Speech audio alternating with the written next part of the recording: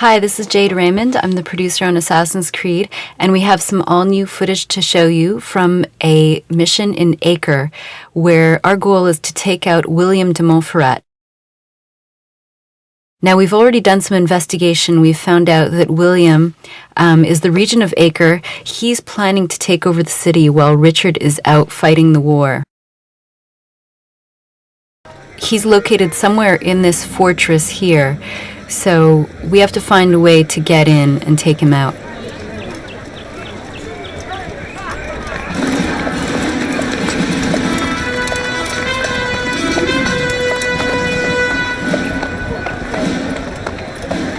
$3,000 souls, William.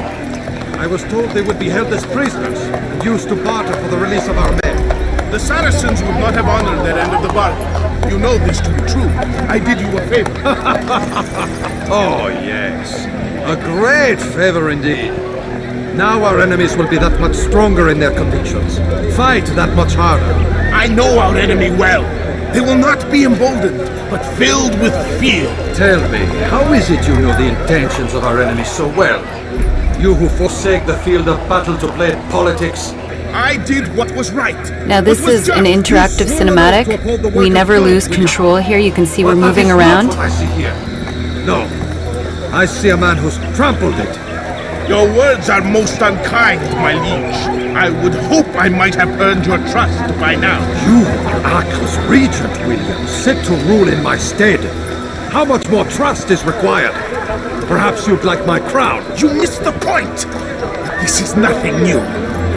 Much as I'd like to waste my day trading words with you, I've a war to fight. We'll have to continue this another time. Do So not that's let me delay you Richard then. riding Your off. grace. And if you care about the historical facts, you can actually look up William de Montferrat. He died No place for in the men year like you. 1191, which is the year our game takes place. Send word that I wish to speak with the troops. We must ensure that everyone is doing their part. Warn them that any negligence will be severely punished. I'm in no mood to be trifled with today. Yes, my lord. The rest of you, follow me. So now we have to find a way in here. There are a lot of options open. We could look for a path to climb up over the edge of the building. We could go in kind of Conan the Barbarian style and more action, pick a fight right away and fight our way through to William. But what we're going to show you today is a more stealth way of playing. We're going to use the crowd to blend in and get through these doors unnoticed. If you notice on the right-hand side, there's a GPS that's flashing, showing us where William has gone. It's somewhere deep inside this fortress. So we're going to continue without blowing our cover, find a way to get to him, to really have that assassination sneak up behind him moment. Leave now or I make you. And there's some guards there guarding that door, and you can tell they don't want us to go in there. So we're going to try to find another way around. Here, a shipment has recently come in, and you can see the people carrying the crates. You have to use a gentle push move when you go by them, otherwise you could knock over their crate and draw attention to you.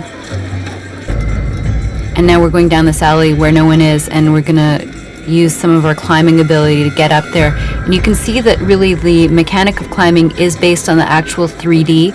Anything that looks like a ledge that you could grab onto in real life, you can in Assassins.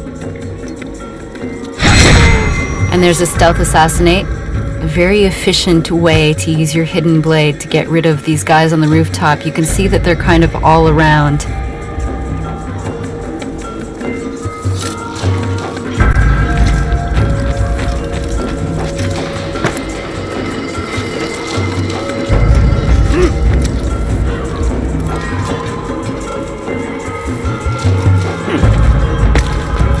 That was a grasp move. If you are about to miss a ledge and you want to grab on last minute, you can press your freehand button, which will allow you to reach back on. And there we just used a throwing knife. Those are really valuable in these kinds of missions.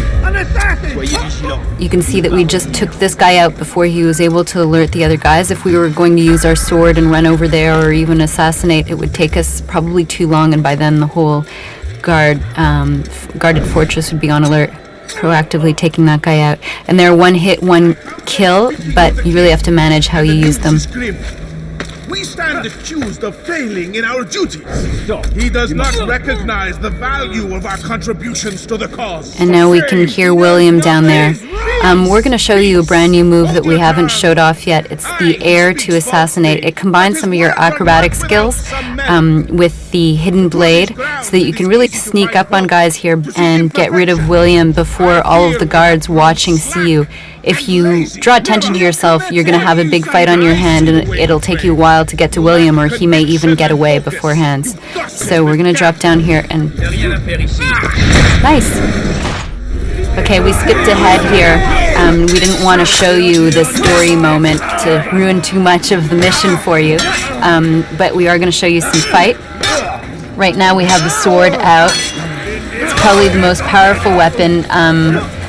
You can also use your free hands to get enemies out of the way like that. That was a nice counter attack.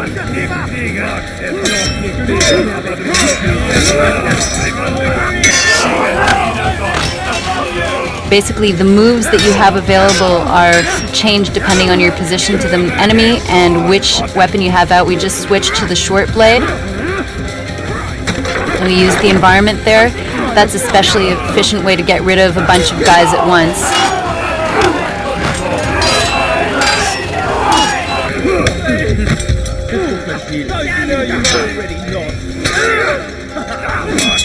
Ooh.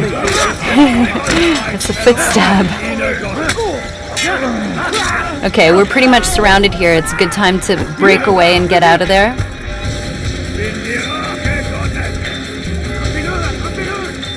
We're going to try and find a way out here. Our goal is to break the... Oh, and this door that we came in is closed. You can hear the bell ringing. We're using a tackle move. That's really useful when you want to get people out of your way quickly, and it also creates an obstacle for the guards that are following you. So they're slowed down a bit trying to get around those guards. Now, we're trying to break the line of sight here, which is actually quite difficult. If you get an angle here, we can see that the guards are actually approaching from all different directions down below.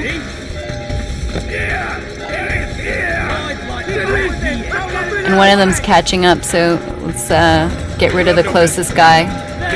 Just grab and throw him down there. Nice. Ooh. Okay. We're close to the exit, so we're going to look for a way to get out of here. Use this guy as a human shield. That was pretty cool. Right there, there's an exit. We can see the birds are indicating there's a place to do a leap of faith. And we've successfully broken the line of sight and found a hiding spot. So you can hear that the bell is still ringing. At this point, basically, the guards don't know where we are, but they are still on the lookout. So if you look at the guards walking around, they have their swords out. They're looking for the assassin. We're going to have to get back to the bureau here without drawing attention to ourselves again. So that's all that we're showing today. It's a very small part of this William de Montferrat mission, and we showed you just one way to accomplish it. There's going to be a lot more ways to play and a lot more to see when you get the game this November.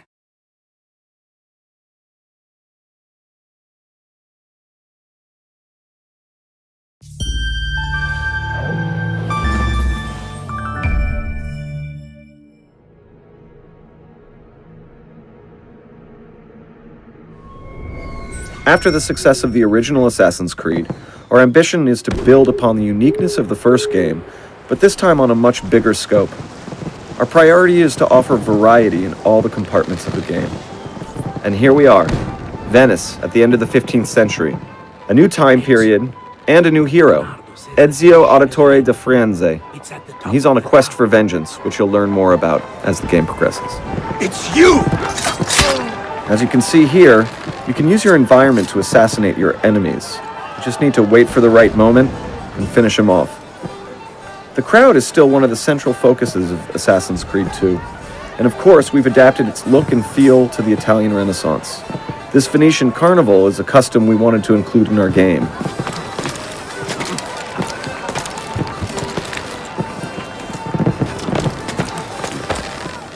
Now I'm headed to the top of the tower, where Leonardo da Vinci is supposed to have left a little something for me. Ezio is on his way to kill Carlo Grimaldi, one of Italy's most notorious evil men. He's hiding in a seemingly impenetrable fortress, the Ducal Palace. As we mentioned before, assassinations are now virtually possible from everywhere. You want to make it possible in any situation, in any environment, to take out your opponent. From this top position, we can see the whole city of Venice, and in the far distance, you can see the famous Plaza San Marco, our ultimate destination. So this is the surprise left for me by Leonardo da Vinci, the flying machine. A cos'è? Shoot! Shoot the flying demon! This new sequence shows how we always play with some what-ifs of the time period. We try to anticipate what would have been people's reactions if Leonardo da Vinci's flying machine actually did work. Here's the Rialto. Looks like the crowd is quite frightened by my flying machine.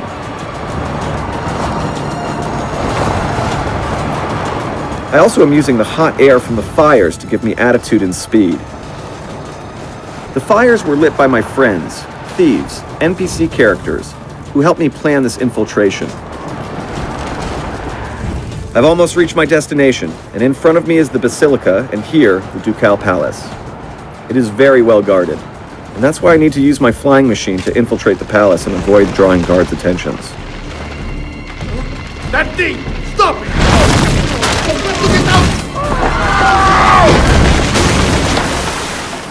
Il diavolo! Il diavolo è venuto a portarci via! Coward. This is my target in this mission, Carlo Grimaldi, one of the most powerful men in Venice. I know you're here! Assassin! Show yourself! Or are you afraid?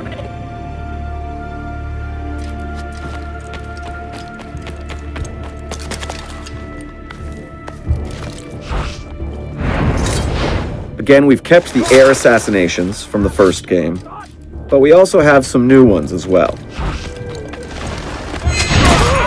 Ezio has 2 hidden blades now, which makes him twice as lethal. Now let's focus on our target. Hiding spots are no longer totally safe in Assassin's Creed 2, as some guards now have the capacity to search them, but Ezio also has some new moves to neutralize them. There he is! Portatemi la sua testa! We've worked a lot on this fight system, again with the objective of adding more variety than the first Assassin's Creed. You have 2 new types of enemies here. This is the Seeker with his halberd, and next to him, with the axe, is the Brute, the heavy armored enemy.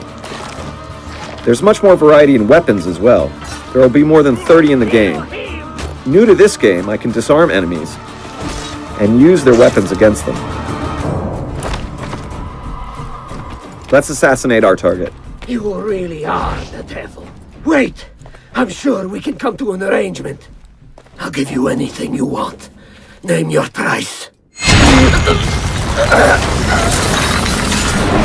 I make this sacrifice for the greater good. Requiescat in pace.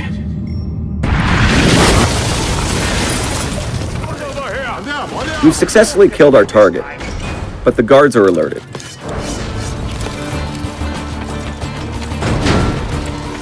The smoke bomb.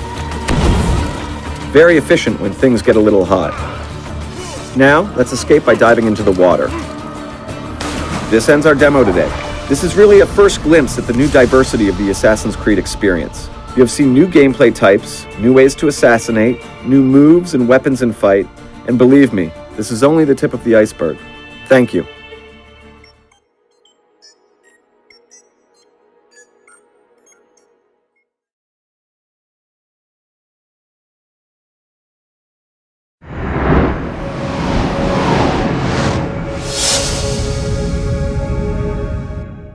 Hello, my name is Jean-François Boivin, and I'm production manager on Assassin's Creed 2.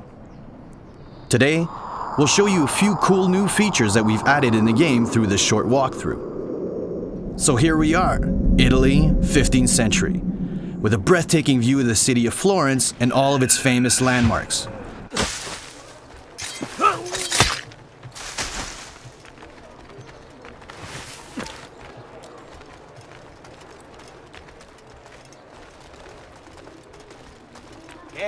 We now have an economic system. Players will get to do what they want with the money they earned.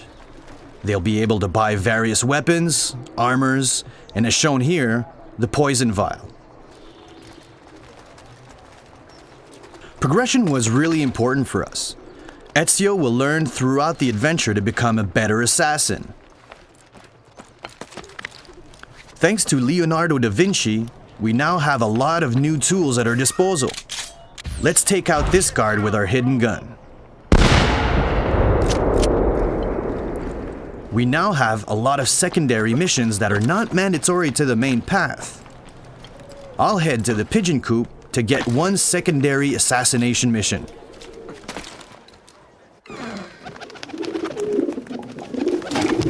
I have been hired as Lorenzo de' Medici's personal assassin, and I'll need to assassinate the target he tells me to. Here, I need to kill a target without being seen. Let's go kill our target who's near the Novella Church. Our assassin has a lot of new moves at his disposal, and he'll need to use all of them to overcome the challenges that our level designer has put in this environment.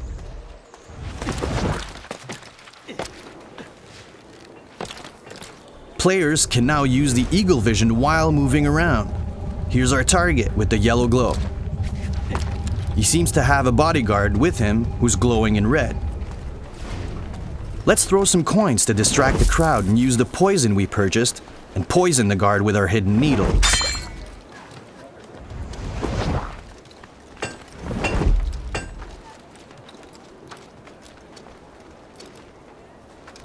As you can see, he's going berserk and kills our target. My hands are still clean. Now I know there's a secret location I need to go to behind those guards there to the left. Let's hire these mercenaries and use them to fight these guards while I slip through them unnoticed.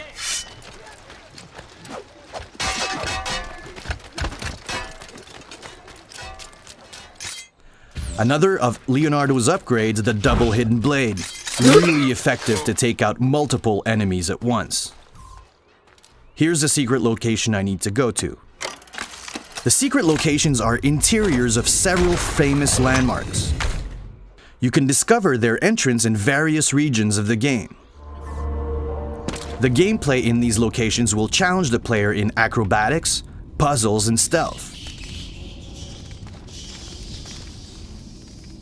These locations are not bound to the main quest, but offer hours of additional gameplay, details about the story of the Assassins and Templars War, and a special reward as players complete each of them.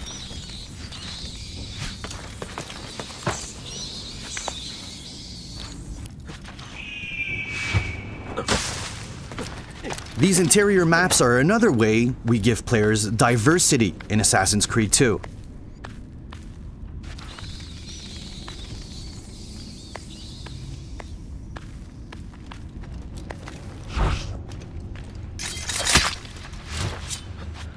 Players will get to visit the inside of a church, a catacomb, a palace, and each location will really push all the abilities of our assassin to the limit.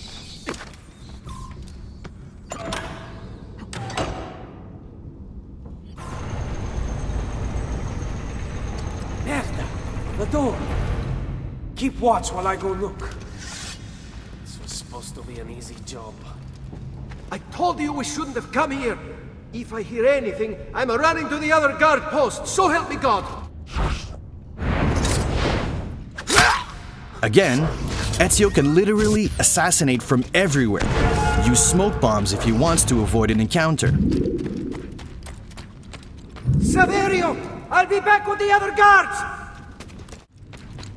What first started as an exploration mission now turns into a high-paced chase sequence. This guard is trying to run to the other guard post to warn them of my presence. In the game, players can either succeed in chasing him or let him go, which will require them to face multiple enemies. Now this guard will do some moves that'll force me to react quickly in order to keep up with the pace. So this chase sequence is all about high-profile free running. And as you can see, the environment is very different from a typical Assassin's Creed 1 chase sequence. Alright, I got him, so I'll be able to get by unnoticed. Each secret location has a special reward at the end. If players find and complete all the locations, they will get an ultimate reward.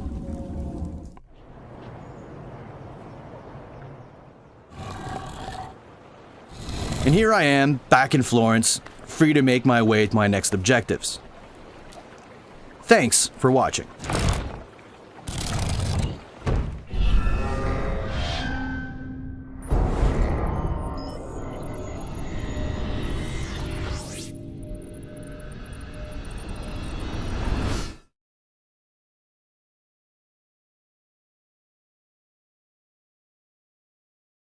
Peggy 18.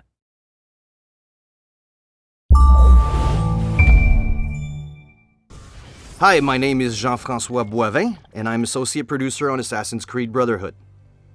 Assassin's Creed Brotherhood follows the continuing story of Ezio Auditore da Firenze in an adventure that will take him to Rome, center of power and corruption. Brotherhood takes place right after AC2, where Ezio is now older, wiser, and the leader of the Assassin Order. In this scene, he takes a break after all he's gone through at the end of AC2. Ready to go again? You don't need to ask. One should always have the freedom to choose. Shh. What's that? Probably just training exercises.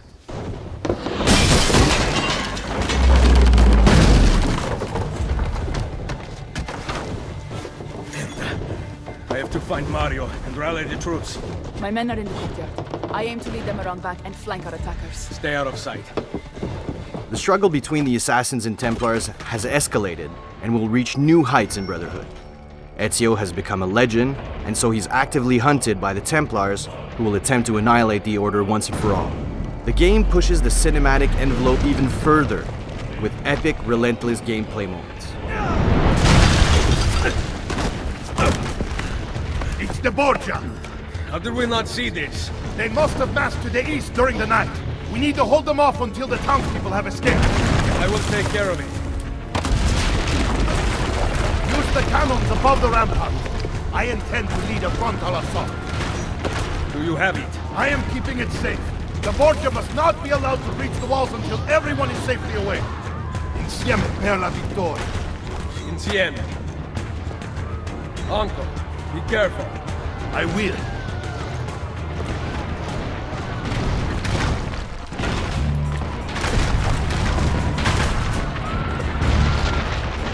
In Assassin's Creed Brotherhood, we're going to exploit the full potential of the horse. For the first time in an Assassin's Creed game, you'll be able to ride horses inside cities. A horse will play a major role in mission and free roaming, and can now be used in acrobatic sequences as well as advanced combat. So you'll have the ability to use melee weapons against enemies on horse, or ranged weapons such as the crossbow. The horse will also be effective for executing quick escape strategies. Ezio's story in AC2 was driven by vengeance against the Templars because of the cowardly murders of his father and brothers. Well, this time around, Ezio understands there's much more at stake. Ezio will have to prove his leadership, strengthen and unite a weakened assassin order. But for now, Ezio must defend his villa and his allies. Signor Auditore, thank God! We must hold them back until the villagers escape! Load the cannon. Destroy their cannons, signore!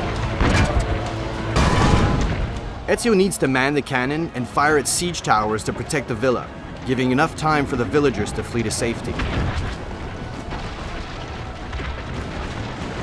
The cannons became a staple in battalions as well as defense fortifications in the 15th century due to their sheer power and efficiency.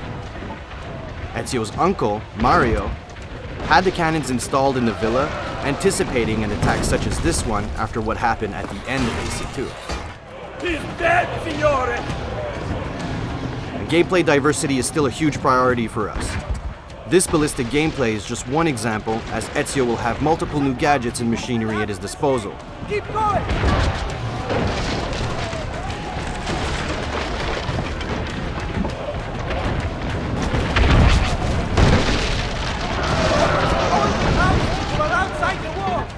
Throughout the game, Ezio will encounter all new enemies, new guard archetypes, and allies. But right now, Ezio is up against the Papal forces, highly trained, extremely skilled soldiers. Wait! Soldiers are climbing the walls! Signor! Forget the cannons! You must stop them! Here, the enemy managed to breach the wall, and Ezio needs to fend off the attackers. So we're always trying to think of new ideas to help the player get around the city in cool and efficient ways. So here Ezio uses a merchandise lift, allowing him to travel up many stories almost instantly. In Brotherhood, we want you to take the offensive, so we changed our fight system to reward those that strike first and strike fast. The player has new moves and mechanics to quickly eliminate multiple opponents, and we've made the AI much more aggressive. Enemies will also now attack simultaneously, but Ezio can counter or use combo strings to dispatch multiple enemies using melee and ranged weapons at the same time as well. Just here I killed the first enemy using my sword and quickly shot the other guy with my gun.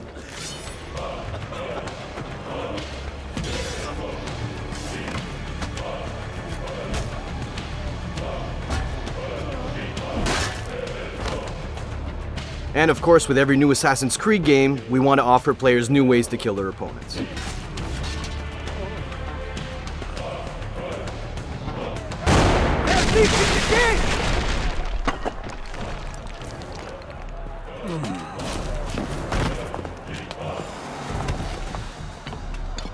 Here's Cesare, Ezio's nemesis and biggest challenge to date.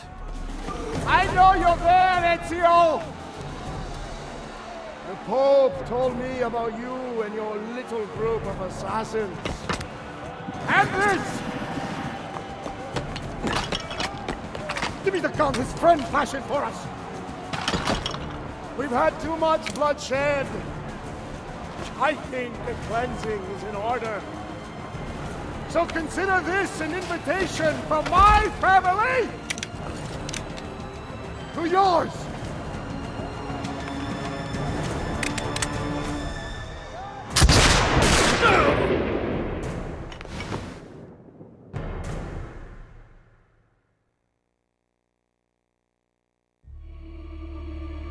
The war will bring Ezio to the heart of Rome, a legendary city that has become decrepit under the Borgia influence, its people starved and scared.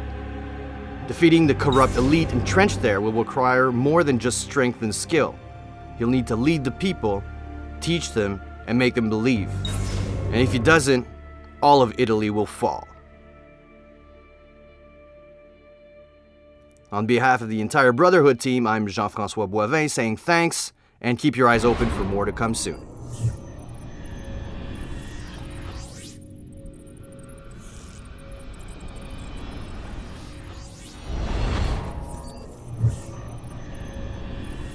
Peggy 18.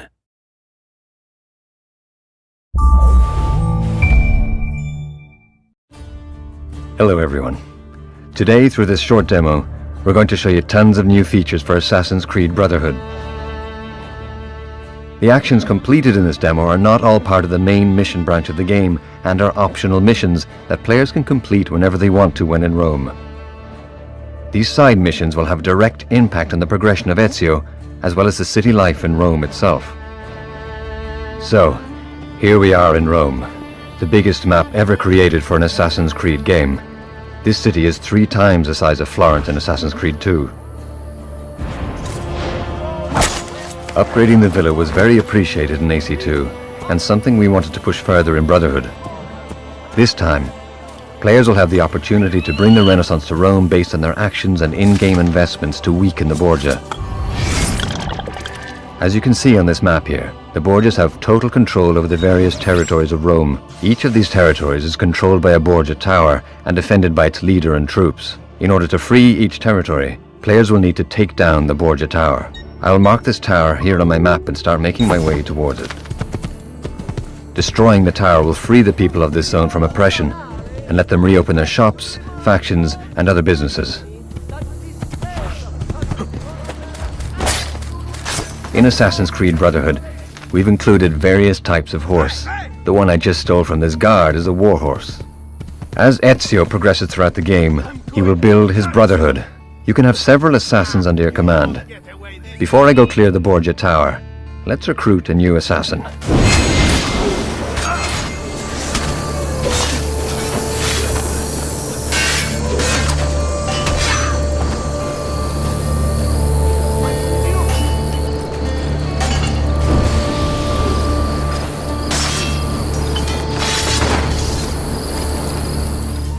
Assassin! The liberation of Roma has begun.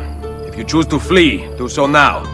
But if you choose to fight, stand with me against the Borgia. I am tired of hiding in the shadows. I will join you. Then seek Niccolo Machiavelli on Isola Tevere, and we will make you one of us. Their lies will no longer mask your truth.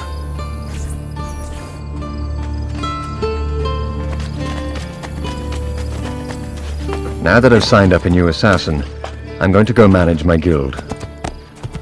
Machiavelli has set up means of communication between Ezio and the guild using pigeon coops. I'll head to a pigeon coop, and from there I'll be able to send my assassins on contract missions and upgrade them as well.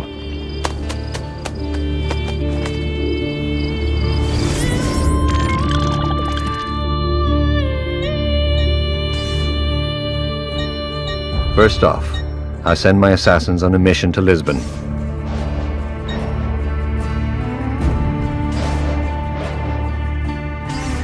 I'm going to send the new recruit who's a level 1 assassin, and I'll tag 2 other more experienced assassins alongside him. The more assassins I send, and the more experience they have, raises their chances of successfully completing the mission. By sending my assassins on this mission, they'll all come back with experience points. Using those experience points, I'll be able to upgrade my assassin. Each assassin will gain new skill points after completing contracts. Players can spend their skill points in upgrading the armor and weapon of their assassin. Upgrading armor will of course increase the assassin's ability to defend himself, while upgrading the weapons will unlock new swords and axes as well as new tools. You'll be able to balance each of your assassins the way you want. You can go for an offensive, defensive, or a perfectly balanced assassin. Your call.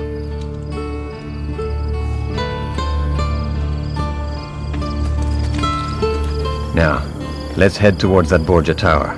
There it is. I know there's a secret passage near here to get to it. I just need to jump in these columns and make my way over there.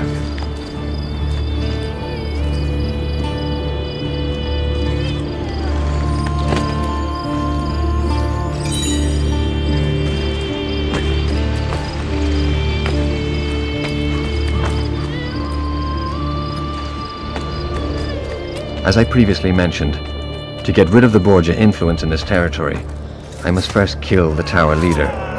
Once I alert the leader, I need to make sure I get rid of him before he escapes, or I'll have to wait a full day before he comes back out. Each of the leaders has his own traits, and will react differently when faced with a threat. The Borgia leader just noticed me. He's trying to escape. Now, Jedi! I'd like to see you try. You better run away.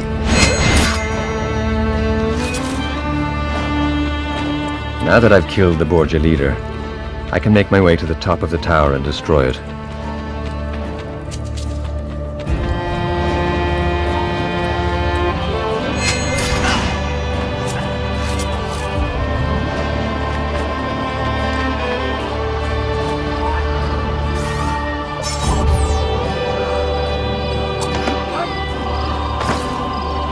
Eliminating Borgia towers will have an impact on the city itself, as each district will improve visually, as grey and rundown buildings will eventually become flourishing homes.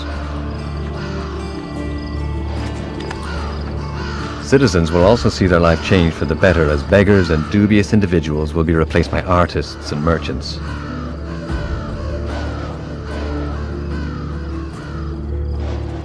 As you're securing areas in the city, some shops will reopen where you'll be able to purchase heavy weapons and other important tools to upgrade Ezio.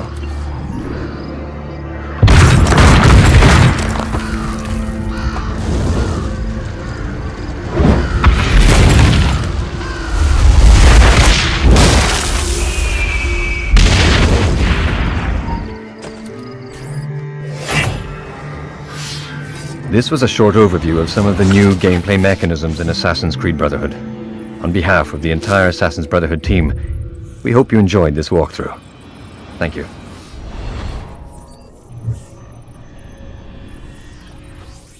Peggy 18.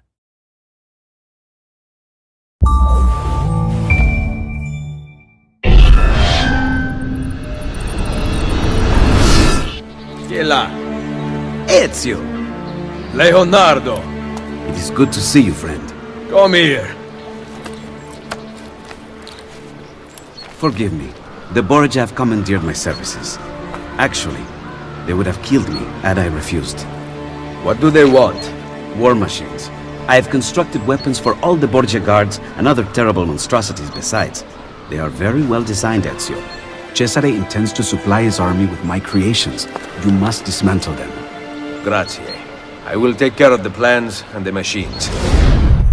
As you've just witnessed, Ezio needs to destroy several war machines designed by Leonardo to prevent Cesare Borgia from conquering all of Italia. For this short walkthrough, we'll go through a mission in which Ezio will need to destroy Leonardo's devastating armored tank. The armored tank is being developed at the foot of Monte Circeo, southeast of Rome. The first part of the mission requires me to track and destroy the tank's blueprints. I will need to follow the engineer and interrogate him on location. This mission introduces a constraint. I must not be seen by any of the guards or I will be desynchronized and won't be able to complete the memory. Therefore, I need to be stealthy.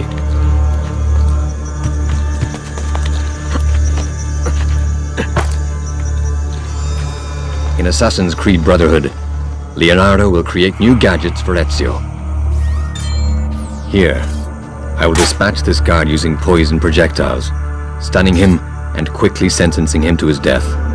This gives me a window of opportunity to air assassinate that other guard without being noticed. Moving forward, the engineer is now entering the fortress. I will quickly kill both of the guards at the entrance using my throwing knives. The gate just closed on me. I need to find an alternative path before I lose track of the engineer.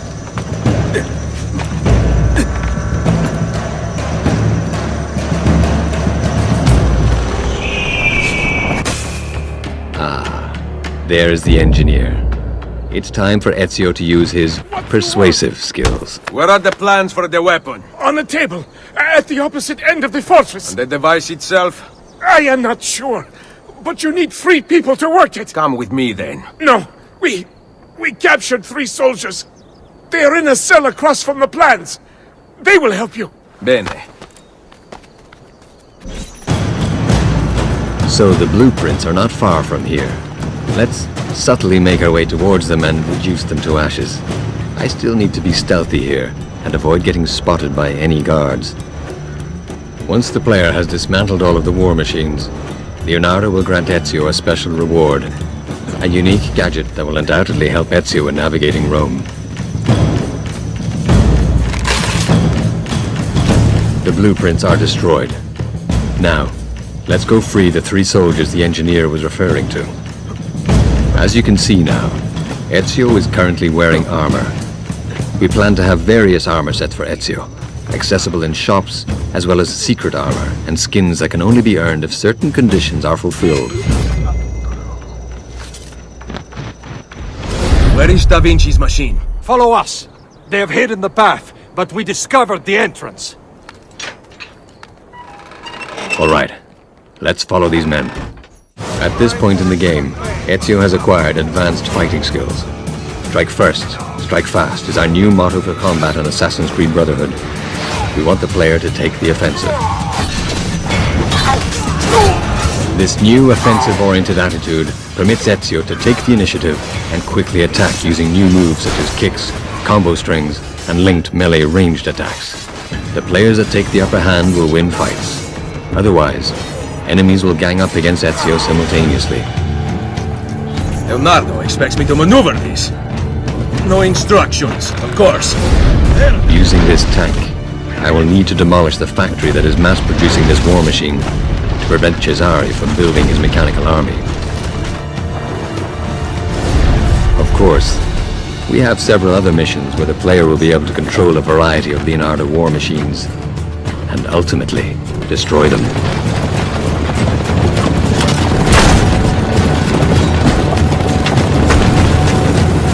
We hope you enjoyed this demo.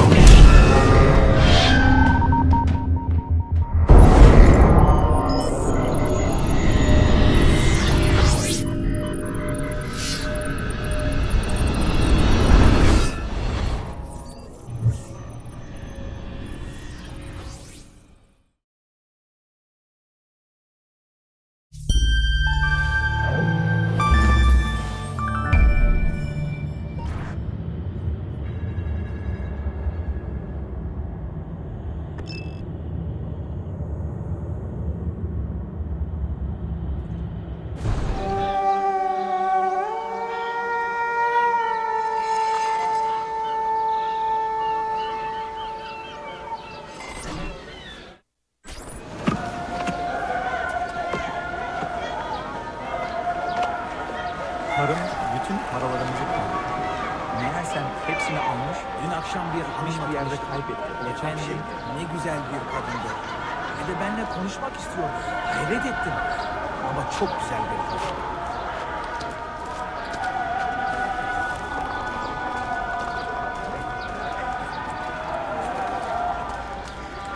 Sayun Auditore!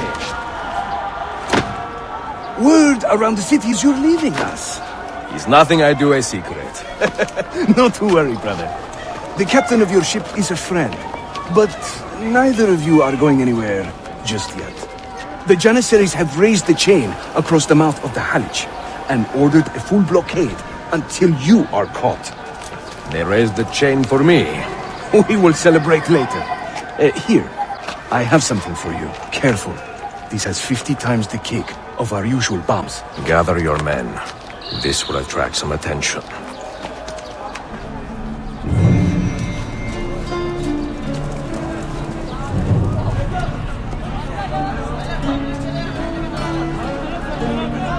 Raid from the east!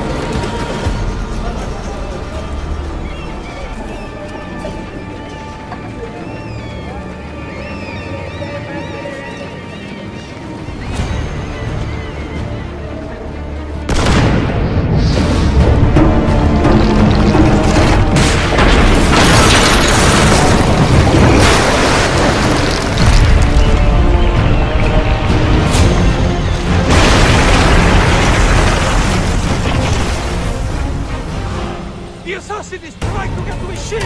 Stop him!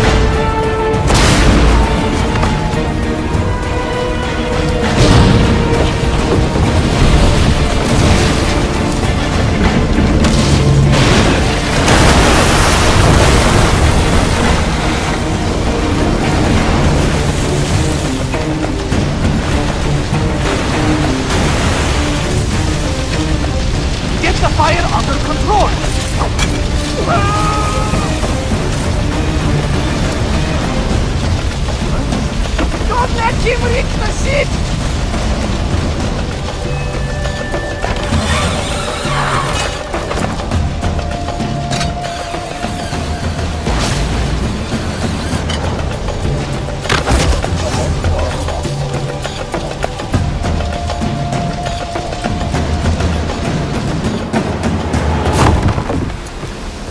You are Ezio Auditore. Si.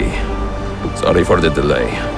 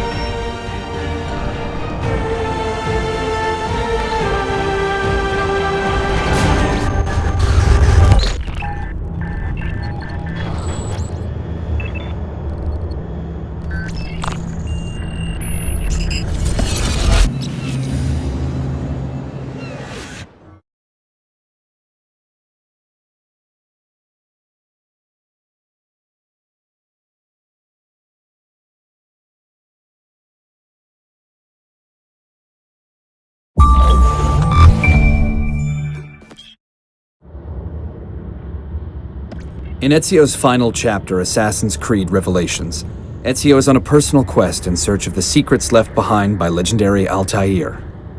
Ezio arrives at Masyaf to find it overrun by an army of Byzantines, Templars who are also searching for the keys that unlock the hidden library and the secrets it will reveal. This demo begins near the end of a carriage chase, fully playable in the final game between Ezio and Leandros, the captain of the Byzantines. Leandros has the first of the 5 Masyaf keys Ezio needs to unlock the hidden library of Altair.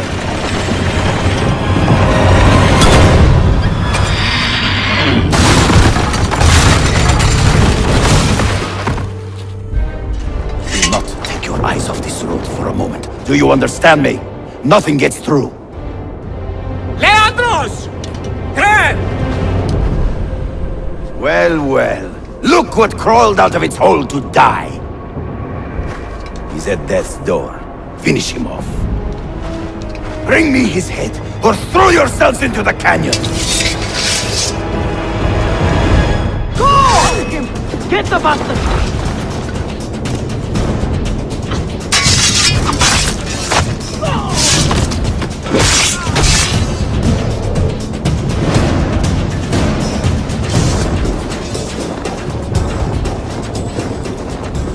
Seriously injured and unable to climb, Ezio will need to rely on different tactics to penetrate the Templar stronghold, located in a small village near Masyaf.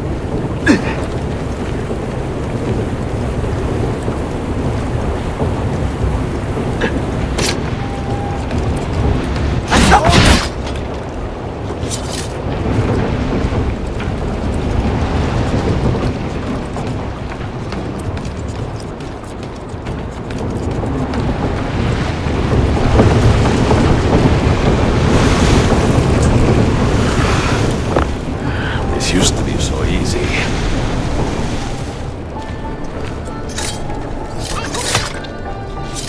Using his evolved instincts, his eagle sense, Ezio can now see Leandro's trail and follow his path.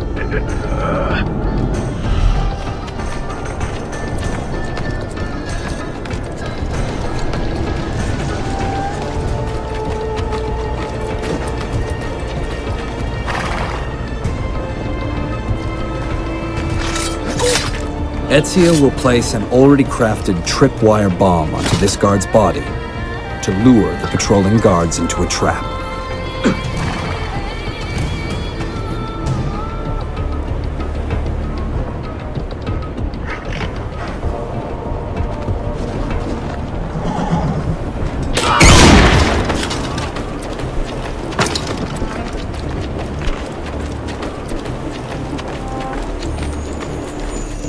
Ezio has picked up an ingredient, the caltrop, he can use to craft a new bomb. Ingredients to create bombs can be found throughout the world.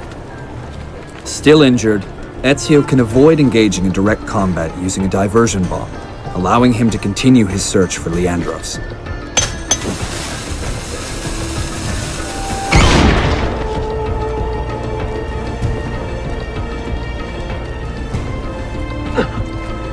Toys like this make me nervous. Whoever did Keep this... your eyes open.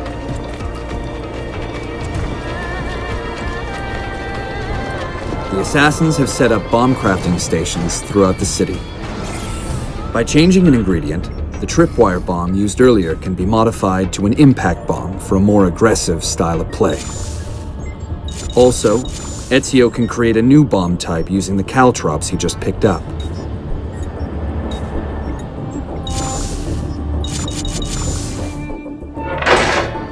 Both bombs will be useful in his assassination quest.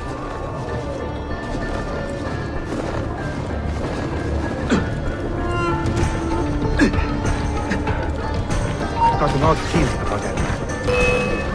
Don't let him get away! Ezio was able to stop the guards in their tracks, using the newly crafted caltrop bombs allowing for a quick escape.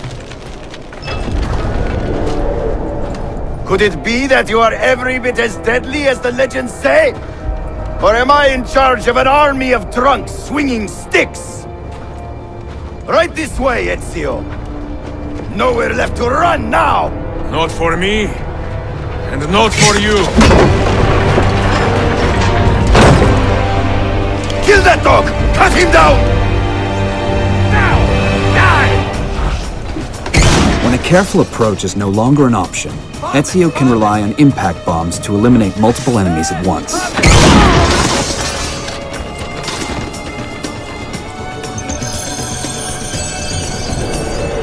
Now healed, Ezio regains his free run abilities, allowing him to get to Leandros and retrieve the key in his possession. Right there!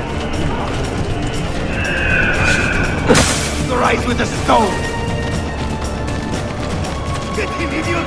Do I have to do it myself?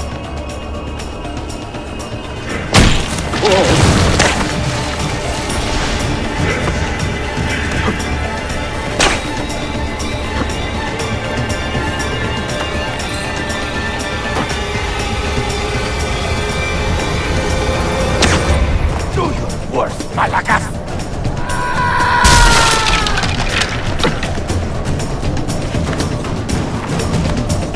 Face me!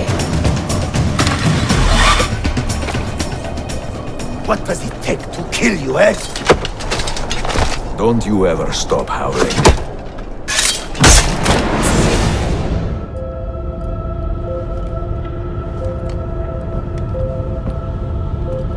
Requiescat in pace, bastardo. The key Ezio retrieves not only will get him closer to accessing Altair's library, but also to relive pivotal moments in Altair's life. What you're about to see is a small part of an Altair mission in the game, an event that takes place before the very first Assassin's Creed game. Another step, and your mentor dies!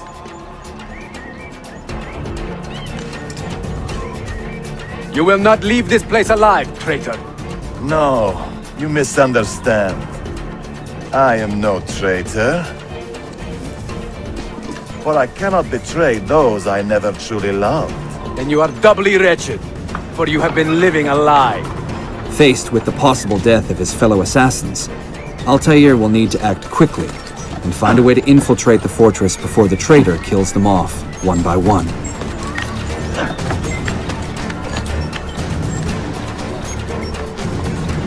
One of those assassins is Al-Mualim, the Grand Master of the Assassin's Order and mentor to his eventual successor, Altair.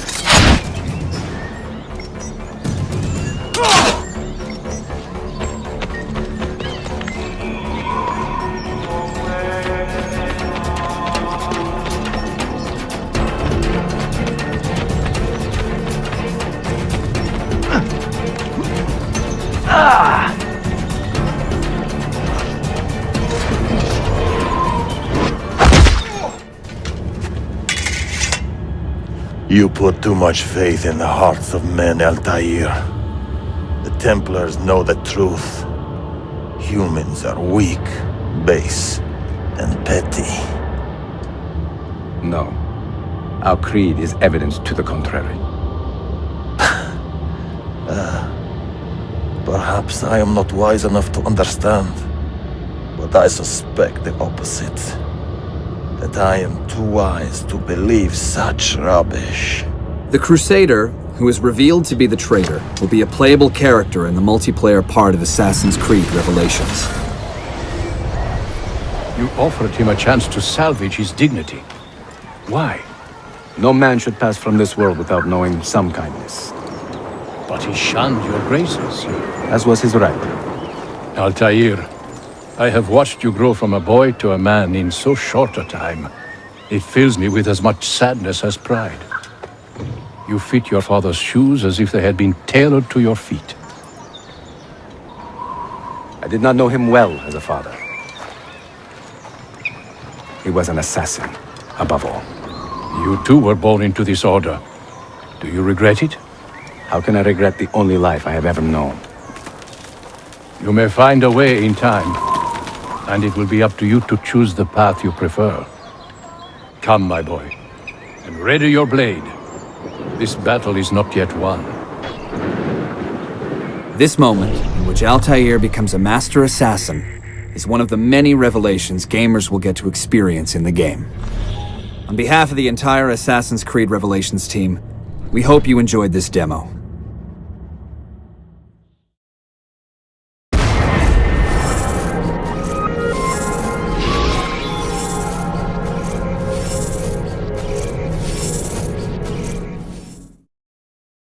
Peggy 18.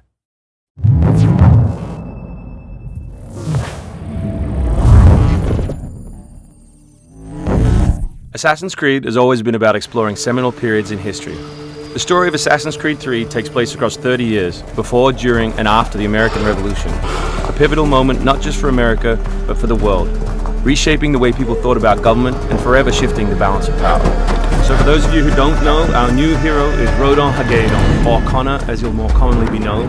Half Native American, half British, how he becomes enmeshed in the Assassins' battle with the Templars, how he becomes enmeshed in the Revolution, the story of our game. So we worked a lot on tree navigation, a new addition to our overall navigation system to allow Connor to deal with forests, cliffs, uneven surfaces as fluidly and smoothly as previous Assassins dealt with cities. We've added a bunch of new features as well, things such as stalking zones, which allow you to move silently whether you're hunting enemies on 2 legs or 4. Connor's heritage gives him access to new weapons such as the bow, which is a tool used for hunting. There are over 24 different species of animals in the game. Some of these prey species provide opportunities for the player, both as objects that can be traded, but also as quest items. Animals in the forest are not just opportunities, however, but also threats.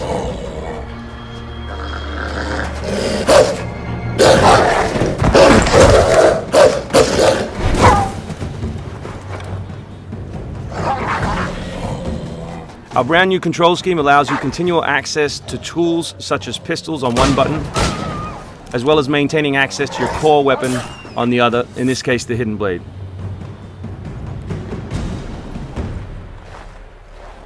All the maps in the game have 2 weather seasons. One is winter, obviously, in this instance, and one is summer.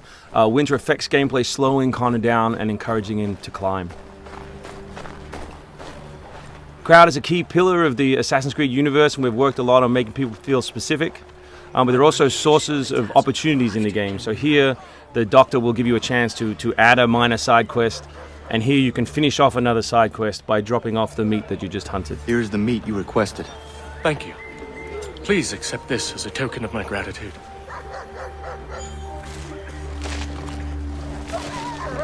Connor's mission throughout the game is, of course, to hunt Templars, and in this particular demo, it's a guy called Silas. Where is Silas? Still holed up in the fort along the cliff. I hear he plans to leave tonight with a small force and attack a continental camp further south. You could follow them. Let the Patriots fight their own battles. I'm here for the Templar. To the point as always. Very well, stick to the woods. The fort is heavily defended, but if you approach silently, you should be able to make short work of them.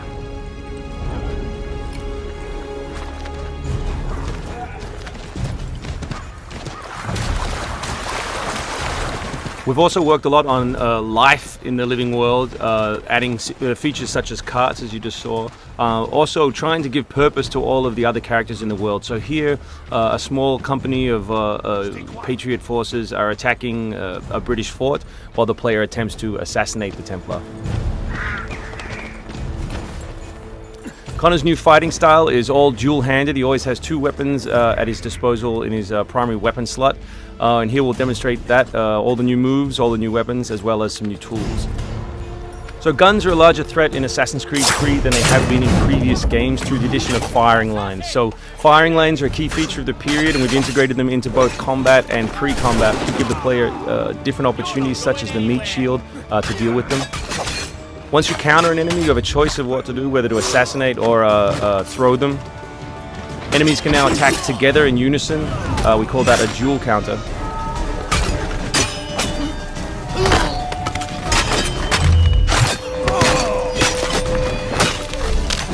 We've also worked a lot on the different archetypes in the game to make sure that you have to change your strategy depending on who you're attacking. So in this instance, your base attack won't work and you need to use more advanced tactics. You may not have noticed, but all that combat took place on uneven terrain, just like our navigation. We've tried very hard to make it believable and contextual to the environment. The new assassin can also assassinate his enemies with all tools and all weapons. In this case, we'll use the tomahawk to finish off a poor fleeing guard. We truly believe we have the most robust third-person character in action games today, and here we'll show you some other new moves such as the slide. We can show you the integration of tree navigation and cliff navigation. We're really trying very hard to keep natural shapes, organic surfaces, to make believable terrain. Here you'll see that the environment itself is not gridded, that Connor is able to grab onto all kinds of different shapes, which we think is particularly special in an open world context.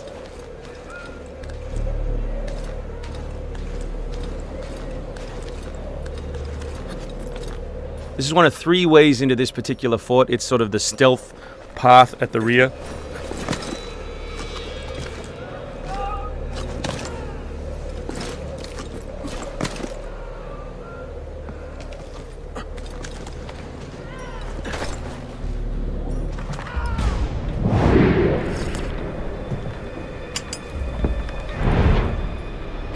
So black powder is not just a key historical resource. You can see it being loaded there into that cabin. But it also gave us an opportunity to include some historical exploding barrels.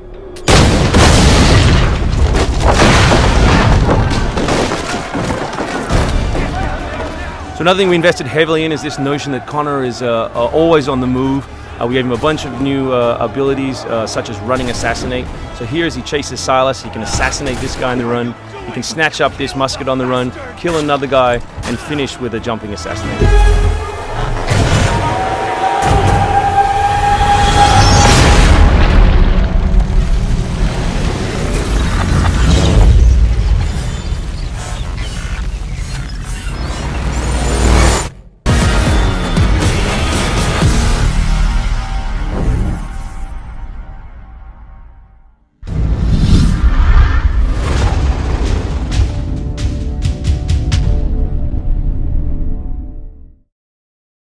Peggy 18.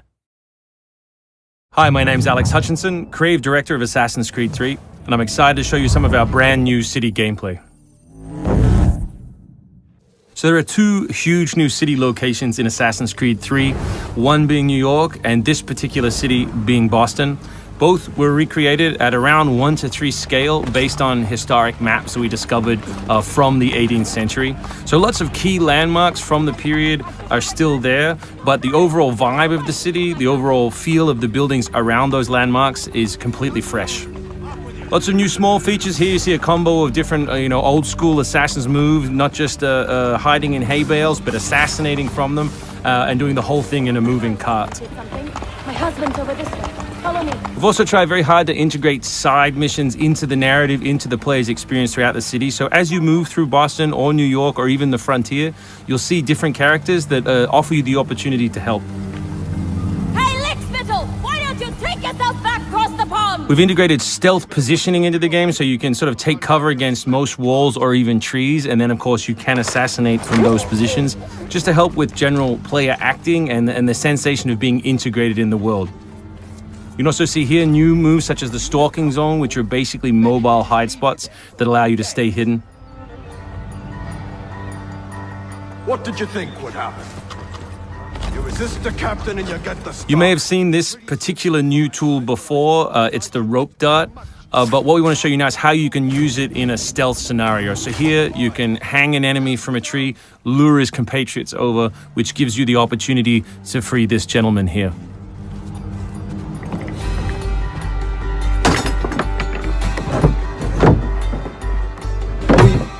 Thank you, sir. Thank you.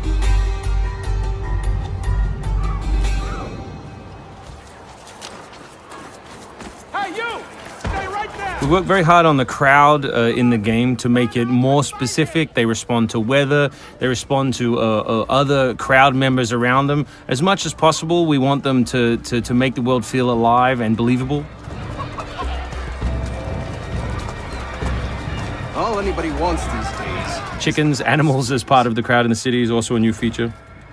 So Connor can also blend between any two characters in the world, such as these stationary guys, and mimic their actions, allowing him to hide within any crowd. And of course, even from this position, you can assassinate your enemies. We rebuilt the combat from the ground up. Connor is a dual-wielding specialist, so all of his base combat is using two weapons at the same time. We work very hard on the flow of combat, so your goal as a player is basically to continue your kill chain by using appropriate moves. We've also built a bunch of new archetypes for the enemies with unique behaviors, which you need to change your strategy in order to defeat cleanly and quickly. And we've also redesigned the health system. So now, as long as you're in combat, health will not regenerate. There are no magical health potions or other assists. You need to complete your combat before you can regain your health.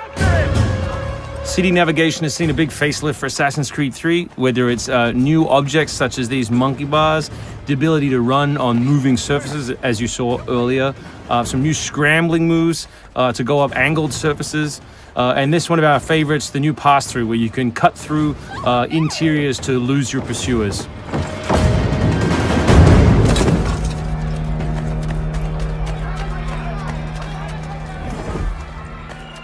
Although we had a rule when we started development there would be no retreads, no mechanics we'd built in this game just because they'd been in the franchise before, we do like the notion that the assassin isn't always acting alone. So throughout the course of the game, you can acquire people to help you, and we built a whole range of new behaviors that you can use to your to better suit your assassinations.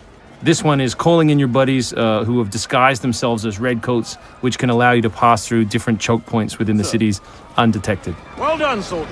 The captain will be very pleased.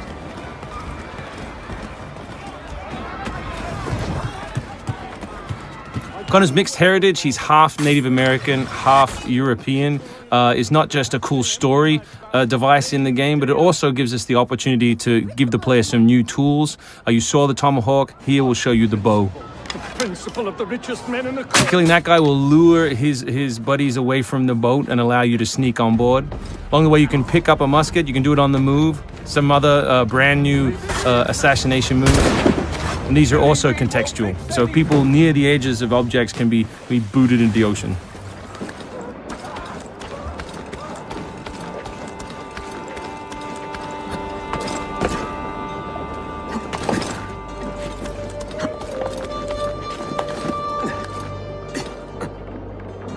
So we really hope you've enjoyed this first glimpse at some of the new city gameplay in Boston, and we look forward to showing you more in the coming weeks.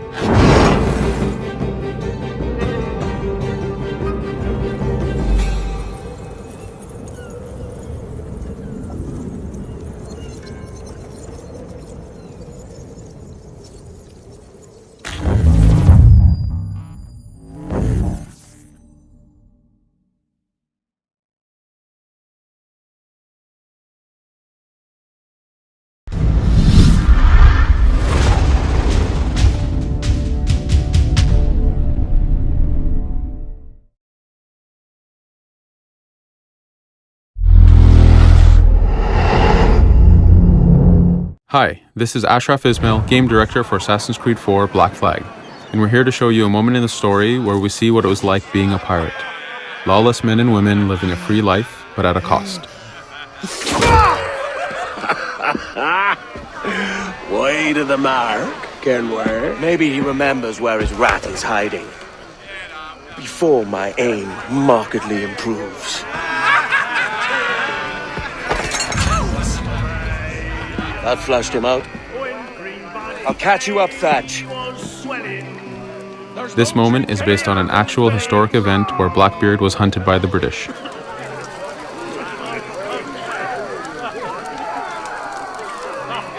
You hang tight, love. I'll be back.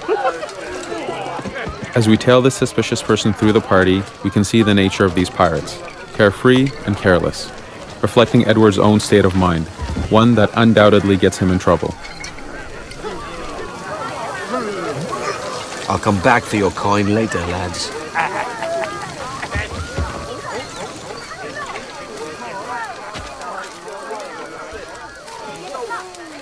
Here we see the jungle environment, one of the many new settings in our beautiful Caribbean open world.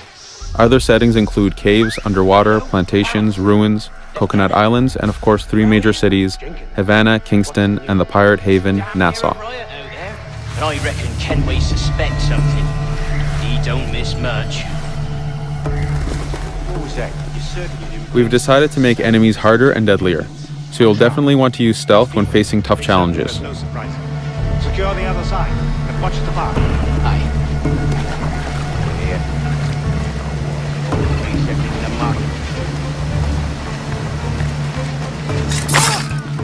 The lush foliage and dense environment provide many opportunities for stealth and to allow you to stalk your prey. But you'll still have to be careful, as this guard's light will catch you if you don't avoid it. Tell me about the beat. Fair gathering, sir. Most too drunk to stand. That will suit our purpose. But for a moment I'd die there. Bloody savages. Have no fear, soldier. The next generation of consoles have allowed us to bring deeper immersion to every setting. The canopy reacts to the player, the fog and the lighting is much more intense, even translucency in plants and cloth. All the little details matter. The goal is to get you lost in this Caribbean world.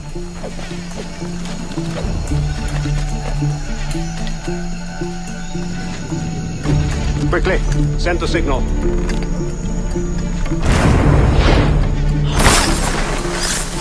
We've really amped up the gunplay. You'll be able to upgrade how many guns you carry and the guns themselves. Then you can use them to do different combos alone or with other weapons. We've also added a free aim shooting for those who want that extra precision.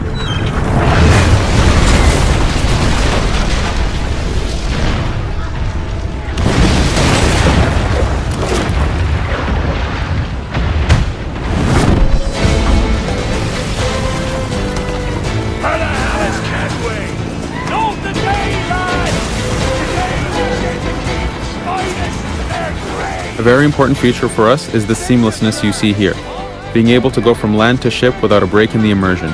It allows you to have free agency in how you explore and play in this world. AC3 was a tease on naval combat. We've pushed and deepened the experience with new enemies and new weapons. As we approach this man of war, we'll see its mortar attack and heavy shot. All new weapons that you will be able to find and upgrade on your ship, the Jackdaw.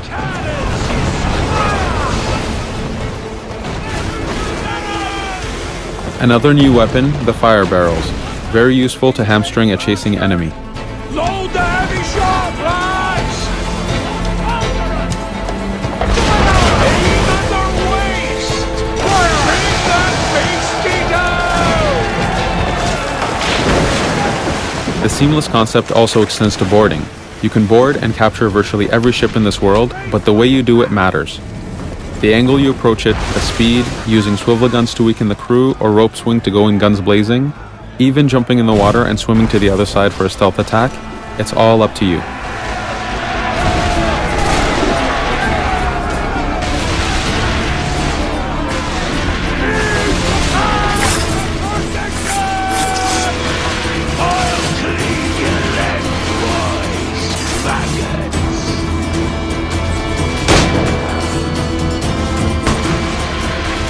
We're outnumbered, mate! It's not the first time, Kenway! And it won't be the last! Take no quarter, lads! And give none neither! We hope you enjoyed this demo. We have much more to show you in the coming months.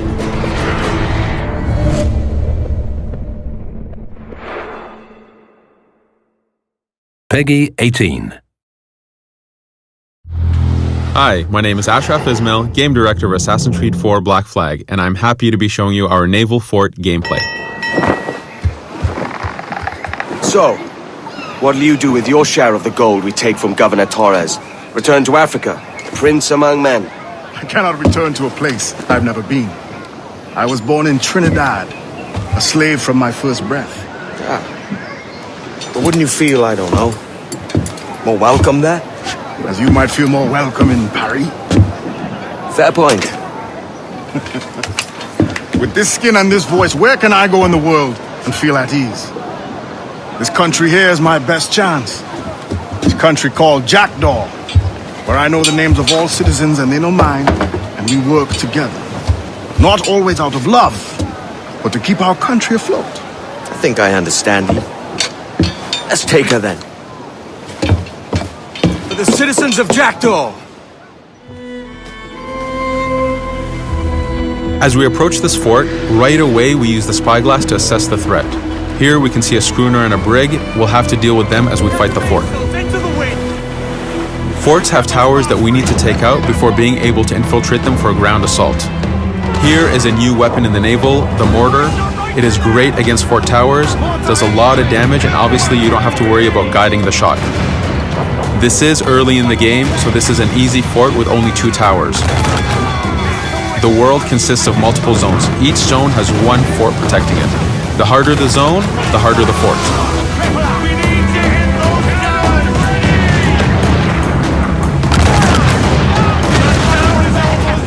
We've managed to take 1 tower down. There is a lot happening and it can get intense. This is a naval sandbox, and in this case we chose to attack while there's a brig nearby. This could have easily happened at night or during a hurricane storm with water spouts and 30-foot waves. There could have been a bigger military presence. There is a lot of variety and a lot of different experiences that you can have in the naval. This enemy ship is a brig, which is a charger type enemy. Here he has begun his attack and is charging in to ram. Looking behind us automatically selects the new fire barrel weapon. Using fire barrels, we can use his attack against him and do some big damage. You have a lot of new weapons on the Jackdaw. Here we combine the heavy shot with a swivel attack. If we had upgraded our ram, we could have used it to effectively do damage against him. But we'll finish him off with a mortar shot. This is harder to do as we have to lead the shot, but super effective when it lands. Now the brig is incapacitated, so we can board him if we choose to.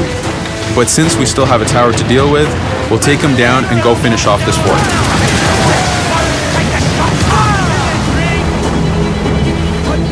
Even though we've weakened the fort, these towers still do a lot of damage, so we still have to brace to defend ourselves.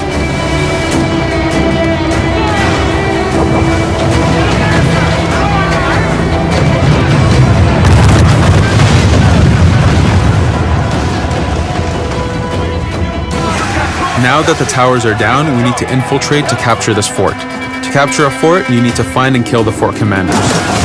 Seamlessly, we go from the naval straight into the fort tower we just destroyed. The seamless concept was something we knew we needed to push because it brings the gameplay and immersion to a whole new level. There are multiple entrances that we can take, some faster than others. And as you enter a restricted area, Edward will put his hood on, giving you the cue that things will get more dangerous. Guards will attack you on sight. Here, the battle's already started. Taking advantage of the chaos, we'll rush in and find the commander. Edward is a very agile pirate and an assassin. Using his free running, we can easily scale the fort and find the commander. And there he is. Using the new free aiming, we can headshot his guards. This is something new in Assassin's Creed games.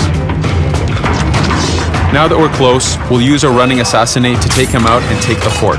Taking forts gives lots of rewards. It unfogs the map and shows the nearby locations. It unlocks side missions, shops, treasures, and collectibles. All things that help with the progression of Edward and the Jackdaw. And the best thing about taking a fort is that it's yours. It will attack enemy ships and protect you. Well, hello, Your Excellency. I'd got word you might be here. I know your face, pirate, but your name was borrowed the last time we spoke. Ah, yes, I recall.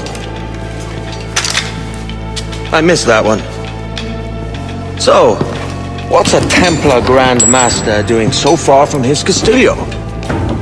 I'd rather not say. And I'd rather not cut your lips off and feed him to you.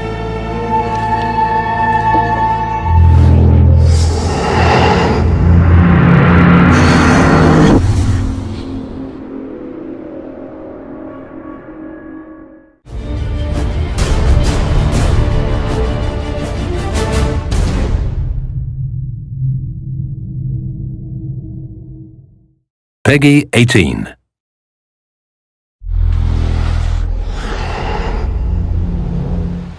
Hi, my name is Ashraf Ismail, Game Director of Assassin's Creed 4 Black Flag, and I'm very proud to be showing off the Caribbean open world. Here, we're going to start with Edward after completing a few missions. He's met up with the assassins, but he's not yet bought into the creed, so he still has this selfish need for fame and fortune. Edward is one of the most unique characters we've created for the Assassin's Creed universe. He is a man who is still trying to figure out who he is in life and what he wants to get out of it. At this point in the story, he still wants that fame, so one way to get it is to complete these assassination contracts. This is a way to make money and to gain a bit of notoriety. So here we go. We have 2 targets to take out, 2 Templar brothers. So we're going to accept the contract, and the world map is going to show us where this contract takes place. So we see here that the contract is actually very close to us. It starts in the village we're in, but as we zoom out, we want to show you the world that we have. Many locations, over 50 locations, centered by Cuba, the Bahamas, and Florida up north. This is a massive world. There's a lot to find and do in this Caribbean Sea. But now we'll get back to the Fisherman Village and go after our targets. The Fisherman Village, it's one type of location in this world. It's really here as a convenience to the player. This is where you can start missions, where you can shop to upgrade Edward and the Jackdaw itself. It's really about the mood and the ambiance of the Caribbean Sea. In the distance, we have a tavern that we're approaching. Taverns are places where you can hire crew, play mini games, drink if you wish. But for now, we're going to focus on the targets and take them out.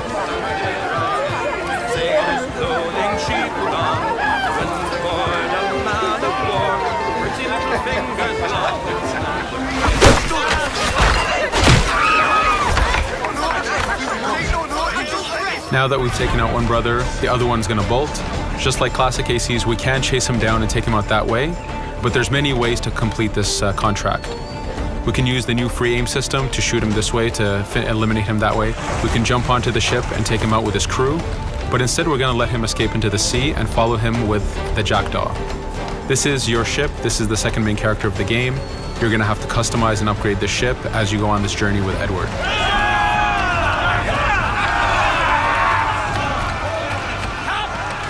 We've seamlessly gone from a ground chase right into a naval chase. We could destroy the ship and complete the contract that way, but instead, using the spyglass, we can see that he's carrying a lot of rum. Rum is important in the economy system. It's one way of making a lot of money if you sell it properly. So instead of destroying the ship, we're going to plunder that ship. Fire! Here you can see the upgrades that we've made into the naval combat. Using the front cannons, you can shoot chain shots to slow down the ship. Using the new round shot mechanic of trajectory aiming, you can aim for the hull and do a lot of damage this way. This specific enemy is what we call a frigate. Frigates are the type of ships that you need to destroy as fast as you can, because the longer the fight lasts, the more damage they're capable of doing. We have other enemy types like the Charger or the Man of War. The Man of War is a massive ship capable of carrying over 100 cannons. These are ships that you really need to upgrade to be able to face. But now that this frigate has been demasted, we can start the boarding. Boarding, it's very important. You are a pirate. This is how you gain cargo. This is how you take on ships. So here we can start the boarding from any orientation or angle we wish. The distance even matters. If you get too close, the 2 crews will just jump right into each other. If you start a bit further, you can jump in the water and go in for a sneak stealth attack. We have 2 objectives to accomplish for this boarding.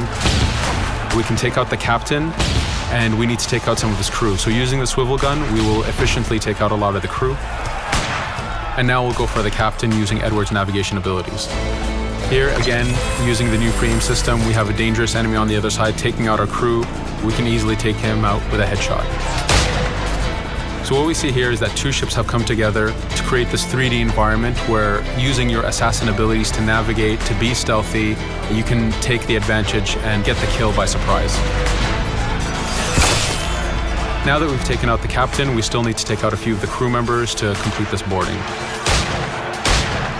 Now that we've plundered the ship, we're going to gain that rum that we saw earlier, but we're also going to gain ammo and crew members and some gold.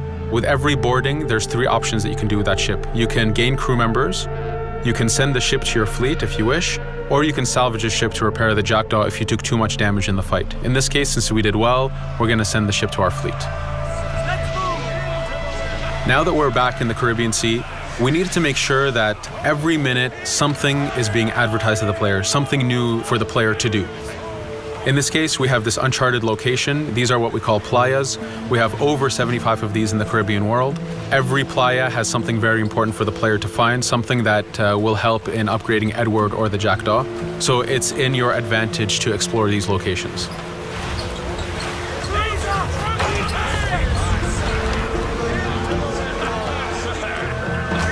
Again, for us, seamlessness is very important.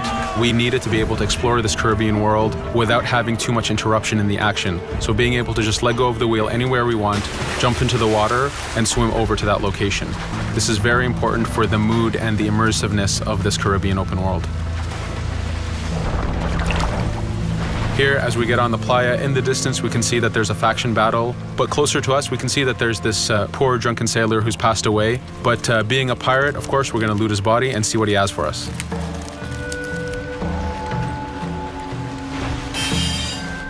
So we found a treasure map. This treasure map is asking us to go to an island called Mysteriosa. Every time you find one of these, you know that you're going to find a treasure that is linked to the progression of the Jackdaw or Edward, so they are very valuable. Here we're going to take a look at that faction battle. We have a British ship facing off against a Spanish ship. We could jump in and take advantage of this opportunity, allowing each ship to weaken the other and for us to plunder both. But now we're going to make our way back to the Jackdaw. Again, this is the second main character of the game. There's a lot of customization and a lot of upgrading to do on the Jackdaw. You can upgrade all the weapons to fit the playstyle you wish. Now, as we get onto the Jackdaw, we can see that the crew is cheering for us. Edward has a really close relationship with his first mate, Adewale, standing right there, and with his crew. And this is something that you'll see later in the demo, that we can lose and gain crew members. Again, using the spyglass, we can really see the contents of a ship, but you can also assess the danger and threat level of these ships. But for now, we're going to continue to Mysteriosa to find that treasure. Here we've crossed into a harpooning zone. The harpooning system is connected to the hunting system, which is used for upgrading Edward himself. So you can upgrade the number of weapons he carries, the ammo that you can carry, and even his health. But for now, we've moved past that zone and we've got into a storm. Storms are very dangerous. If you're not careful, if you don't know how to navigate a storm, you will take damage to your ship and you will lose crew members. In the distance, we can see a water spout. This is a tornado in the ocean. These are very dangerous. They can suck you in, and when they do, they tear the ship apart and take out your crew. Here we can see its effect on a ship. This poor ship got sucked in and got destroyed. Storms are very dangerous, but we wanted the player to take advantage of this. When you've mastered a storm, when you know how these systems work, you can pull enemies into a storm and let the storm do damage for you. So there is a strategic element to using a storm in the world.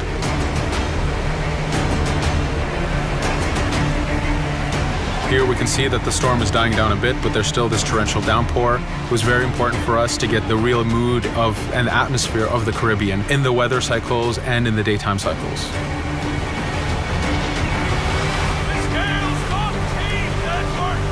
But here, since we've survived the storm, did pretty well, let's order our crew to sing.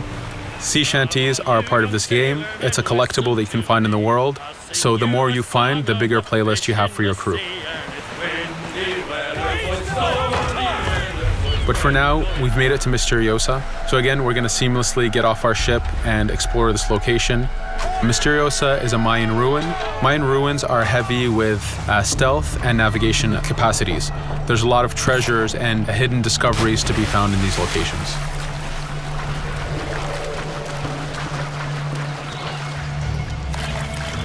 If we recall the treasure map, the treasure is hidden behind a temple. So just by quickly looking around, we can see that temple looks about right. So that's our objective, we'll head there. As we go this way, we can see there's a lot of guards on the beach.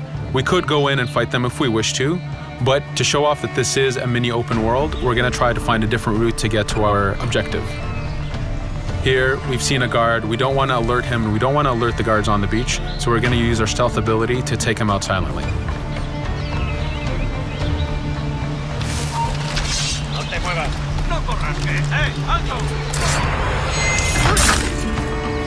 With AC3, we were able to push the navigation in the frontier, which means using natural environments like trees and rocks and so on. Mayan ruins are the perfect place where we mix man-made structures and these natural environments. So you really get to feel how far the navigation abilities of the assassin have come since the original game. In the distance there, we can see another part of the island being blocked off by a patrol of guards. We're going to avoid it for now and go for that treasure.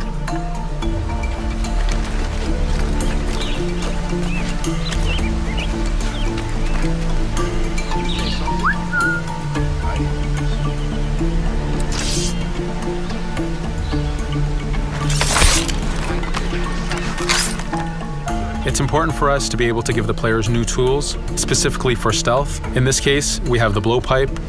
Using the berserk darts, you make your enemies go crazy. Effectively, this means that they'll attack anything and everything in sight, including their own friends, animals, or Edward if he was in the way. So you do have to be careful with how you use it. But now that we've caused a distraction, if we happen to fall down there, at least there's already a bit of damage done for us. But using our navigation skills, we're able to get past that area without any trouble. There in the distance, you can see the jackdaw placed exactly where you left it when you got onto this location. It's really important for us to show the beauty of this Caribbean world. The Caribbean has some amazing vistas, and we pushed ourselves to replicate this in the game.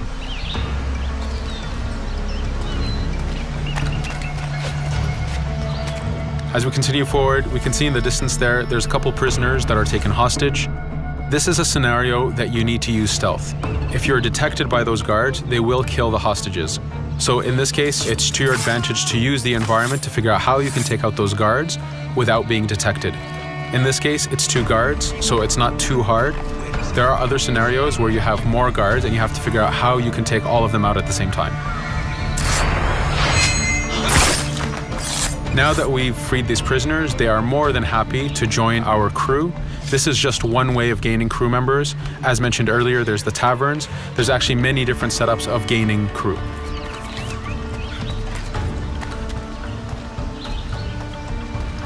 Here, we're gonna go back to the treasure map.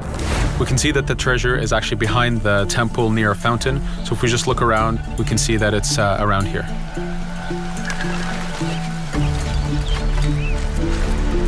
Now that we've found the treasure, what we've actually found is a blueprint.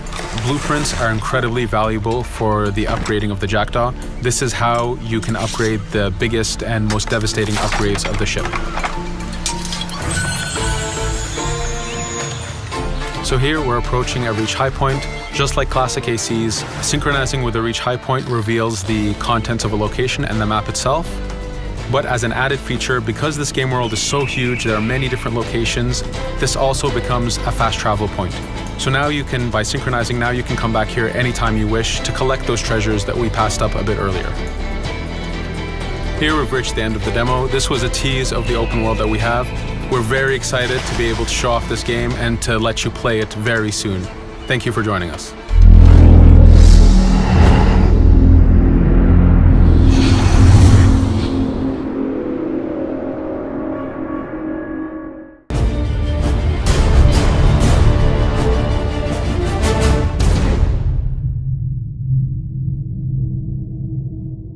Peggy 18.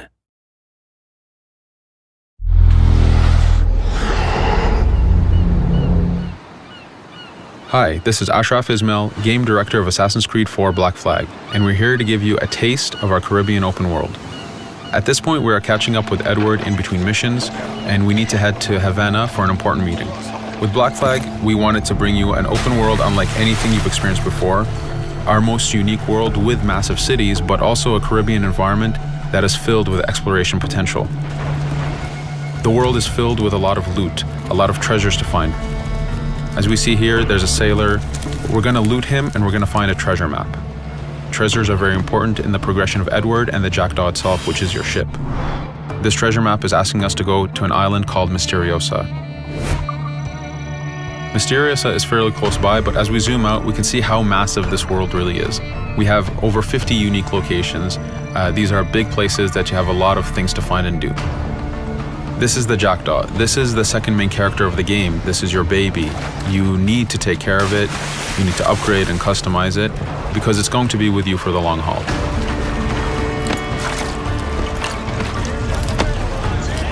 Here's our first mate, Adewale. Adewale is very important in the story. He helps you gain the Jackdaw and gain its crew. In the distance, we can see Spanish and British ships fighting each other. We can jump into that fight and take advantage of them weakening each other off, but instead, we're gonna head to Mysteriosa for that treasure. We can see that there's a storm building up. Storms are very dangerous. They're a big threat in this world. If you don't navigate them properly, you will take damage and you will lose crew members.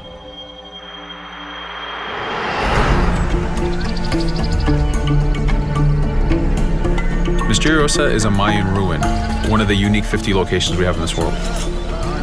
Everything you find, everything you do has some type of value for you. There's lots of hidden artifacts, treasures, and activities to discover. We know from the treasure map that the treasure is up near that temple to the top of this location, so this is where we want to go. Now, as we get going, we're going to see that there's a lot of guards in our way. We can choose to go in guns blazing and fight, but instead we're going to try to get there as fast as we can. Using Edward's navigation ability, we can scale this temple without a problem. Now that we've reached the top, we know that the treasure is near that fountain.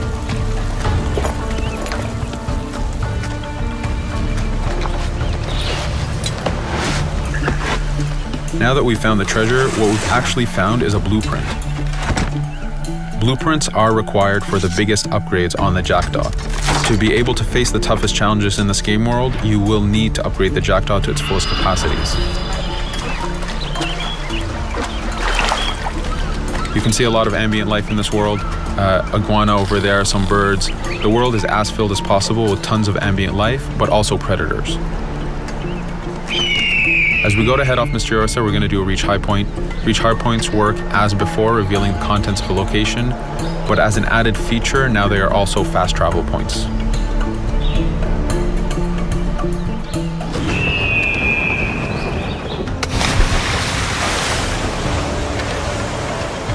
So now that we're back in the ocean, we see our British frigate patrolling the area. Using the spyglass, we're able to see that it has a lot of cargo. Cargo is very important for you to get those upgrades. Here, you can see the upgrades that we've done to the naval combat.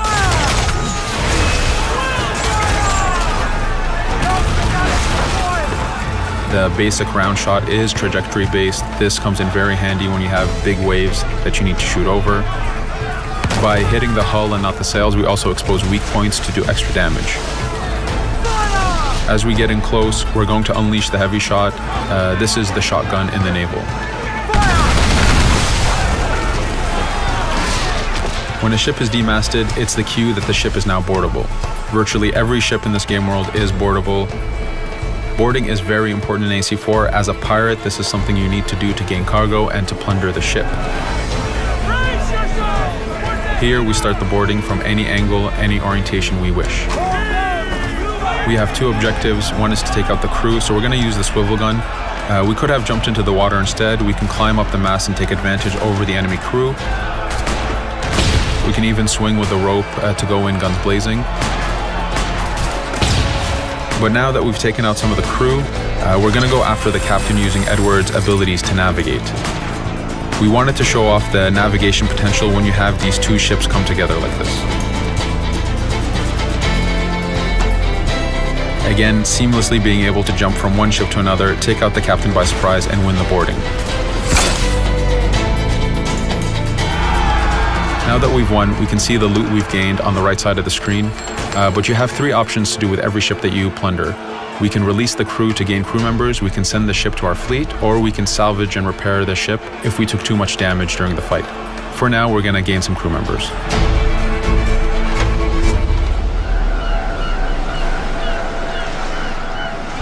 Now that we have cargo and the blueprint, we can now build the upgrade. Fisherman villages are the perfect place to find that harbor master who will build that upgrade for you. So let's do that now.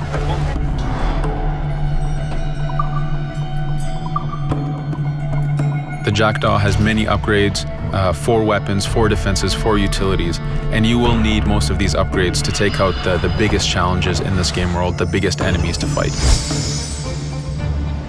But you don't only upgrade the Jackdaw, you also upgrade Edward. This is where harpooning comes in.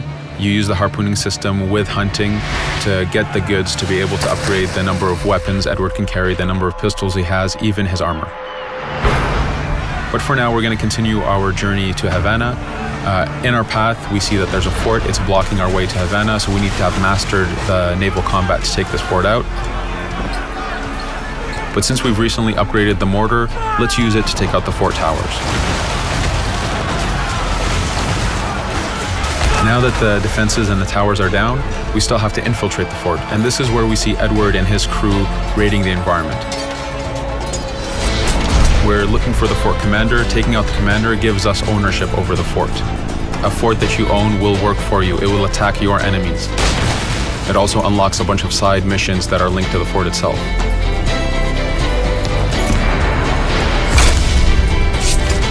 Now that we've taken the fort, we can finally reach Havana, and this is something that you'll see in an upcoming video.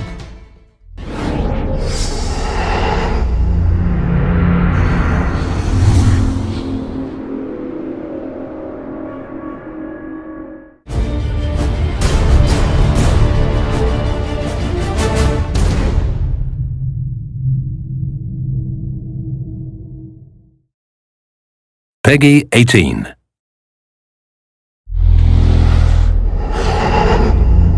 Hi, my name is Ashraf Ismail, Game Director of Assassin's Creed 4 Black Flag, and I am proud to be showing you our cities, stealth, and main assassination walkthrough.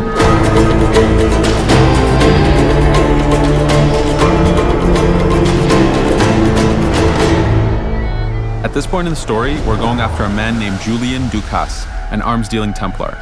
To get him, we're going to head to Havana to build up Edward, but on our way, we're going to let ourselves get distracted by this unidentified cavern. To access this specific cavern, you need a diving bell. The diving bell is a real 18th century device that sailors and pirates use to access deeper waters, shipwrecks filled with treasures, and secret entrances to caves and cenotes.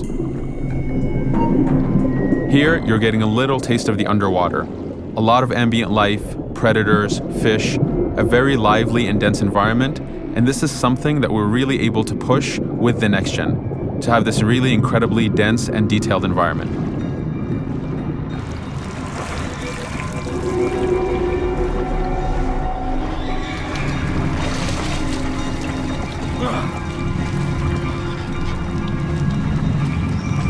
As you can see, Edward does not have his weapons or tools. This is the risk you take when you access the underwater caves.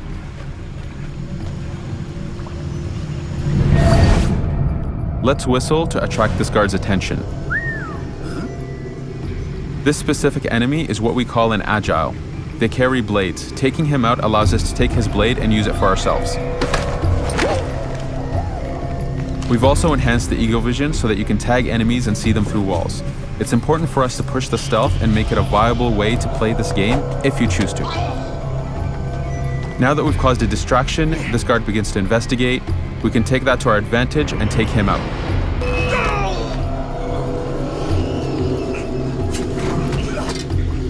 Disarming is another tool that you have as an assassin to steal the enemy's weapon and gain the advantage.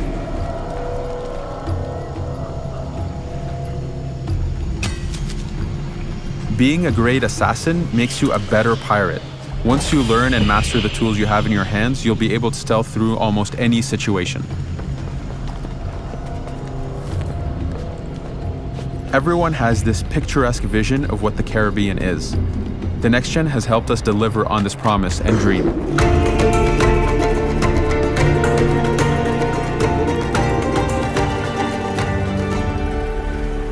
Now that we've finally reached Havana, one of our 3 major cities, along with Kingston and the pirate haven Nassau, each city has a unique flavor and feel.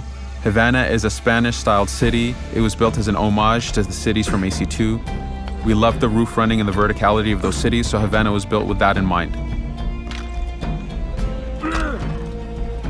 Cities are great places to find a lot of activities, shops, and ways of making money. We'll earn money by doing this contract and taking out a local Templar. This is a side activity and not one of the main assassinations. We have many of these, and it's a great way to earn cash. Climbing and free running is very important to the brand, as you can see. Havana has been built with this in mind. Lots of ways of getting on roofs and finding access to hidden areas.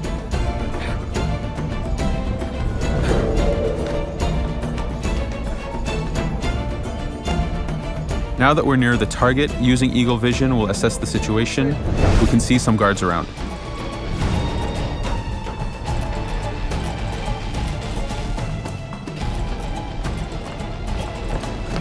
With these contracts, we can earn more money if we remain undetected. So let's take out the possible threats before going after our target.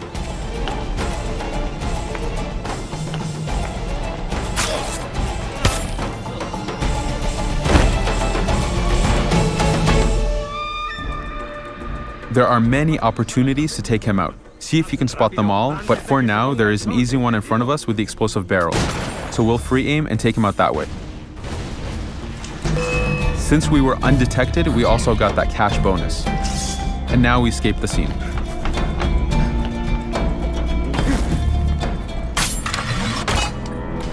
Now that we've escaped, we'll take a look at our map of Havana. As you can see, there's a lot of activities, missions, and collectibles. Lots for you to do, but for now we'll head to a shop to upgrade Edward's guns.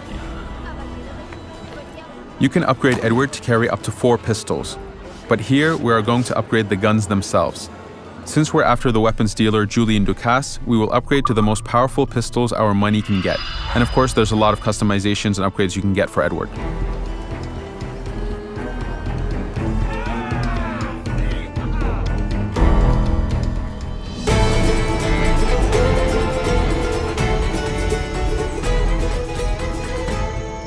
So we've left Havana and reached our target's hideout. Here we can see that Ducasse is on that man of war off in the distance, so we'll have to go through this jungle to get to him. Jungles are places where we really push the immersion and the feel. With Next Gen, we're able to have a lot more physics on the plants, translucency through the foliage, better lighting, and much more dense environment. Now that we've reached the village where Ducasse's ship is docked, we want to remain undetected so that we can reach him. Here we have a new hide spot called the Hiding Door, good for taking out a guard and keeping his body hidden.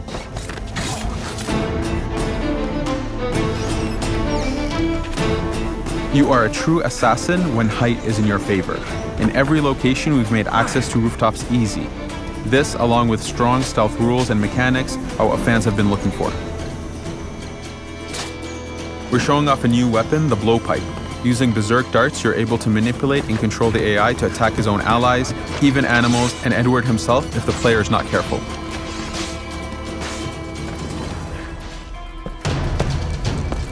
There are many ways to get onto that ship. We can go up to the masts, we can go from the front, but for now, we're going to take him out from the stern of the ship.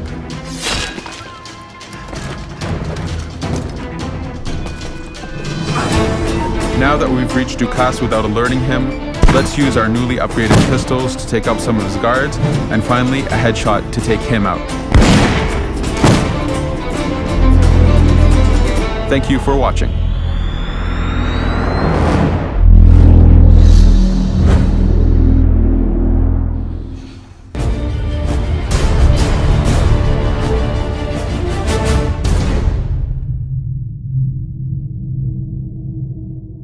Peggy 18.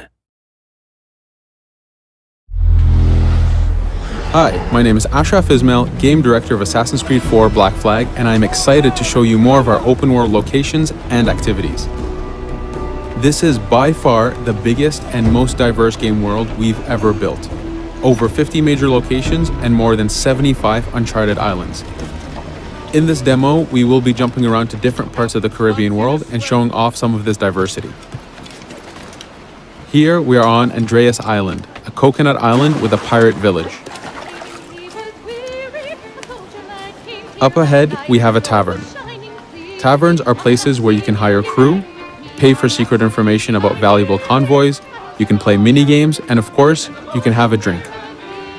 To gain access to all of this, you need to prove yourself with your fists.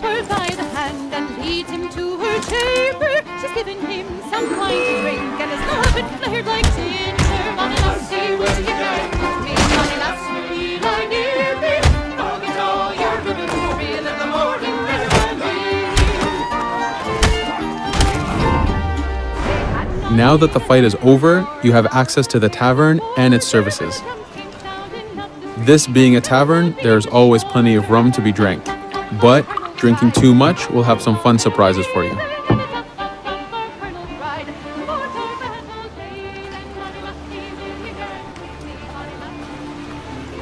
Now let's head to that viewpoint and sync up.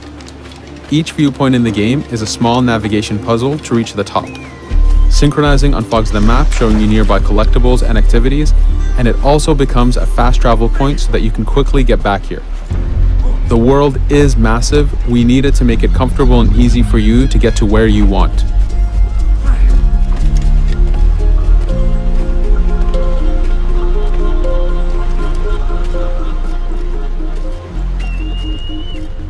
These viewpoints are also an opportunity for us to show off how beautiful and expansive this world really is.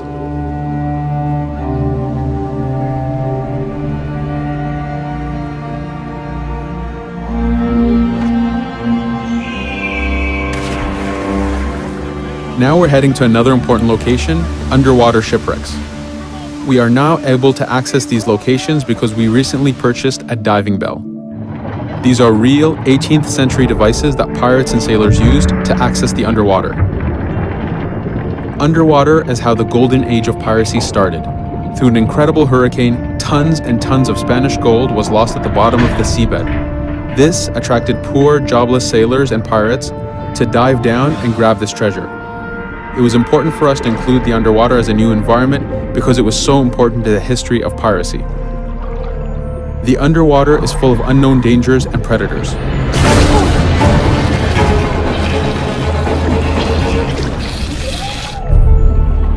You do have to pay attention and act quick, but the risk is worth the prize as you need a lot of money to get all the upgrades for your ship, the Jackdaw.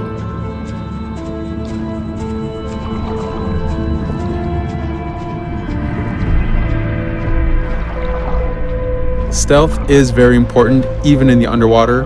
Here we can use the seaweed and plant life to keep yourself hidden from sharks and other dangers.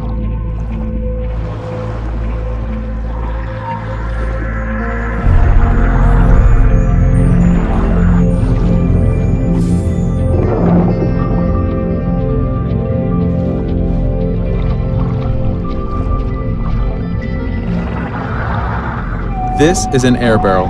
It's a one-time air refill, so use them wisely. Of course, you can always go back to the diving bell to refill. We are going to move to a different location now.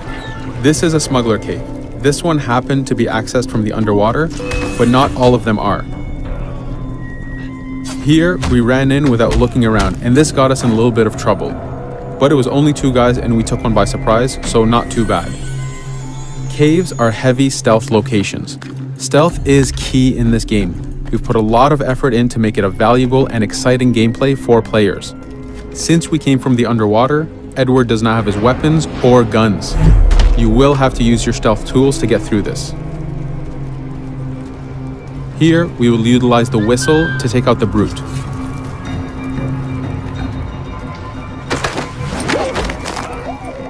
Anytime an enemy is taken out, they will drop their weapon for you to use.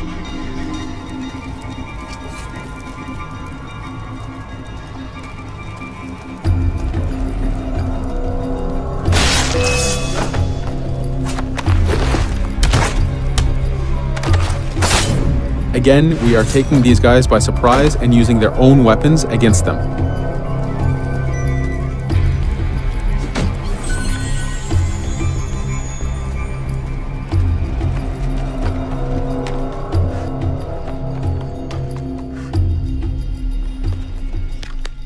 Using just your fists keeps things quiet. This allows you to take advantage over the second guard.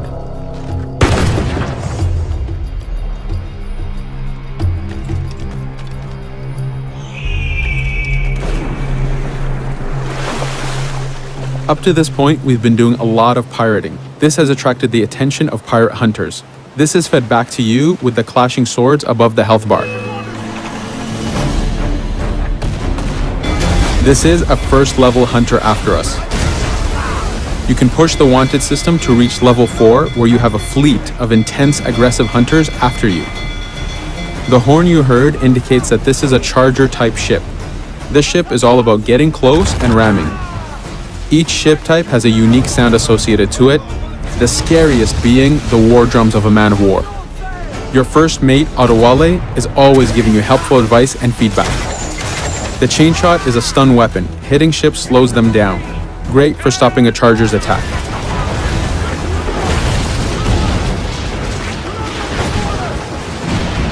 As the masts come down, we can start a boarding.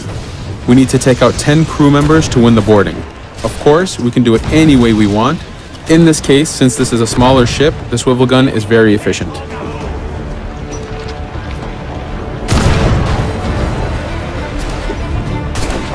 There are many objectives in the boarding system, including destroying powder keg reserves and removing the flag from the top mast. But the most basic objective is to eliminate the crew. Here, you can see Edward utilizing his dual cutlasses and guns, combining them in counters and combo attacks. You do have a max of 4 shots before reloading, so make them count.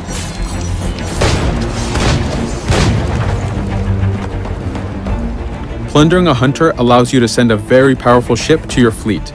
They are also a good way to gain ammo for the Jackdaw. In this case, we will use this opportunity to lower our wanted level.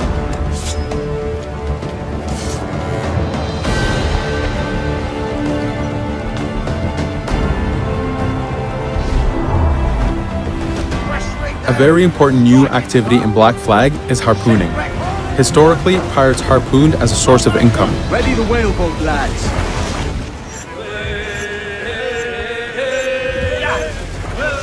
Harpooning is a part of upgrading Edward and his gear. There are many different types of creatures to harpoon, and they are all needed to get every single upgrade.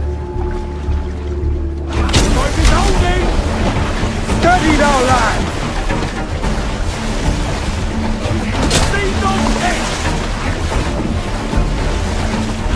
Success!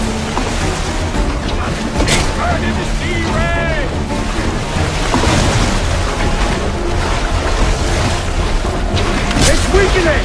The blast has torn the rope! Stay sharp, lads. This is one of the smaller harpooning targets. Just imagine taking on a great white shark or a blue whale.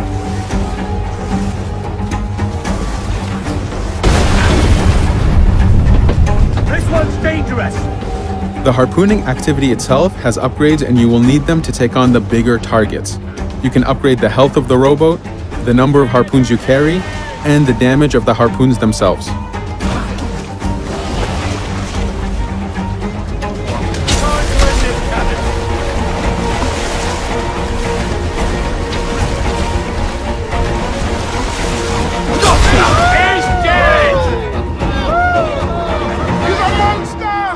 This was just a tease of the activities and locations. There is tons more for you to experience. Thank you for watching.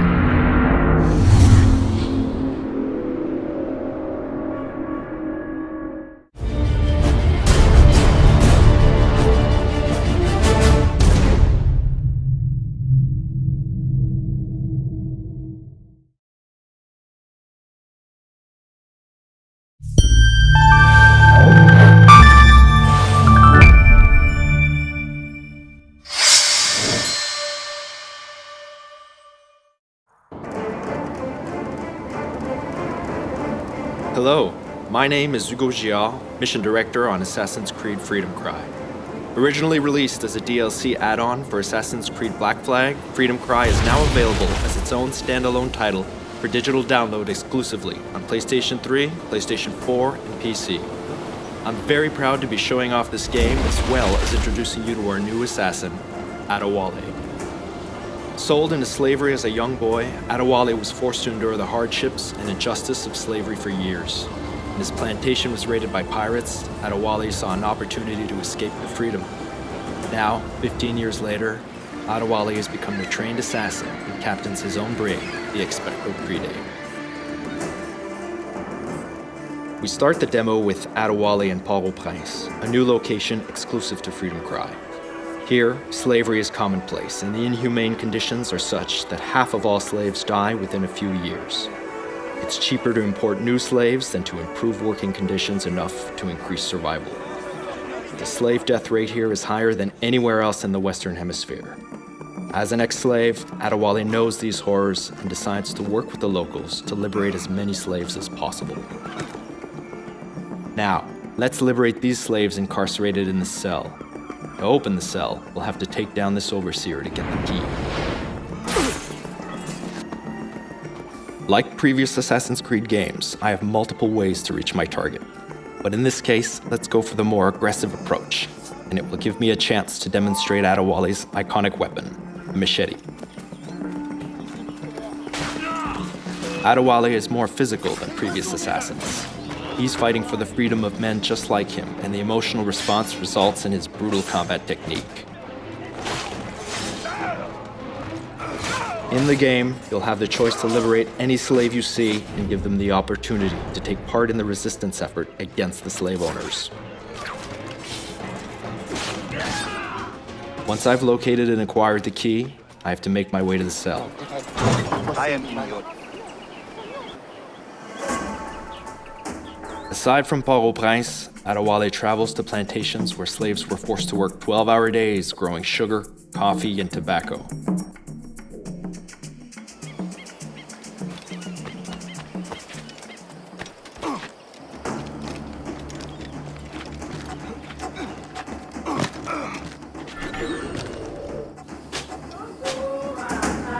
Adewale can raid these plantations to liberate slaves. Similar to liberating the slaves from the cells from Port-au-Prince, the player has multiple ways to take down his victims. However, there are consequences to your actions.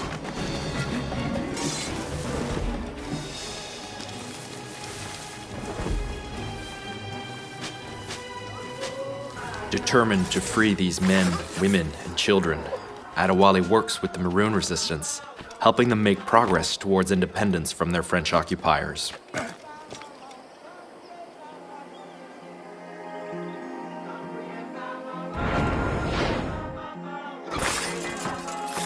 Here, torture of slaves was routine. They were whipped, burned, and even buried alive.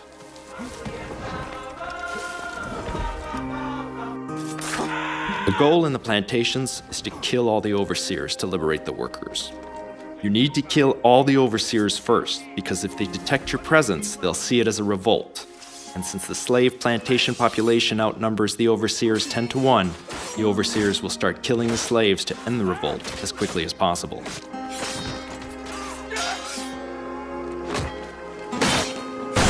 In situations such as these, when you need to take down as many guards as possible, it's best to use the blunderbuss, Adewale's powerful new weapon. It can easily kill tougher guards, such as this jailer. It can take down multiple enemies with one shot, plus it has a quicker reload.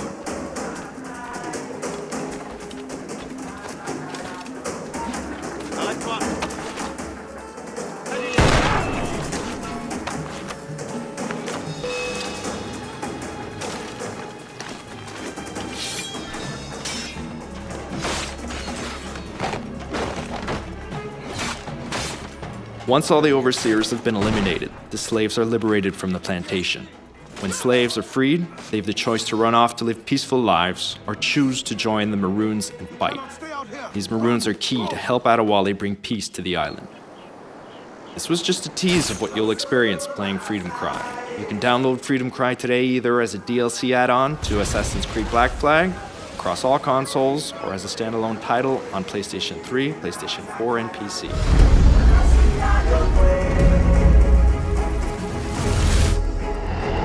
Assassin's Creed Freedom Cry, the epic add-on adventure from Assassin's Creed 4 Black Flag. Available now as a standalone game exclusively for download on PlayStation.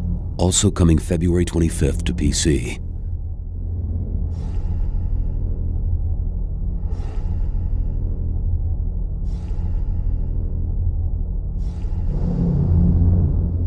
Peggy 18. Hi, my name is Michael Hampton, lead game designer on Assassin's Creed Rogue, and I'm very happy to take you through this first demo of our game. Our hero, Shay, is an assassin turned Templar who vows to bring down the assassins in North America across 3 major locations: New York City, the American River Valley, and here in the North Atlantic Ocean, along the coasts of Nova Scotia and Newfoundland in the south of Canada. This naval battlefield was at the heart of the conflict between Britain and France during the 7 Years' War in the 18th century, and the outcome would determine the fate of the American colonies. As a Templar, you'll have many opportunities to aid the British cause against the French, joined at times by memorable characters from past Assassin's Creed titles, like Haytham Kenway, who you can see here on the left. In AC Rogue, you'll experience new and improved naval gameplay. Templars have access to almost unlimited wealth, so as the captain of a Templar ship, the Morrigan, you benefit from the most advanced weaponry of the age. Up ahead, we can see a restricted zone with French military ships guarding it. Let's attack them now. For attacking at long range, we can use the mortar. Next, we can use one of our new Templar weapons, the carronades, which are front cannons that fire explosive shots, great for stunning fast enemy ships. You can also combine them with the ram, used to charge enemy ships at high speed and inflict massive damage to their hull. The Morrigan also has traditional weapons, like broadside cannons. Damaging enemy ships will expose weak points. Here, you can use the puckle gun, an early form of machine gun to destroy weak points in quick succession while free aiming.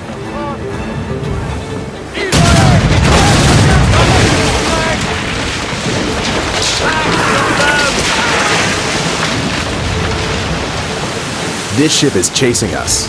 In these situations, another new weapon, the burning oil, is the best way to get rid of them. As you can see, we leave a trail of fire behind our ship that will burn all of our pursuing enemies. The loot we have gained from this battle can be used to upgrade our ship at any time. But for now, let's continue to explore the open world. On the left, we can see one of many French military settlements that we can infiltrate. Each one you can take down will aid the British war effort, and will often unlock Templar missions for you to complete inside. We'll sail on to another location this time, the Sapphire Shipwreck, located further north in the Arctic. To get there, we'll have to break through an ice sheet that's blocking access to the area. Our ship is already equipped with an icebreaker ram, so we can cross through it easily. But this is an upgrade you'll have to gain through your progression in the story.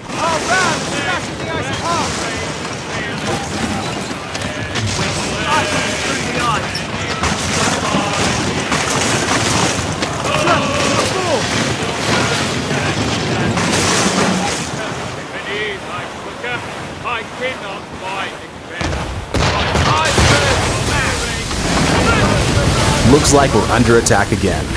Actions you take in the world have consequences, this time in the form of a gang ship, recognizable by its brown sails and powerful ram. The gangs are allies of the assassins, and will hunt you down when you have a high wanted level. The gang ship has managed to ram us. Once a gang ship has rammed you, the enemy boards your ship, and you'll have to fight them off quickly to avoid losing too many crew members. One great way to do this is to use the smoke bomb to stun our enemies. This allows us to get a few quick kills in and gain the advantage.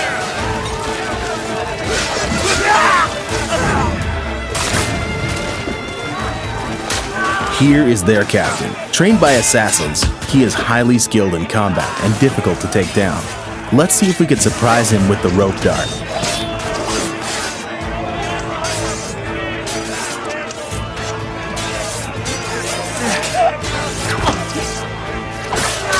Got him. With their captain dead, the enemy crew surrenders. Now, the ship is ours, and we have different options to choose from. This time, we'll add it to our fleet and promote one of our crew members to be the captain. We can now send the ship on missions to help the British in the war. While sailing, don't hesitate to destroy icebergs in your path. It can clear your way, but most of all, many have collectibles inside, like animus fragments and frozen cargo. You can also use them as temporary cover during battles. In the distance, we can see some of the military activity which is found throughout the North Atlantic Ocean. In the war between the French and British, you can help the British by freeing their prisoners of war. You'll have to destroy 2 military ships escorting the prisoner of war ship without damaging it. Otherwise, the prisoners you're trying to save will be killed. But let's leave that for now and continue on our way. There is also a harpooning site nearby. There will be many opportunities in the North Atlantic world to harpoon whales and sharks. Hunting these animals will allow Shay to craft unique weapons and armor. Here is one of our new animals, the narwhale, which is typically found in this Arctic region. For now, let's continue to our initial objective, the frozen shipwreck. In the background, we can hear our crew singing. There's around 20 new shanties you can collect throughout the game, along with many of your old favorites from Assassin's Creed 4 Black Flag.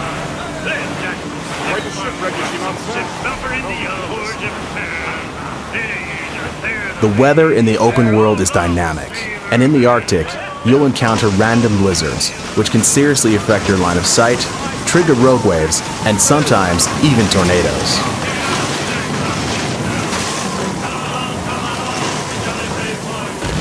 Finally, we've arrived at our destination, the Sapphire Shipwreck. Let's dock there now.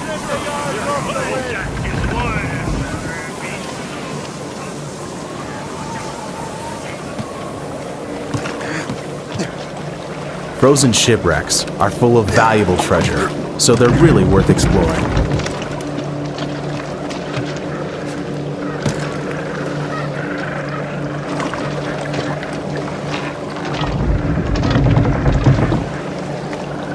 Let's head over there and check out the high point.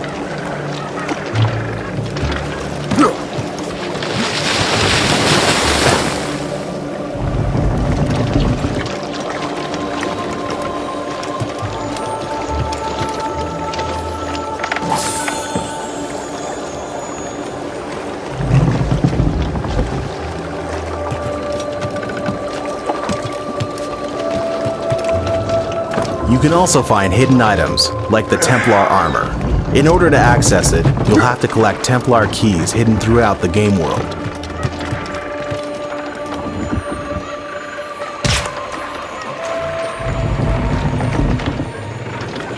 Here, we can see a polar bear. It's too far for us to reach now, but he is part of the unique wildlife which you can hunt in the Arctic.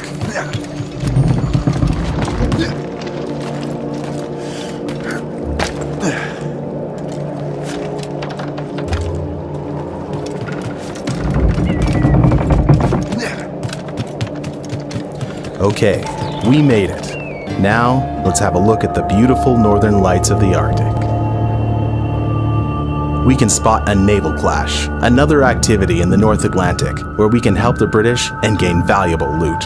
We'll stop the demo here. We hope you enjoyed this brief glimpse into the exciting world of Assassin's Creed Rogue.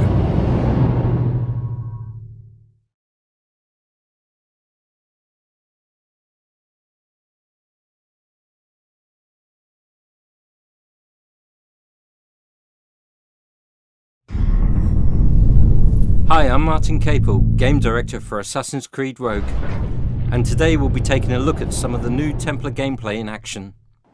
In this video we will meet Shay Patrick Cormac, an assassin turned Templar who vows to bring down the Brotherhood in the New World, and see him in action using a range of new weapons, tools and tactics to hunt down an assassin and capture a gang headquarters. This is the River Valley, our brand new location that provides the first truly hybrid gameplay, bringing naval and land together in one seamless world and experience. The River Valley is set in the American interior, where the colonial forces of Britain and France fought for supremacy during the 7 Years' War, and the waterways were a lifeline for both nations. Shay's ship, the Morrigan, is equipped with the most advanced weaponry for its day. First of all, we see the carronades, front cannons that fire explosive shots able to damage and stun enemy ships. Then we move in to finish off our opponents with the ram. Besides its weaponry, The Morrigan is also faster and more maneuverable than the Jackdaw from Assassin's Creed 4, allowing you to turn tighter and avoid enemy fire more efficiently.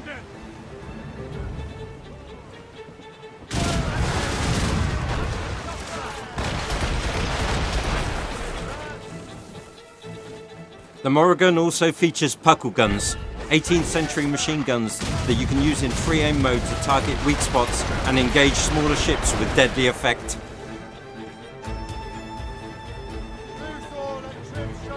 And if you find yourself being chased, then you can use another Templar tactic, the burning oil barrels. They slow down enemy ships and deal a great amount of damage.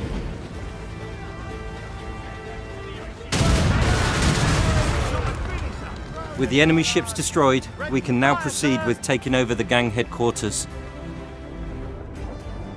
As you can see from the minimap, the area is shaded in orange. This indicates that the headquarters and the area surrounding it are controlled by gangs loyal to the Assassins, a collection of lawless criminals and privateers who fight the colonial powers for dominance in the New World.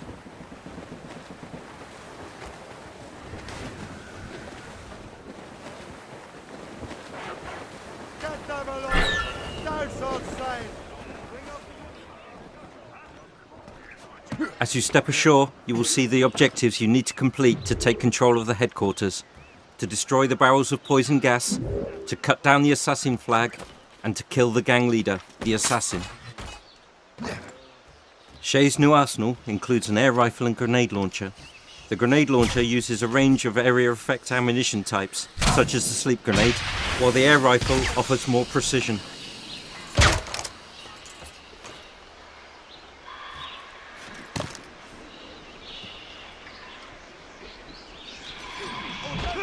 As you move through the trees, you can hear whispers in the background.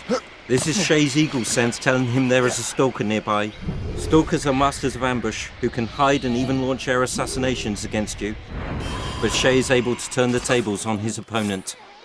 In Rogue, we encourage players to use all the tools at their disposal to manipulate people and to create confusion and diversion.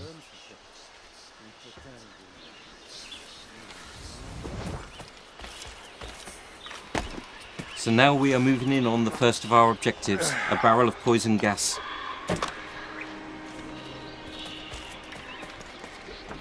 Shay climbs the building to shoot the gunner with a sleep dart,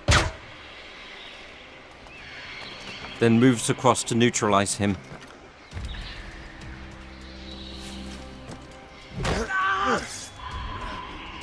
Using a firecracker dart, Shay splits the barrel, spilling its contents and affecting those people closest to it. Moving on to the next barrel, this time we will get in close. For Rogue, we have improved the navigation, making it easier to access high places and to move around freely and fluidly.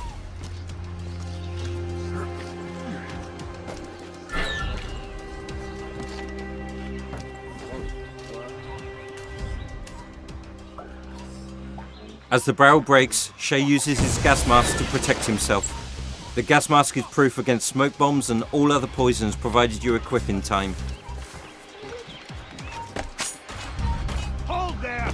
Moving into the heart of the gang headquarters, let's destroy the third and final barrel to complete our first objective.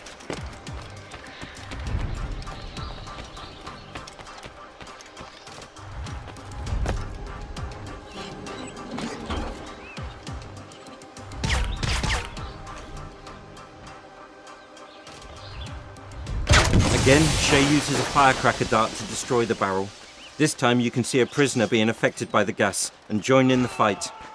An injured guard using a smoke bomb, and guards coming in to attack the berserked enemies and becoming berserked themselves.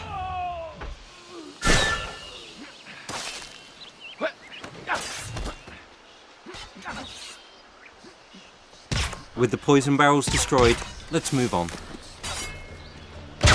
Our next target is the assassin. These are the most effective enemies in Rogue. Switching on Eagle Vision, we can see that he is nearby, so let's proceed with caution. The assassin delivers a devastating strike and throws a smoke bomb to disorientate Shay. But Shay uses his gas mask to negate the effects of the smoke and gives chase. The assassin shoots Shay and calls in reinforcements to his aid. Try to flee now.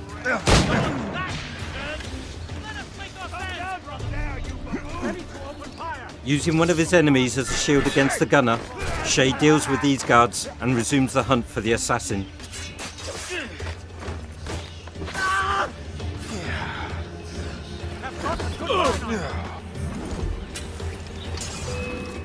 The compass and eagle vision shows us that the assassin is behind this building. So going up high, we can launch another attack.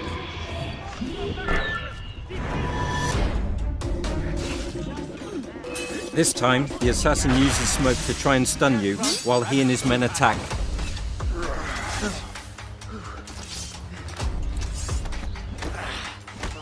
But with his guards defeated, the assassin flees again. In his attempts to kill you, the assassin is even able to use the environment against you, such as shooting barrels of gunpowder.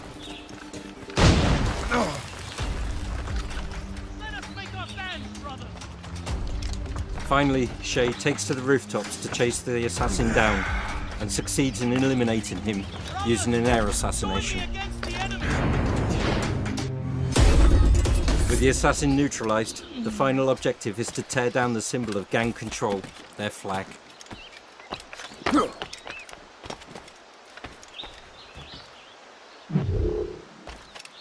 As he throws the flag onto the fire, Shay completes his conquest of the gang headquarters. We hope you've enjoyed this latest glimpse into Assassin's Creed Rogue, and we look forward to you joining us and Shay in his epic adventure. Assassin's Creed Rogue.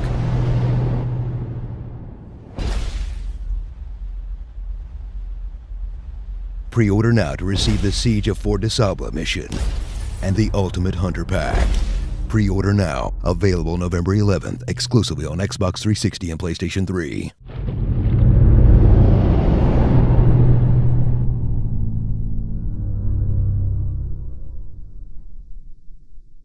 Peggy 18.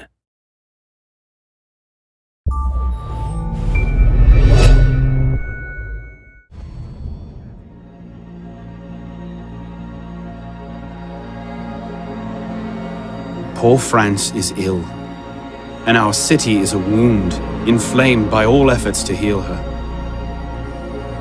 A king once ruled, headstrong and corrupt, now headless and a corpse, murdered by men just as vile. Today, fanatics from all sides spill blood on every corner. 1,000 terrors I mean to cure, day by day, street by street, Templar by Templar. Hello, my name is Alex Amancio, and I'm the creative director of Assassin's Creed Unity. Welcome to the streets of Paris, the most beautiful city in the world, in the throes of a bloody revolution. Atop the Notre Dame, our hero, Arnaud, surveys the scene. Let's make our way down using controlled descent, one of the new additions to navigation in ACU. We have completely overhauled navigation, allowing you to plan and execute exactly where you want to go. Essentially, you don't have to look for a haystack to get to street level anymore. This massive crowd is gathered in front of Notre Dame because clergy is being dragged out. Players can choose whether they want to get involved or not, save the clergy, which will attract attention, or let them be murdered and stay hidden. The choice is yours. I think the guards can handle these robes. My target may be on the move. As you can see, the city is completely alive, with inhabitants going about their business, getting robbed, or investigating curious events. You will need to learn how to read the crowd in order to get a read on possible gameplay activities. For example, the crowd looking inside the building is curious about a recent murder. This is a cue for one of our murder mystery missions. Let's take a look inside the building, seamlessly, for the first time ever. Bear up, madame. I will return to see justice done. We'll add this mission to our quest log and keep moving towards our target. Remember, Paris is in the midst of a revolution, and systemic fights can break out at any moment. As you can see, the people are taking the fight to the aggressors, the enemy faction in ACU. Here's the spot. If I'm not too late, I'll catch Captain Xavier at his dinner. Our target is in a social club, one of the new types of locations in ACU. We'll need to make our way inside. Let's use a direct approach. Combat is much more challenging in ACU, and players will have to make good use of their wit to tools and new combat moves. Among these, you will see the parry, dodge, tackle, and heavy attack. Before entering the building, let's use Eagle Pulse to plan our approach and see what's waiting for us inside. You can enter many buildings in Paris, which makes for countless new gameplay situations. The machine, you mean? Let's switch to stealth mode and try a non-lethal approach. You skittish? Wait. For the first time in Assassin's Creed, we have a dedicated stealth mode, triggered at the press of a button. If the Jacobins don't act quick, it's their own knives. Stealth mode makes you harder to detect and allows you to circumnavigate enemies by using a cover-to-cover approach.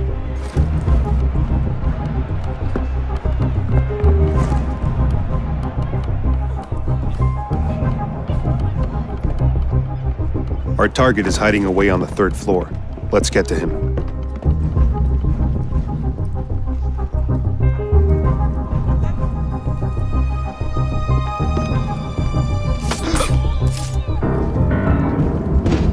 It wasn't me. I'm not the man you're... Where is he? Palais de Justice, the executions. Good. You should leave this place. Merci, monsieur. Merci. Merci. It seems our target isn't here. Let's make our way to the Palais de Justice and track him down. You can see the unique skyline of Paris, as well as the one-to-one scale of the city, which gives navigation a completely new feeling.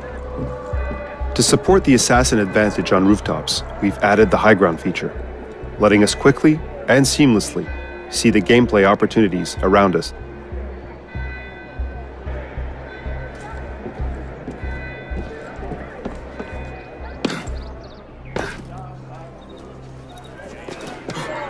Taverns are social hubs of a kind, offering a variety of options to players, such as shopkeepers and join-in-progress opportunities for co-op missions.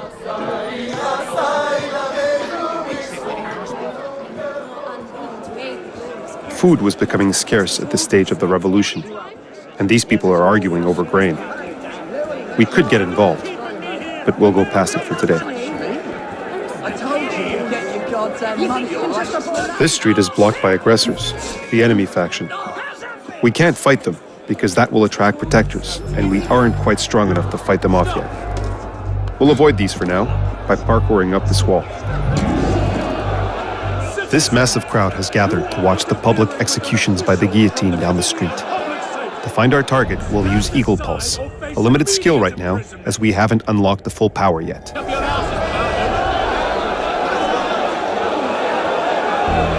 Our target, Capitaine Xavier, is making his way to the guillotine stand to start the executions. As an assassin, we are the blade in the crowd. We have a lot of ways we could kill our target. We can use the Phantom Blade, the new assassin's signature weapon. We could use a stun bomb on the guards. Or we could use the new disguise skill and walk right up to him. In this case, let's send a message to the Templars and make this execution as public as we can.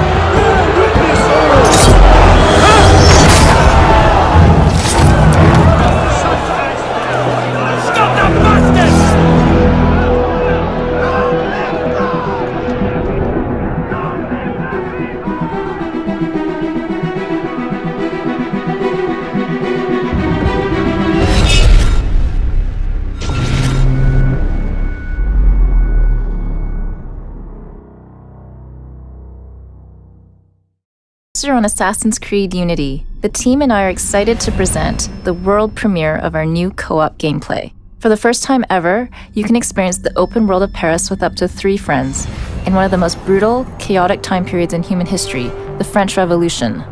Today's mission takes place at the dawn of the French Revolution, where the people of France are dying of starvation. 4 assassins will be playing together to infiltrate a royal palace under siege. Your objective is to assassinate the Marquis, a corrupt noble hoarding food, and help bring justice to the people. We've built the city of Paris to be a truly open world, entirely available for you and your friends to explore.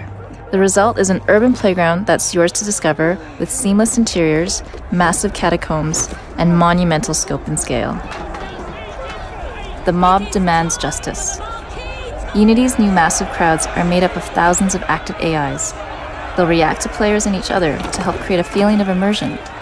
These chain reactions can be used to your advantage. Coordination is key when playing with friends. His air assassination just saved me from being discovered. Detection would mean a completely different experience and outcome.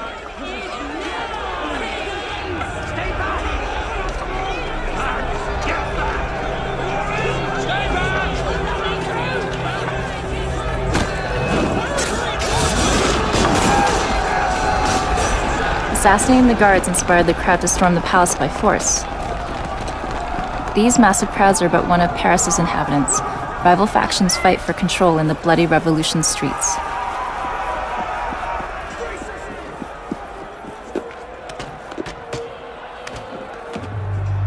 While we entered the palace through the front gate, 2 of our friends managed to find another way in and helped us just in time.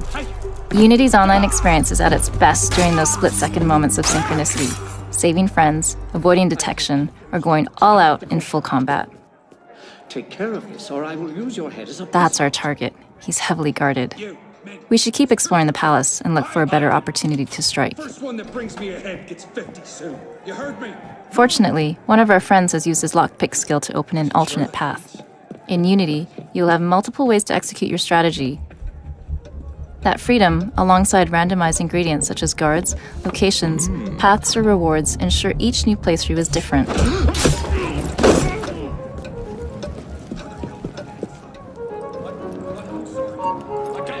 We need to hold the rear gates. I will run my... That was close. I almost got detected by those 2 guards, but my friend got to them first. I returned the favor by taking out the last one with my new stealth weapon, the Phantom Blade. This courtyard is called the Jardin du Luxembourg. It's just one of the many historical locations you'll explore in the game. From the Notre Dame Cathedral to the creepy tunnel of the catacombs, you'll discover Paris in a way you've never seen it before.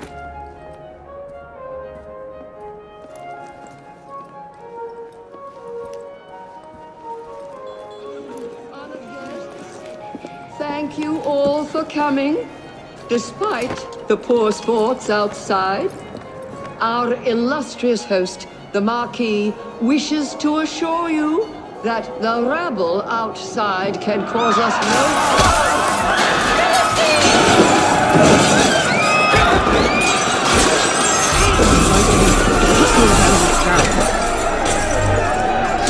Return fire! Now!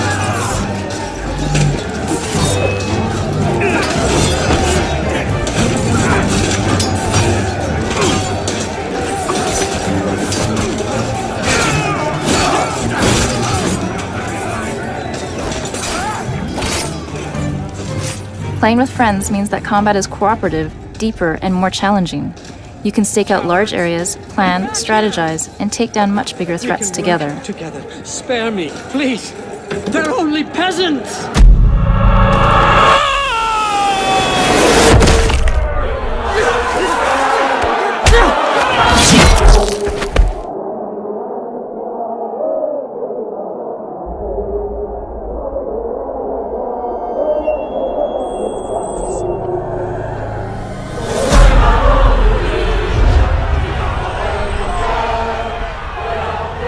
That's it. Experience the chaos of the French Revolution with your friends in Assassin's Creed Unity. Thank you.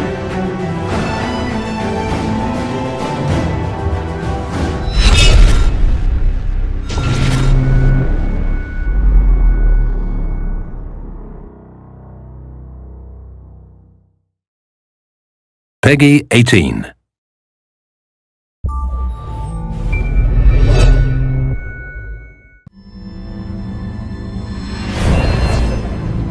Hello, I'm Alex Amancio, Creative Director on Assassin's Creed Unity. Today, we're proud to be showcasing a small slice of our single-player campaign.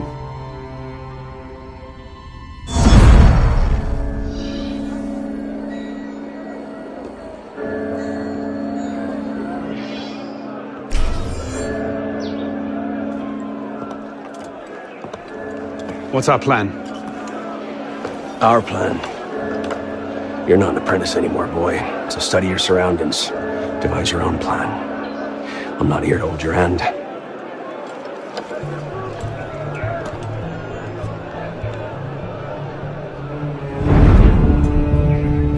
No targets in reach. Out of the way. Move! Where the hell was Duchesneau? Oh. If you can't find a weakness to exploit, make one. You've secured the cathedral? Oui, monsieur. Good. Tell Sivert I'll meet him inside.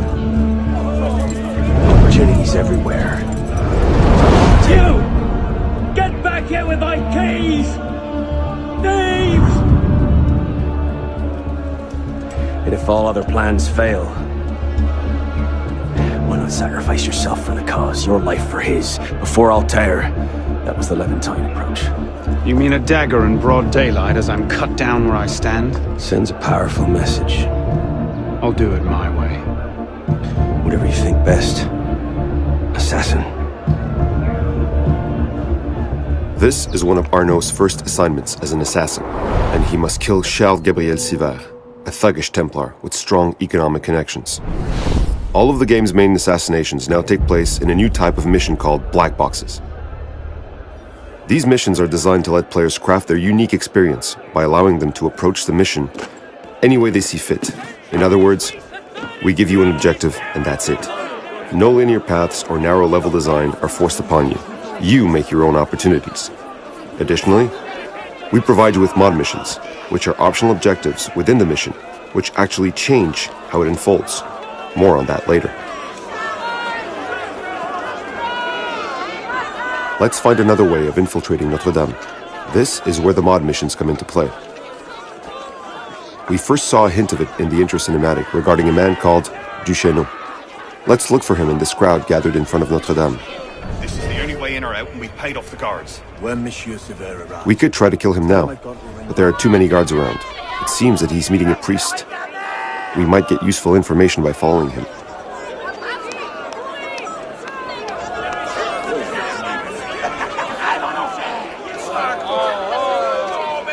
The new parkour experience gives you improved freedom of movement and allows you to select different paths on the fly.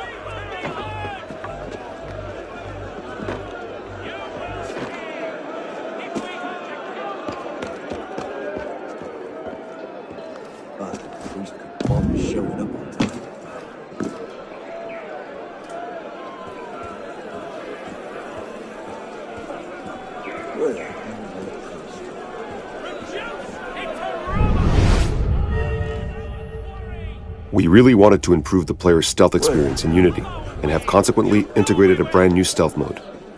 Let's use this silent approach to reach Duchesneau. Stealth mode can be activated anywhere and provides you with the silence and agility of a predator. God only gets 10. Who the hell does Sivert What think he choice is? do you have? How long will it be before the revolutionaries descend on Mother Church like locusts? Very well. I'll make arrangements with Monsieur Sivert and see that the confessionals are closed. My employer prefers to discuss business away. We got the info we needed. Let's use a smoke bomb to blind and assassinate Duchesneau. By the time the smoke dissipates, I'll be long gone.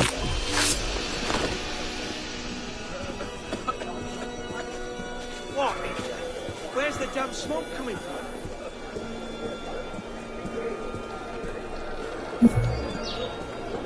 Lifts are still present in ACU, and you can use them for quick access to harder to reach places. This door is locked. I could try to pick the lock, but I don't yet have the lockpick skill. Let's follow our current lead and continue the mod mission objective.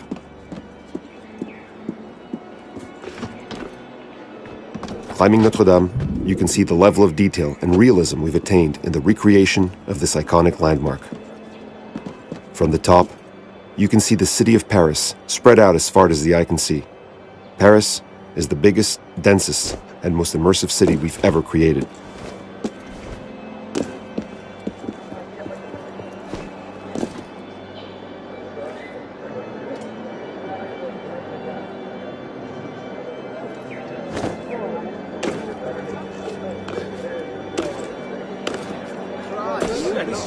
Absolutely senseless. Well, that's adventurous. Here are the thugs we saw in the cinematic. They stole the keys to Notre Dame from the priests. By stealing them back, I could enter the cathedral much more easily. Let's avoid getting into a fight by using a stealth approach.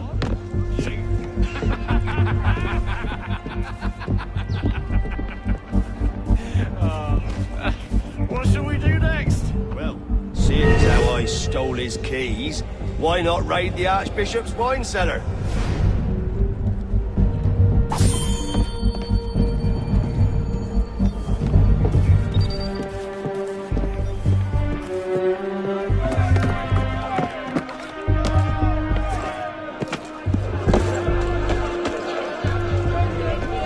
Now that we have the keys, we can finally enter Notre Dame.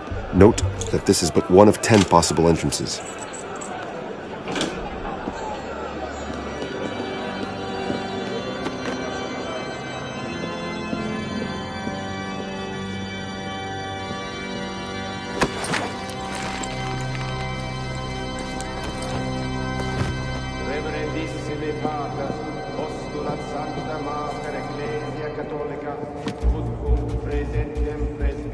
Notice the attention to detail we've put into recreating the massive Notre Dame interior. All iconic landmarks in ACU have fully modeled custom interiors, all filled with various activities.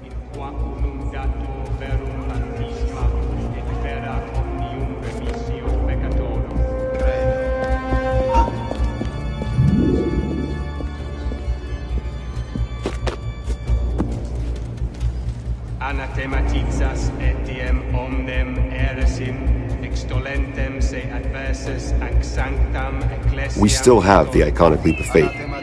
Just look for a haystack. The red dot on the minimap in the bottom left of the screen indicates the location of Sivert, our target. Move! Out of my way. Ab homine iniquo ex doloso eure me, quia tu es Deus, fortitudo mea. Quare me repolisti, et quare tristis incedo, tum affligit me iniminicus, emitte lucem tuam et veritatem tuam. Ipsa me deduxerunt, et aduxerunt in montem sanctum tuum, et in tabernacula tua, adiutorium nostrum in nomine Domini, vivecit celum. Sivert entered the confessional, where he was supposed to meet Duchesneau. But, as we've taken care of Duchesneau in the first mod mission, we can take his place in the confessional and kill Sivert, without alarming the guards. Everything's in place. Finally saw recent, did he? What's our cut? 30%? Good, good. This is our moment, my friend. Petty nobles are ripe enough fruits, but the church has been leeching off the people for centuries. We crack their vaults. The Grand Master cannot fail to recognize our work. As you say, monsieur. Good.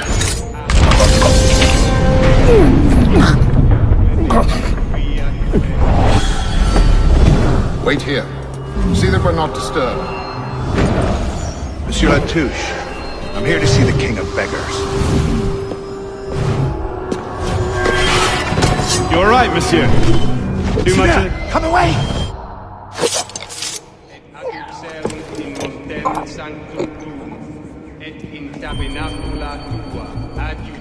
We have to escape Notre Dame, but given the number of guards, using the main entrance would be suicidal.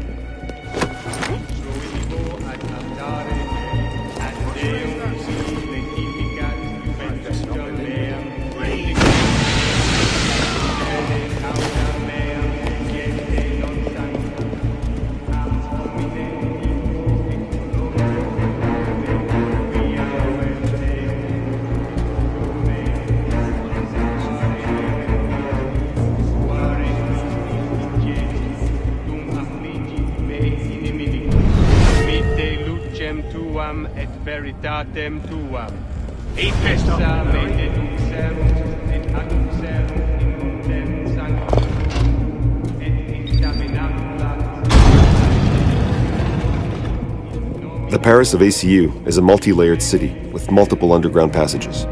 You can enter a building from the top and get out through the underground. The possibilities are endless. Split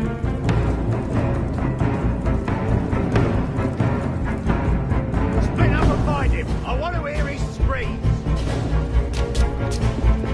We want his bloody head.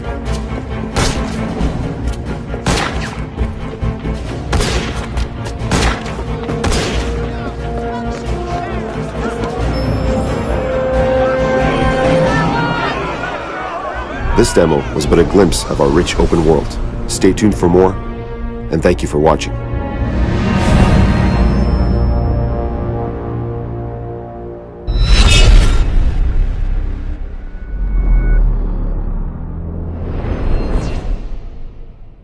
Peggy 18.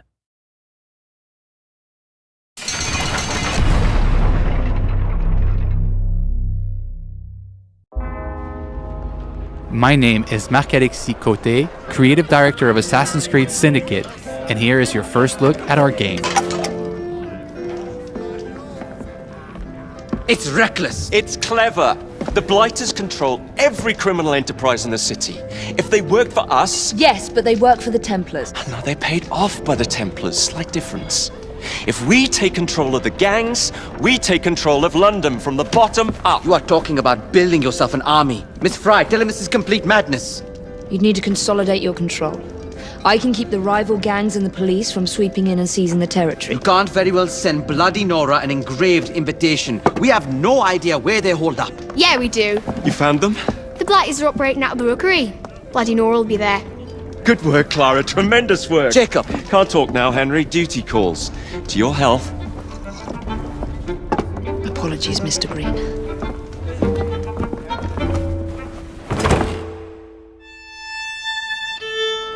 We are now in the City of London, one of the 7 boroughs that you'll experience in Assassin's Creed Syndicate. The City of London was the economic and financial heart of London in the 19th century. The borough fully embodies the hustle and bustle spirit associated with Victorian London. Booming businesses, busy sidewalks, and even busier streets. New to our game are iconic modes of transportation, including trains and carriages. Omnipresent in Victorian London, carriages will change how you play Assassin's Creed. You can take the reins and traverse the city faster than ever before. You can also hide in them, adding another tool to your stealth game, or run over targets and enemies. The possibilities are endless. In this mission, Jacob wants to take over one of the Templars' control gangs in order to build an army against the Templars that run the city. To do so, he will need to conquer the borough by dislodging the enemy gang from their stronghold. Not unlike big cities today, rich and poor share the same environment. Even the richest neighborhood, like Westminster, had areas where the police would not dare set foot. These slums were where street gangs ruled. With the simple push of a button, we'll activate stealth mode as we are entering enemy-controlled territory. Also new to our game, the rope launcher will change the way you navigate throughout the city. With this new tool, you can climb the highest building in seconds, or zip line from rooftop to rooftop.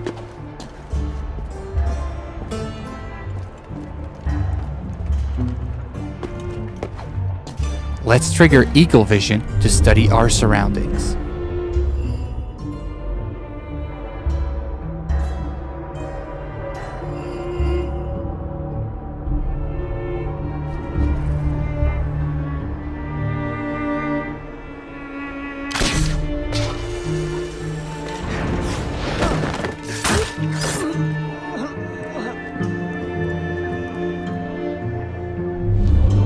We can see that one of our allies is in trouble. Let's give him a hand. We first need to eliminate the lookout to make sure he doesn't call reinforcements. The throwing knives will take him out silently.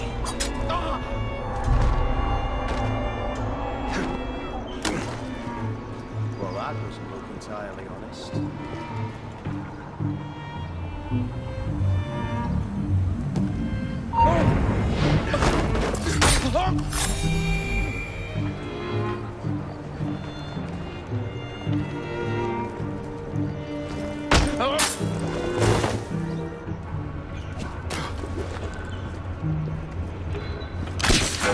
we are facing a lot of enemies, so the head-first approach is probably not a good idea.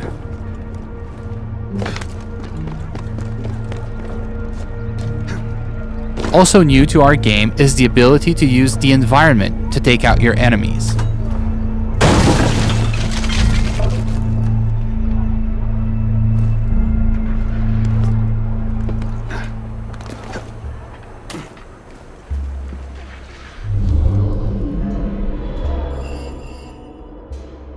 Another one of our allies is in trouble.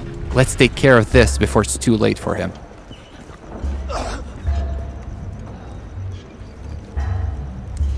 Are you in danger, citizen? Don't look the slightest bit disreputable. Please don't start any trouble. Here now.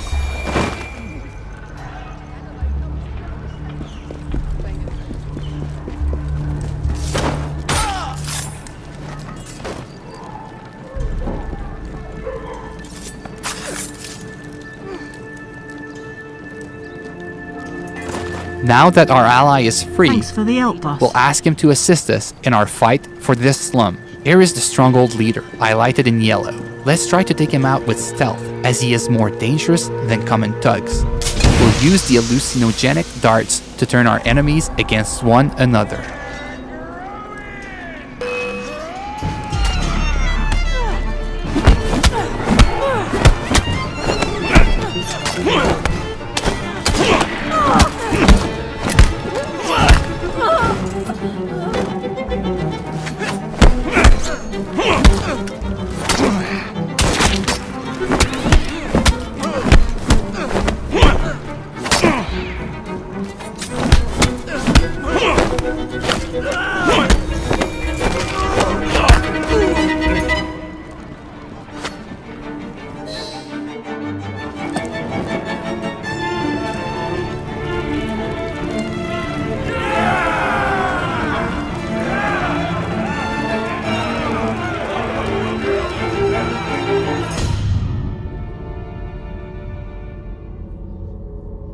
This slum is now won, and your gang occupies the territory. Well, well.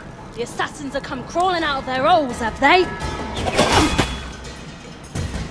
Damn it, boys! Deal with this! We were caught in a trap orchestrated by Bloody Nora, one of the 7 Templar gang leaders. Her rule of the borough has been one of cruelty and suffering. We need to take her out once and for all. Let's go. Get him up!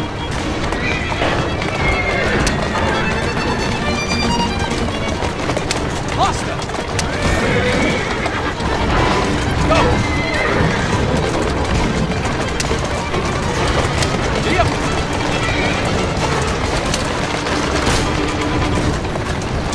Bloody Nora's thugs are trying to make sure you don't get to her, ramming our carriage to kill her. Our carriage has taken some damage but seems to be holding up.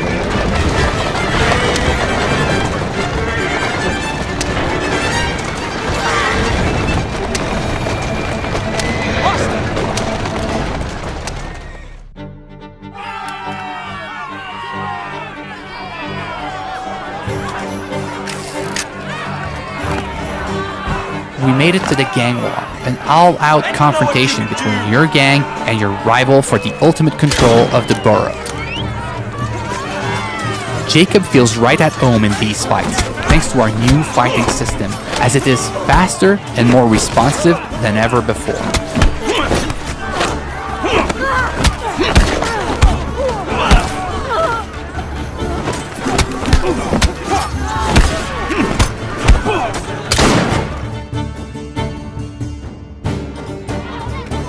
Ladies and gentlemen, we are Jacob and Evie Fry.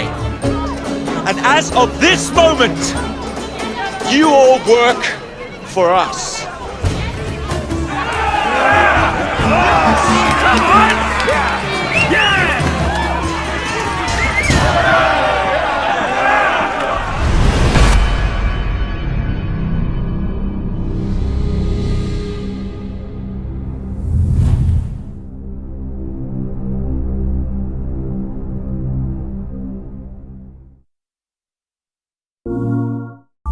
Hi, I'm Lydia Andrew, audio director on Assassin's Creed Syndicate. Welcome to 1868 London, at the height of the Industrial Revolution. The mission you're about to see happens in Westminster, in central London. London is under the corrupt grip of the Templars, who use street gangs to strike fear into the working class. Jacob Frye will fight to earn power and respect as he grows his gang to take control of London from the underground up. These people are tired of living under your boot heel. You're a bully, Mr. Strain. And I find I'm not overly fond of bullies. You are not on the payroll, Mr. Frye. Your opinion is no concern of mine. Here, Jacob will use his gang, the Rooks, to confront the Templars' band of thugs in a gang war street brawl. Our new combat system is more brutal and focuses on hand-to-hand and short weapons. The target is escaping. Jacob will pursue him and let the Rooks battle it out. For the first time ever in an Assassin's Creed game, we will have fully systemic vehicles that will impact each of our core pillars: navigation, stealth, and fight. Players will also be able to ram their pursuers, but be aware that enemies will also be able to use this against you, ramming you off the road or hijacking your vehicle. To allow combat on top of vehicles, we've enabled carriages to independently follow targets on the road while the player takes care of the opposition. With our vehicle damaged, let's change carriage before this one falls apart.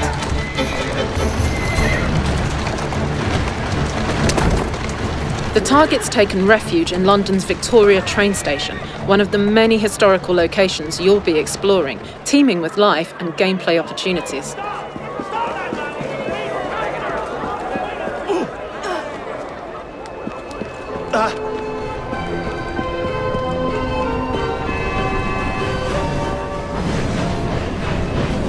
Jacob has lost his target and will need to use the rope launcher, our new traversal tool, which helps you quickly go up and across buildings.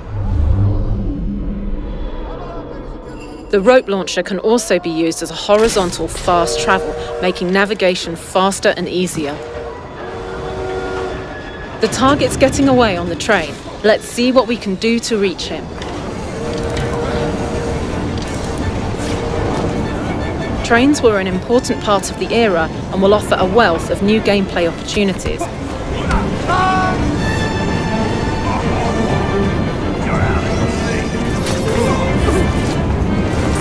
As per Assassin's tradition, Jacob's all-new weapon, the cane, includes a hidden blade.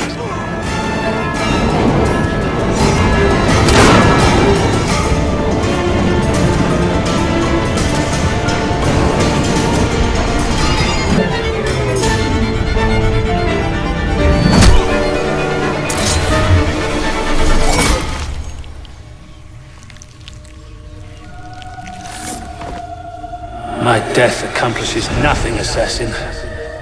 Guided by our firm hands, society will flourish, driven by speed, ingenuity, and efficiency to a glorious future. The people will obey only us. We will defend this new world against criminals like you. I believe the world has other plans. And that's it for today's demo. Hope you enjoyed this E3 preview of Assassin's Creed Syndicate. We can't wait to show you more soon.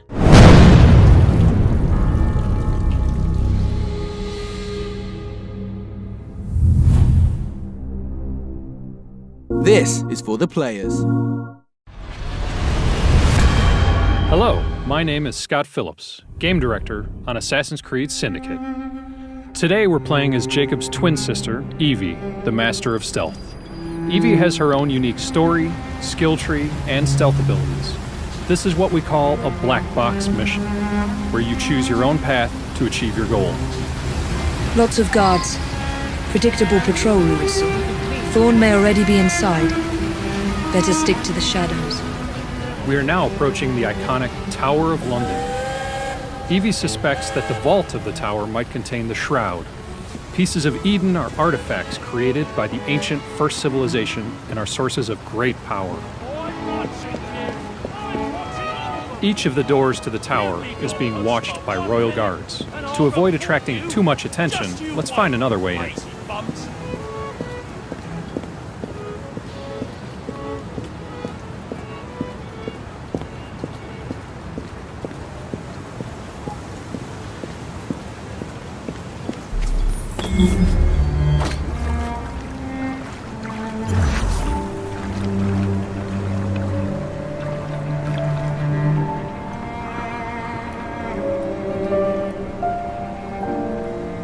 Let's use the iconic Assassin rope launcher to scale the building. We're now reaching the vantage point highlighted by the eagle icon. Vantage points are the starting points for all of our Black Box missions. Black Box missions follow the Assassin's Creed Syndicate 360 philosophy. It's about giving the players a goal and letting them choose how to achieve it. In this mission, we need to assassinate Lucy Thorne, a powerful Templar also looking for the Shroud. The Shroud is in a chest that matches the key. Find it and bring it to me. Halt! Escort to the keys! Halt! Who comes there? The keys! Whose keys? Queen Victoria's keys. Pass Queen Victoria's keys. You're not with the Royal Guard. How many of you are there? Tell me. Let me go. This is treason. Just you wait until You've just seen hints on different approaches to the mission. It's up to you to decide whether to choose an opportunity presented or create your own opportunity based on your playstyle. Before we continue the walkthrough, let's have a quick look at two of the different paths. The first option we'll show is stealing the Tower Master Key. You need to steal the Master Key from the guard captain. Then you need to make your way, unnoticed, to the top of the tower. Then enter the locked door and sneak past Lucy's guard. And surprise the target from above. But let's choose another path. Our second option is to liberate the constable taken hostage by the Templar. We need to infiltrate the building first, take out the Templars inside the house, use the new voltaic bombs, incapacitating multiple enemies at once, get the key to the room where the constable is locked in, get the constable's help to rally his troops, and take the Templars head on. But let's choose another path, one that better suits and highlights Evie's unique stealth capabilities. In the opening sequence, we saw a guard attacking an imposter. Let's go see what's going on. The player's options are highlighted in the environment with different icons. We want to reach the skull icon to investigate this opportunity. We will need to be careful not to get detected by the Royal Guards in charge of patrolling the tower. In order to reach the guard, we'll use Evie's Chameleon ability, as we have to go through the guarding. This skill is unique to Evie and allows her to become virtually invisible to the enemy, even on open ground. Once Evie has acquired the Chameleon skill, it will trigger automatically when you stay still in stealth mode.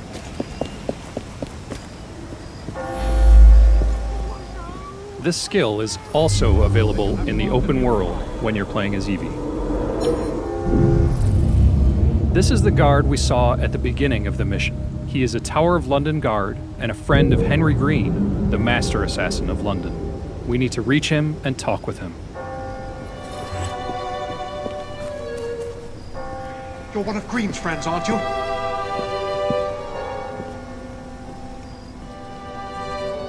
Thank heavens you've come. That Thorne woman has Templars everywhere, disguised as guards. I think I could pass as one of them long enough to sneak you inside, except the guards out here already know my face.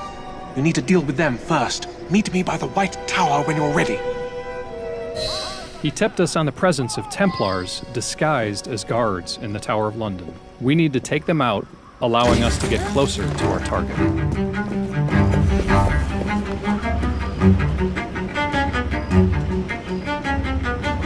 By the center! Quick march!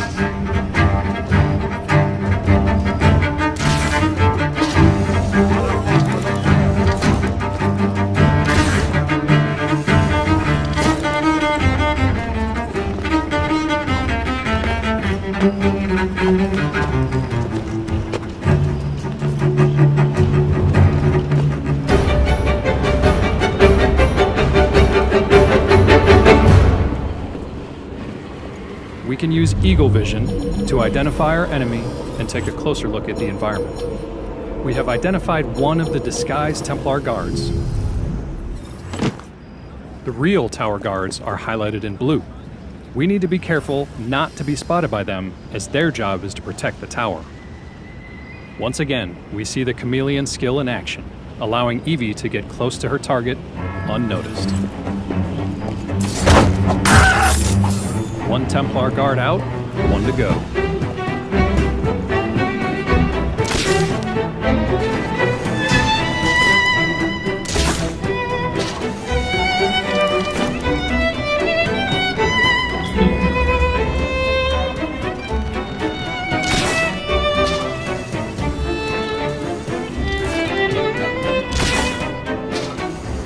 Another one of Evie's unique skills is Knife Master, allowing her to carry more throwing knives and inflict more damage with them than her brother. This suits Evie's stealthy style. A simple headshot will take care of the enemy from a distance, ensuring we remain undetected for the time being.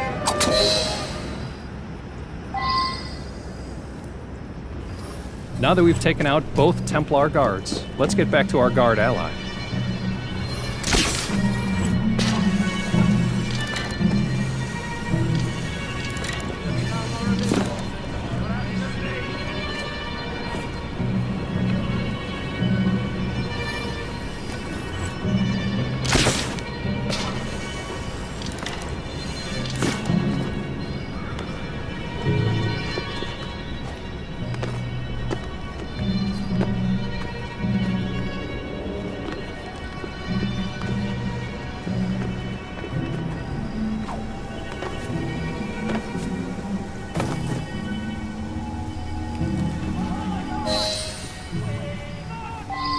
That's all for the men out here. What's next? Miss Thorne wants me captured.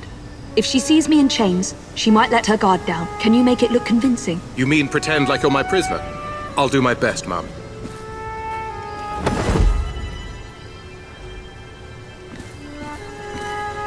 If we get too close, those Templars might realize I'm not one of theirs. Then let's keep our distance. Evie is pretending as if she was captured to safely get close to her target. However, the player remains in complete control of Evie and the guard. As you can see, there's a circle below Evie. You need to make sure you keep your enemies away from that detection circle, or they will figure out something is wrong.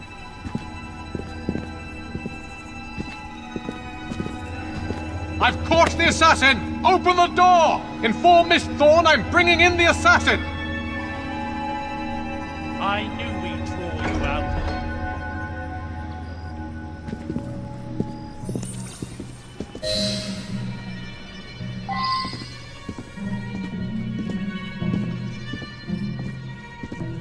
Ha! As if the likes of you could stand up to Miss Thorne.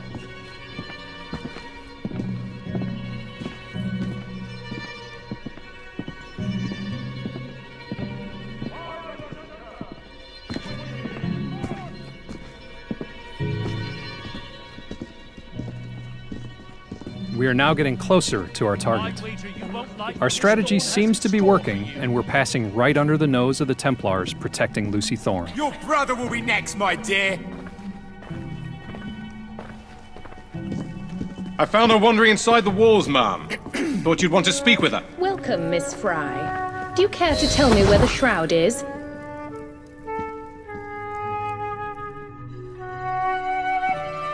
As you wish.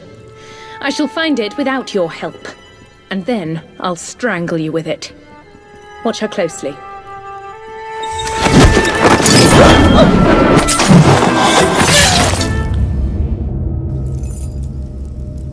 I hope you never find the shroud. You have no idea what it truly can do. Tell me then.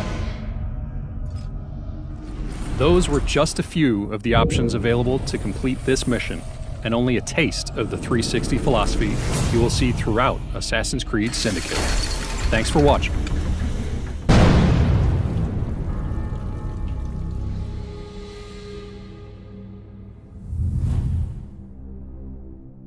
This is for the players.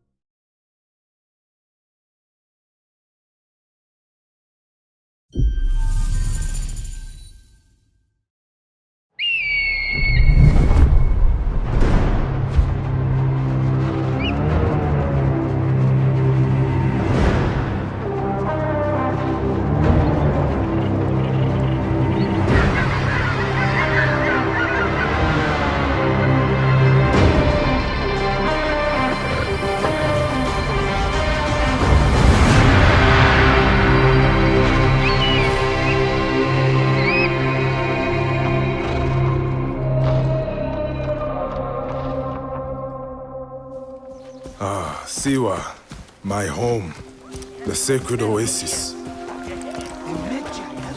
thought he was dead. Our Medjay, the last protector, our prayers are answered.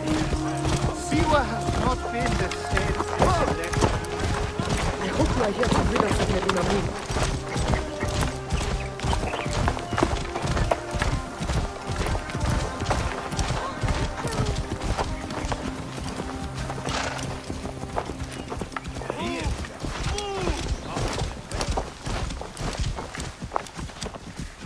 Be my eyes, Senu.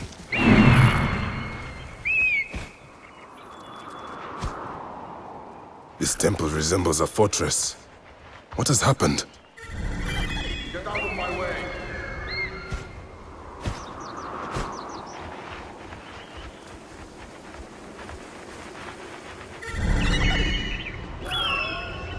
There you are, Medunamon. The next masked one on my list.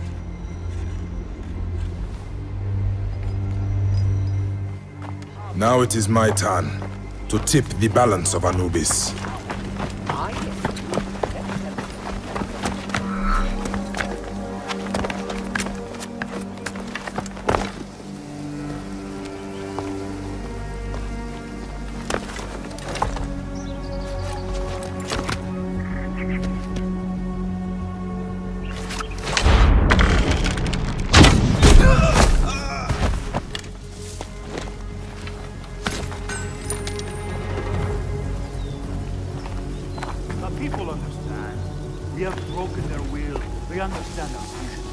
Better be careful here. I should go drop these priests in the desert. Let us stand to take them.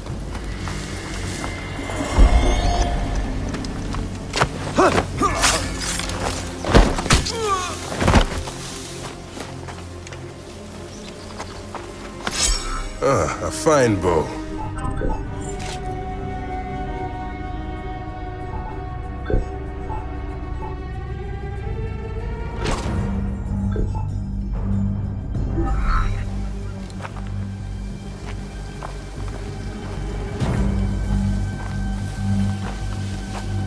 If the people see these dead priests, they will surely revolt. It is too dangerous. I will pass for now.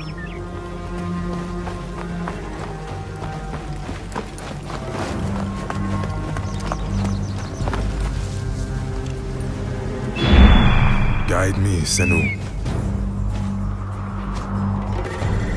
Medunamon.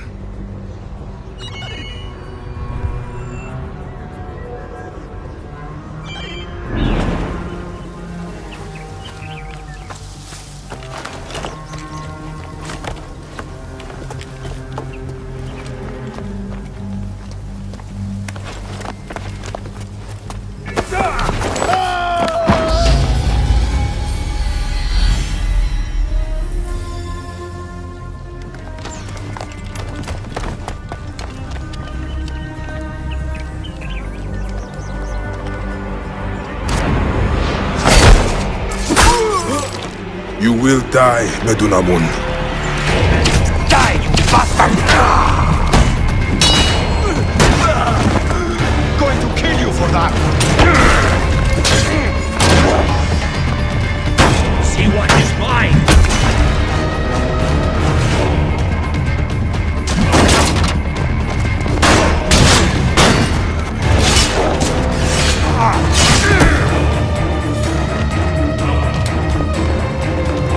Finally.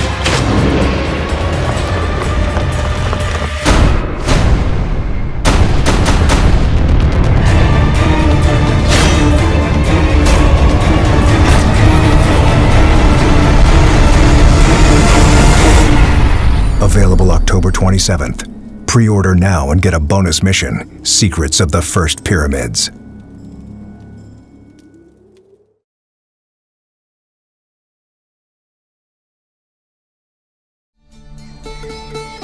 Hi, I'm Scott Phillips, Game Director on Assassin's Creed Odyssey.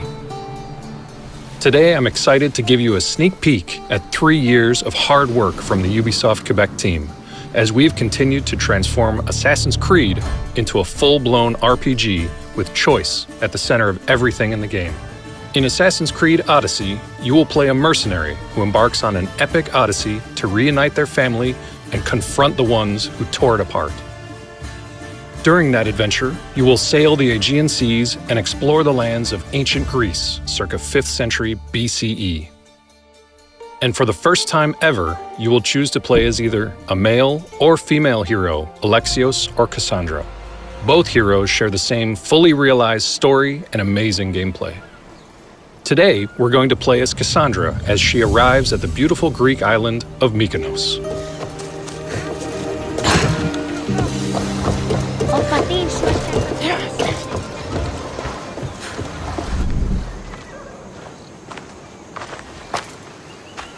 Ah, Mykonos Island, built from the corpses of giants slain by the legendary Iraklis. Read me the note again. Eagle-bearing Mystios. That's you. We are a small but fierce group of rebels who'd pay you handsomely to help us overthrow our Athenian oppressors. A warrior named Diocles fights with them. None who face him survive. Please, Mystios, our people are dying. Signed, Kira.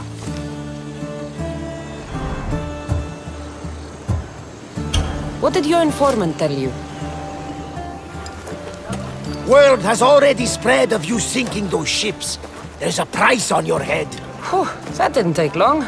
There's also word of Spartans landing on Mykonos. So, I'm here to find Kira, who wants me to kill Diocles. An Athenian ally. Who's at war with Sparta. And don't forget the bounty! Business as usual, then. Gods protect you, Cassandra. Thanks, Varnavas. But they'll be too busy protecting Diocles from me. We've been spotted! Go! I'll handle this! Fight them for all you're worth!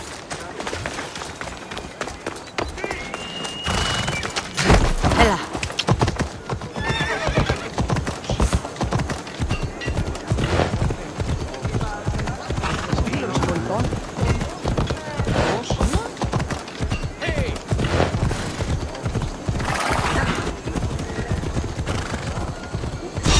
Mercenary.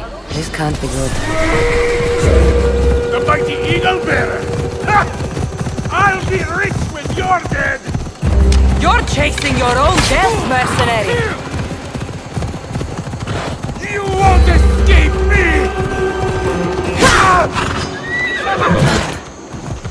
You want my head?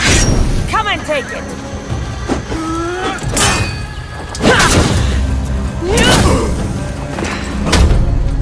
You can't defeat me!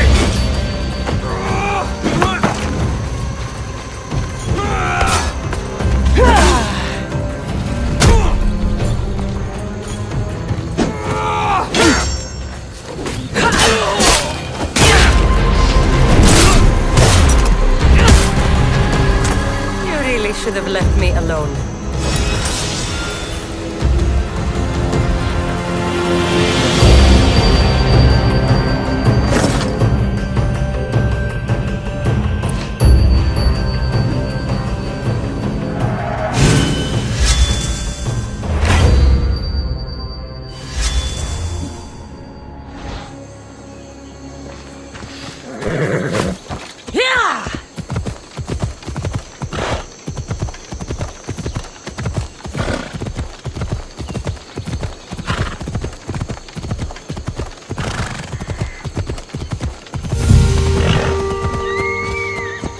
Varnavas was right. Spartans have made themselves right at home.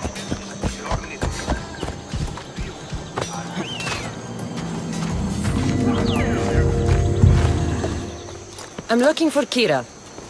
What do you want with her? Ha! The mercenary who bears the Eagle of Zeus. You got my message. It said something about paying me handsomely. Ha! Mercenaries. Athenians have enslaved our people for too long. Help us free Mykonos from their grasp, and you'll have more drachmi than you can carry.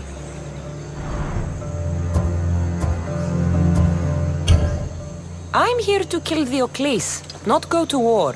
Which is why I sent word of a rebellion to you and Sparta. My men are ferocious in a ground assault, but we're outnumbered. And the Oclis fights with the fury of Ares. Join us in battle. If you're half the warrior Kira says you are, we'll grind these Athenians into dust. All right, Spartan. I'll fight with you. But the Oclis is mine. To battle then.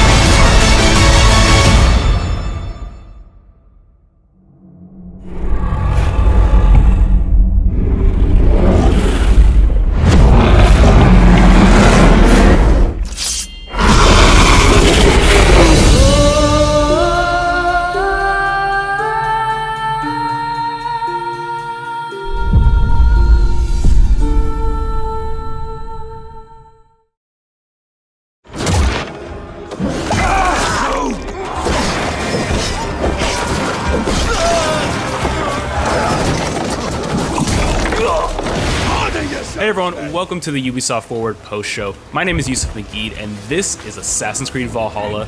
We're going to take a deep dive into about 30 minutes of gameplay, and we're joined by a very special guest here. Hey everyone, this is Philippe Bergeron, otherwise known as Fizz. I am the quest director on Assassin's Creed Valhalla. So Fizz, we're setting up here for what looks like an epic encounter. Tell us exactly what's going on here. Yeah, so here we're midway through the quest that we're showing for UB Forward. Here we're looking at the assault of Burg Castle. So these are big moments that usually sort of culminate at the end of the story. And so here Eivor, our Viking raider, is taking a group of raiders and Fyrds into Burg Castle to go and take down Rued and his clan. So who exactly is Rued, and why does Eivor sort of want to pick a fight with him? Basically, Rued comes into play about halfway through this story arc, where at the beginning of the arc, this is something that happens before, Rued basically caused a lot of turmoil within the territory, and Oswald, who's the sort of elderman to inherit this territory, needs your help to take him down. Oswald having just been defeated in a previous quest, and so here this is revenge, but also accomplishing your ultimate goal. So Fizz, as you're talking, we're seeing some of the combat of Valhalla. Can you tell us a little bit about the changes to combat this time around? We wanted to basically add a lot of new mechanics to it. So we added like some dual wielding for the player, like a stun system in there. And we really needed to do this to sort of portray that sort of the brutality that comes with being a Viking in this day and age. So it sort of fits into that, the time and the character.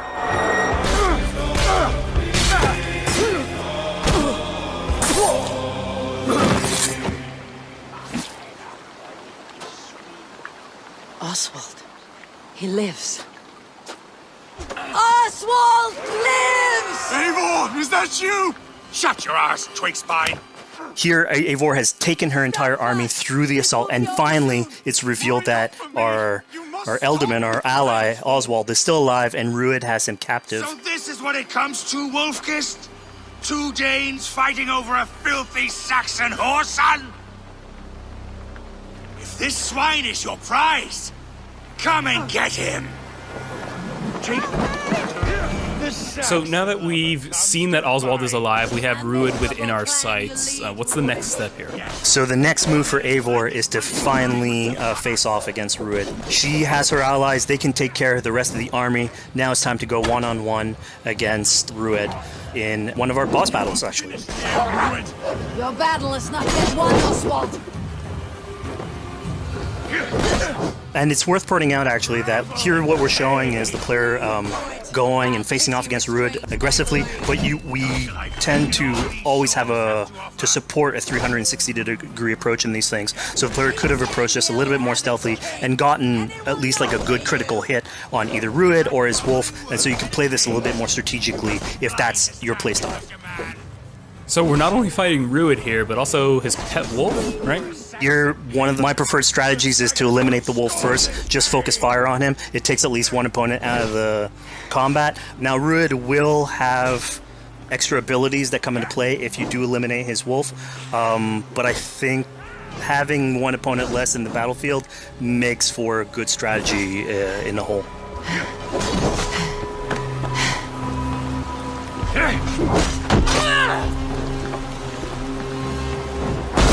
Your efforts. Only the cold dark of Niflheim awaits you. Valhalla is my destiny. That fate will not be met today. Why doesn't they should be roomed, Wolf-kissed? Made thralls, not treated as equals. We are better than this. Than all of them. Do not drag me down to the sewage you wallow in. We just a Dane fight tooth and nail for a Saxon. You'd throw in with these wastrels? These Argir swine? Eivor, no! He should be tried before God, a lawful assembly. Alright, so we've defeated Rued, we freed Oswald. What comes next? Oswald, in this case, prefers for Rued to be kept alive, and so you basically have to choose, are you going to go against his wishes or stay true to your nature? So we have this choice to make, but before we get into that, I want to rewind a little bit because we just did this big, grand assault, but Eivor couldn't have done it alone. She clearly had to recruit some folks along the way, get some troops, get some allies. So let's actually rewind and see how we went about first gathering those troops. Right, so when coming up to an assault, it's a game of numbers. Eivor can go into pretty much any location and be a stealthy Viking, eliminating some of the assets, which ultimately would be a strategy. You can do that, and you'll have some of the ingredients or of the assets there that will have been sabotaged, but you still need an army. So here what we're seeing is Eivor going around the countryside and raising what we call a fyrd, which is the men and the women of the territory who come up and fight in the name of a king. So here Eivor is going around and trying to convince people to fight in the name of Oswald to finally take down the oppressor that is Rued. Defending East Anglia, defending you. Will you not do the same? What? Die in defense of a lost cause? Yeah, so she's really using like the image and like the leadership that Oswald had, what he meant to the people in his name. She's going to recruit these people. Pretty words, Dane. But the men of Theovard have their own battles to fight. So we're told by this Reeve that there are troops, there are allies that he could add to our cause, but first we sort of need to do him a favor, is that right? Yeah, so obviously these people have been run down by Rued and the impact he's had on the territory, so I think a lot of these people have sort of lost hope. And so you need to show them that there is hope. And so here Eivor is basically helping them take back one of their prized locations by taking a couple men and raiding a nearby township, basically taking it back for the people and showing that there's a reason to continue fighting and then get them on your side.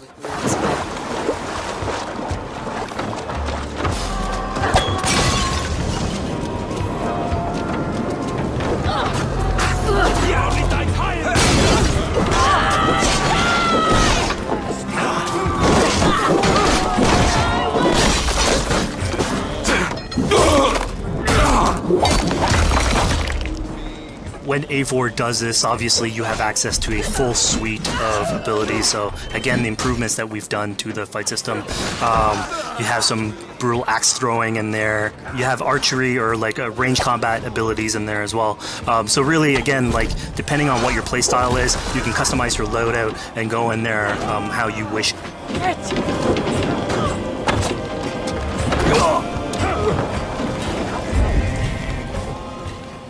Fizz, we just saw this giant pulse go out. What exactly was that? So that is what we call the Odin Sight. The Odin Sight is basically our interpretation of the Eagle Vision from previous games, and we thought it was good to sort of bring that back.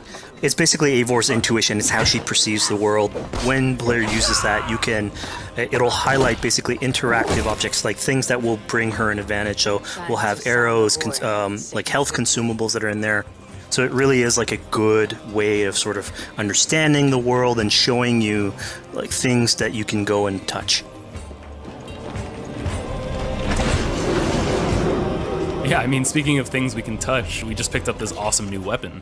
It's something we wanted to play with on Assassin's Creed Valhalla, where we have fewer weapons in the game, but you can invest in them more, so they become your weapon. And so depending what your preferred playstyle is or your preferred weapon type, then you can go and choose, I'm gonna fight with this weapon and invest heavily into that.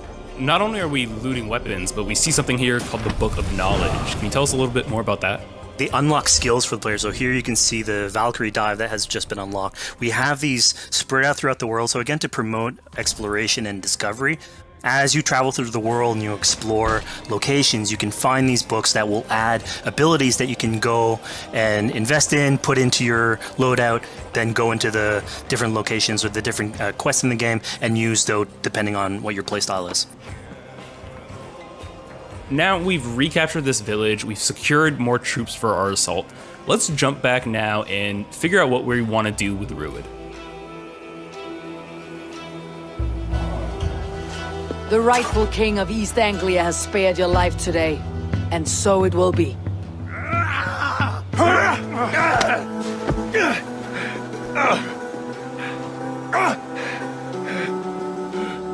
Compassion is a virtue suited for anyone, Eivor, including you.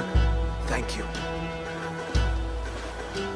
Eivor decided to let him live. Rued is really angry about that. Being a Norse Viking, being put to the death in battle is your road to Valhalla, so he was basically denied access to Valhalla in this situation.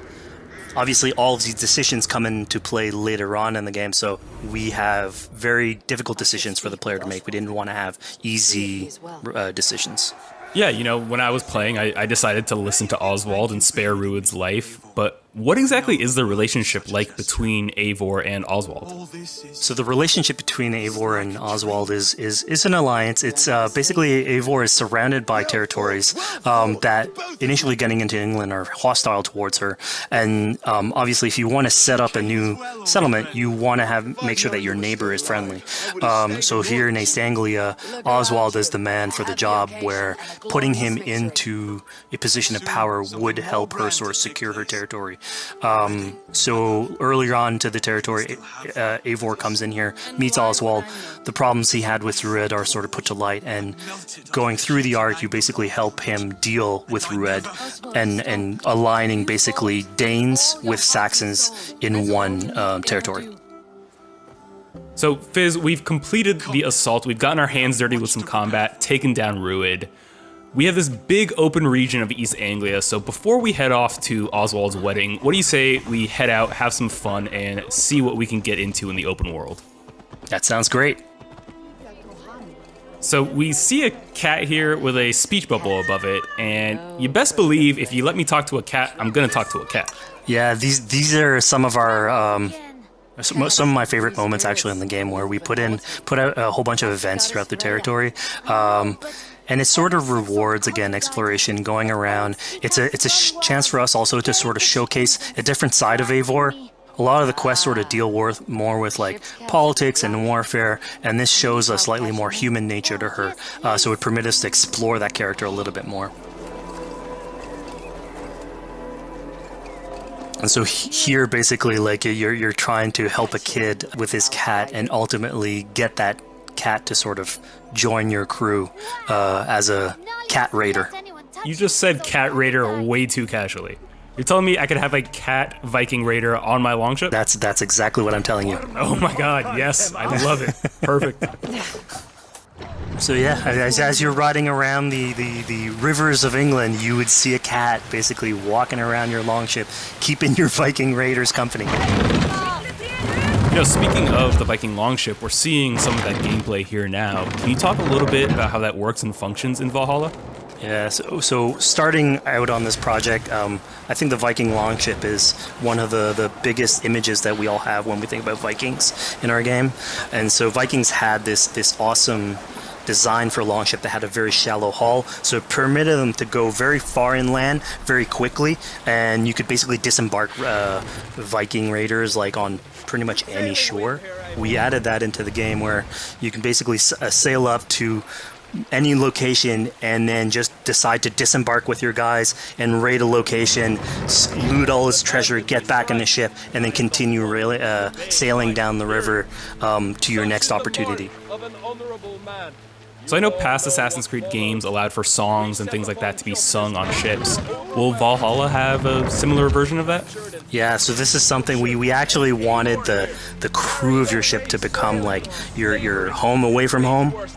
So we added stories and songs into the ship. So basically, as the player is going around, you could decide to have your skald sort of sing a song for you as you row down the river. But you can also decide, depending on who the raiders are in your ship, to hear more about their life. So you can actually queue up stories, and they'll give you a little bit more background on who they are. So you get to know your sort of fighters as you're traveling around the world, which is a cool moment.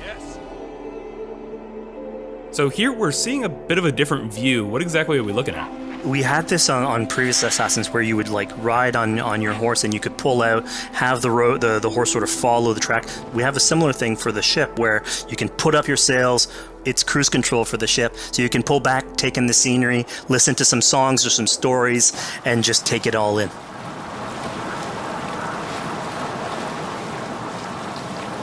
So, you know, speaking of Viking songs, we have an activity here that's not exactly singing, but kind of related, right? Yeah, so here what we have is what we call flighting, which was an activity that Norse people would partake in.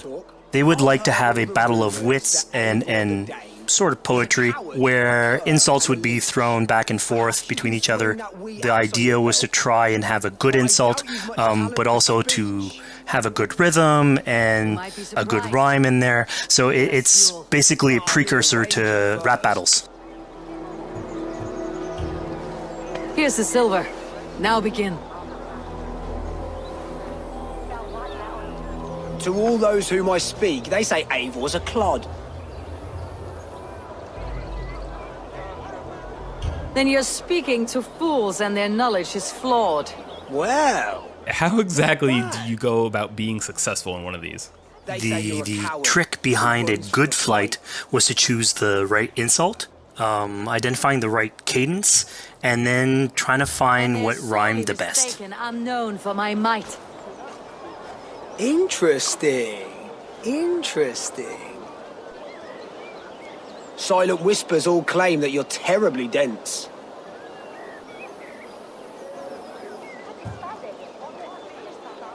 Then you've clearly misheard them. My wit is immense. Oh, you looked out with that one. Well, what a surprise. Eivor of the Raven Clan is a true talent. I'm shocked. Don't believe everything you hear, unless it touches on my flighting. Then heed every word. Take the coin. So now that we've proven our sharp tongue and wit, I think it's time for a bit more relaxing activity. So we're fishing here. Yeah, that's it. So we gave Eivor a fishing line, so you can actually throw out a line and go catch some fish. This is used basically to play into our new health loop where the player will lose health in the world, and it doesn't automatically regenerate like we would have in the past. So you actually have to go out and get some supplies. So you'll find mushrooms and some food that you can gather. But here, like you can also catch some fish and consume that to regain some health. We also will sometimes have it in certain quests. So it's a good way to sort of chill out on the side of the water and just, again, take it all in.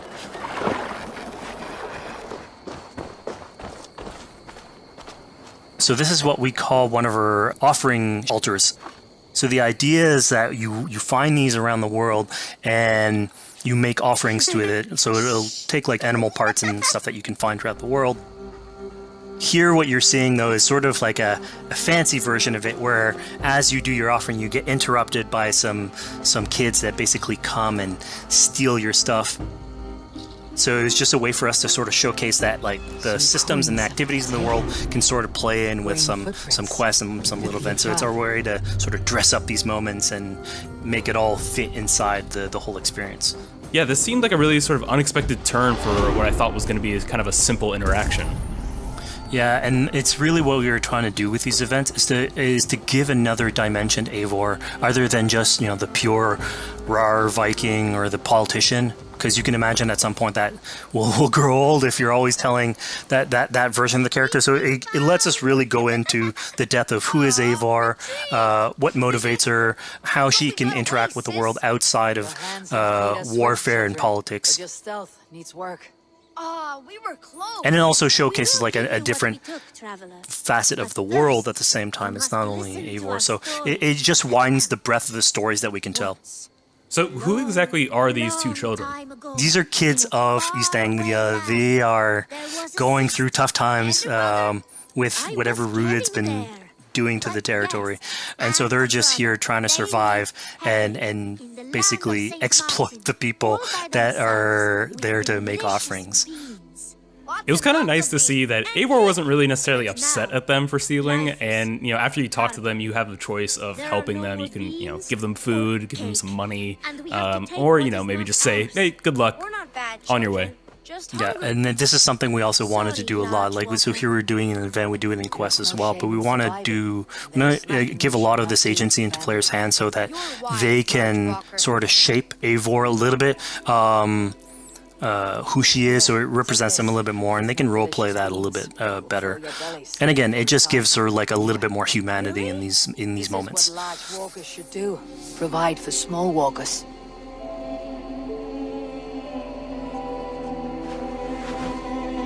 Here, large walker. A necklace? Yes, it's a St. Martin seal. You're welcome here anytime, large walker. You're one of us now. Visit us, okay? I will. Take care now, small green walkers. So I think AC veterans might recognize this here, but what exactly is Eivor chasing down? Yeah, so here you're seeing Eivor running down one of our tattoo images. So this is challenging the player on free run abilities, but also for fans of the series, sort of pulling at their heartstrings for some beloved features. So are we going to be able to tattoo Eivor? Yes. By collecting these tattoos, you actually bring them back to your settlement, and then you can customize different body parts, having different tattoos everywhere. So again, another form of expression, and it's sort of to represent that Viking culture. Fizz, one of my favorite things when I was just out there exploring East Anglia was coming upon a house or a building and realizing that there was a chest inside, but that there was no easy way in. And in this case, I saw all the doors were barred, but I knew that because there was a chest in there must have been some way to get inside. So I went around the back and, you know, found a way in. Yeah, I'm glad you actually caught on to that. You're pointing at something that we wanted to work on a lot on Valhalla, where we wanted the exploration to make you feel smarter. So we played a lot with puzzle solving, so making sure that every house that you find sort of appeals to you, like it draws your attention, and then when you want to come and explore, it's not given to you. You still have to work for it a little bit, so it'll challenge you on your observation skills, logic, just trying to find how do I get into this. So we play a lot with level design, quest design to offer challenges to players, and you basically come out of it like with a better feeling for the exploration, but you also get to see more of a story behind any of these locations which we've crafted. So it gave us a little bit more time to sort of slow down the experience and tell a different version of a story.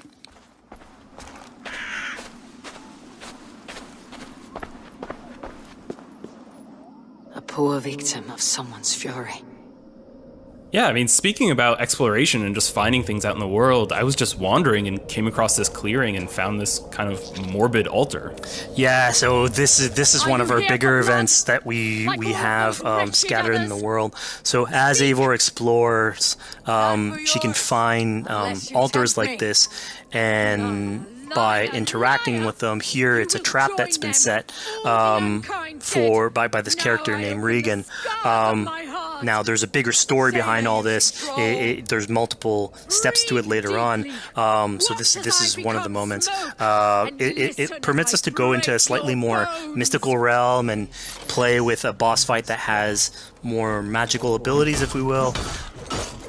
And basically have this awesome boss fight in the middle of the swamps.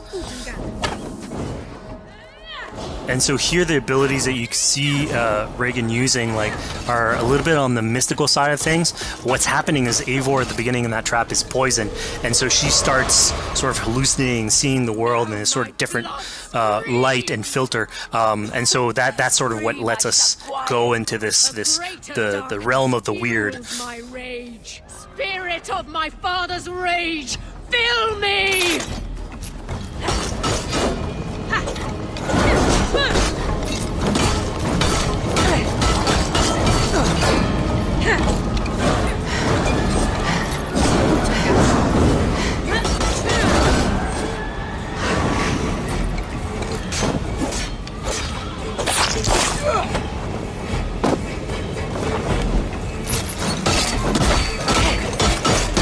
Enough, it's cracking. Arrest your demons. So we just saw here that Regan belongs to something called the Daughters of Lyria. Yeah, that's correct. By finding the other daughters, you'll get a little bit more backstory on who they are, so we don't want to spoil that too much. But it creates like a sort of greater story that is not on the main path in any way, but it is still very rich and adds to the lore of this world and actually plays into history. So we just had a really exciting, really intense boss battle. I think it's time for something a little bit more relaxing and calming now. Yeah, it's all about pacing yourself with the highs and the lows. So here we have a low chill moment of what we call building a cairn. So Eivor, as she explores the world, will find these sort of meditative areas where you have a pile of rocks that you could just stack on top of one another using physics. And I mean, yeah, the ultimate goal is to try and get the highest pile of rocks, but really it's about taking in the sights, relaxing, taking a step back, and just building something. Together we stack stones into cairns. These? Yes. Think of this as a test of mind and wit. Stack the cairn stones high and wide into any shape you like. I mean, you can spend as much time as you want building these things, making them as high as you want, as weird as you want. I'm sure like a lot of these stuff will end up on the internet, like people comparing structures.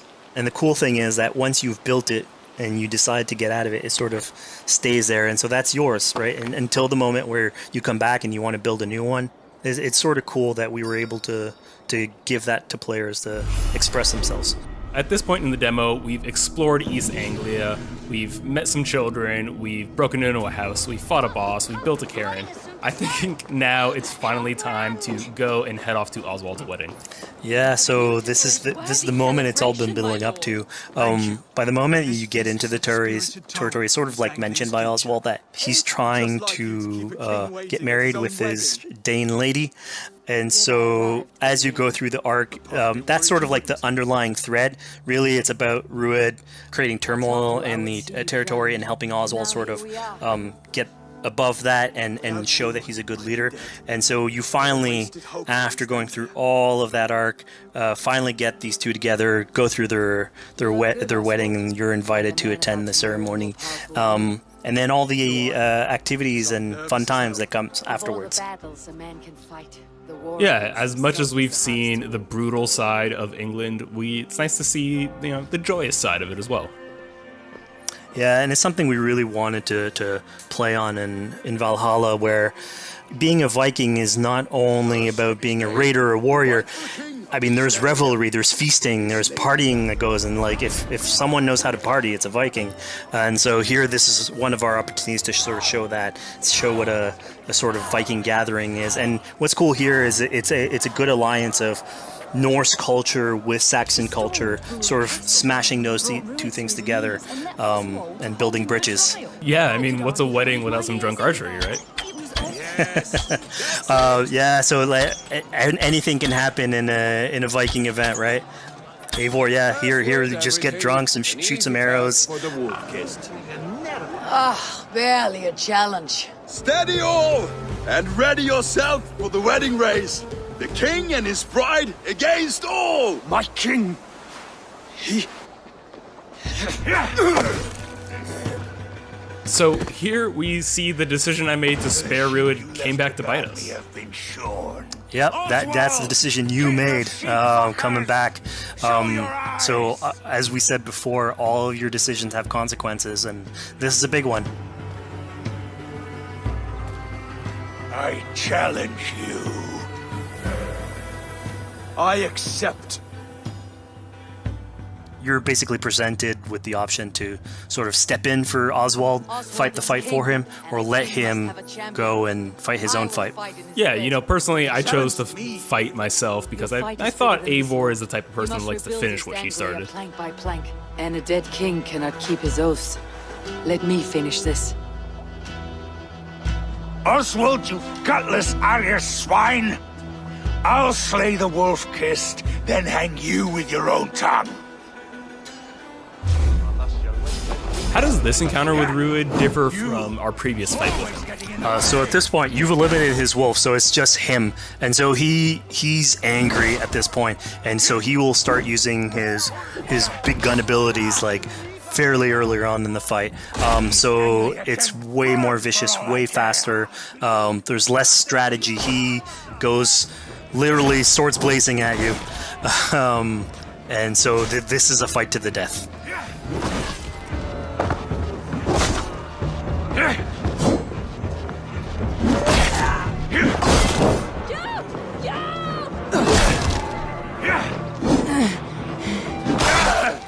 And of course here, like, this is a decision you made to go and fight him, but there's multiple outcomes to this scenario. You could have let Oswald fight his own fight, and prove basically his station as the rightful leader. If you had eliminated Rued, obviously this would not have happened. It would have been a slightly more joyous occasion. But ultimately, in all scenarios, you still have an alliance with Oswald. He's proven to be the right leader for this territory, and to be a good ally for you. A great service. I promised you an alliance, and now you have it. And one day I will need you to make good on that alliance. So we're about to take off from the wedding, but Eivor decides it's a good idea to check up on her friend Finner.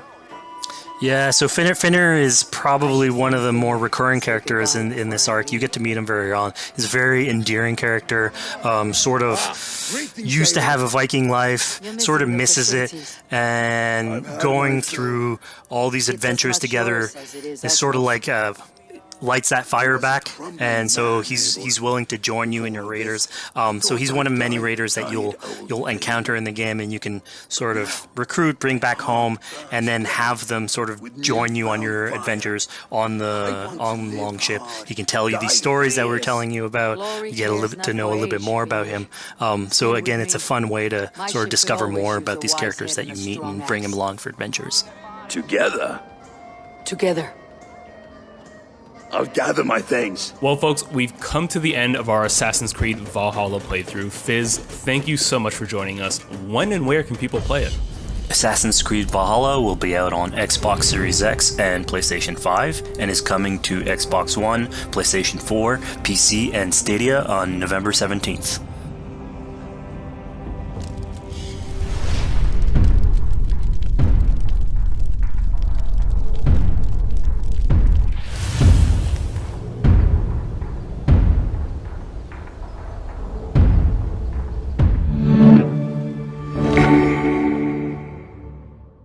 The following in-game 4K capture has been edited for time.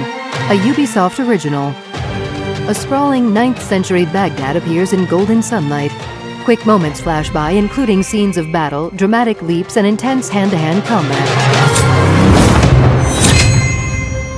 Basim perches on a horizontal beam jutting out above a bustling street.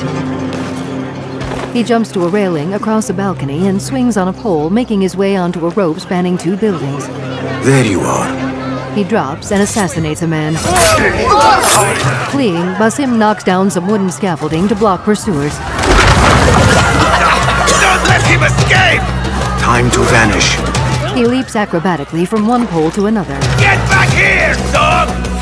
You hear that, bloodbag? He climbs to a rooftop terrace, then jumps down to a rope and runs across it. Stand and fight, you worm! Bounding from one beam to another, Basim scrambles across a lattice, swings on a pole, then grabs a rope and slides along it like a zip line. You're dead! A figure fires an arrow at him. Get away! The arrow misses and he drops from the rope and continues along above a narrow street, bounding from one object to the next high above the ground. He reaches a platform and drops down into a shady courtyard where he calmly strolls through a door.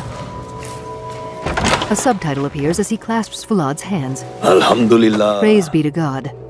Alhamdulillah. Basim and Fulad turn toward Roshan, who nods.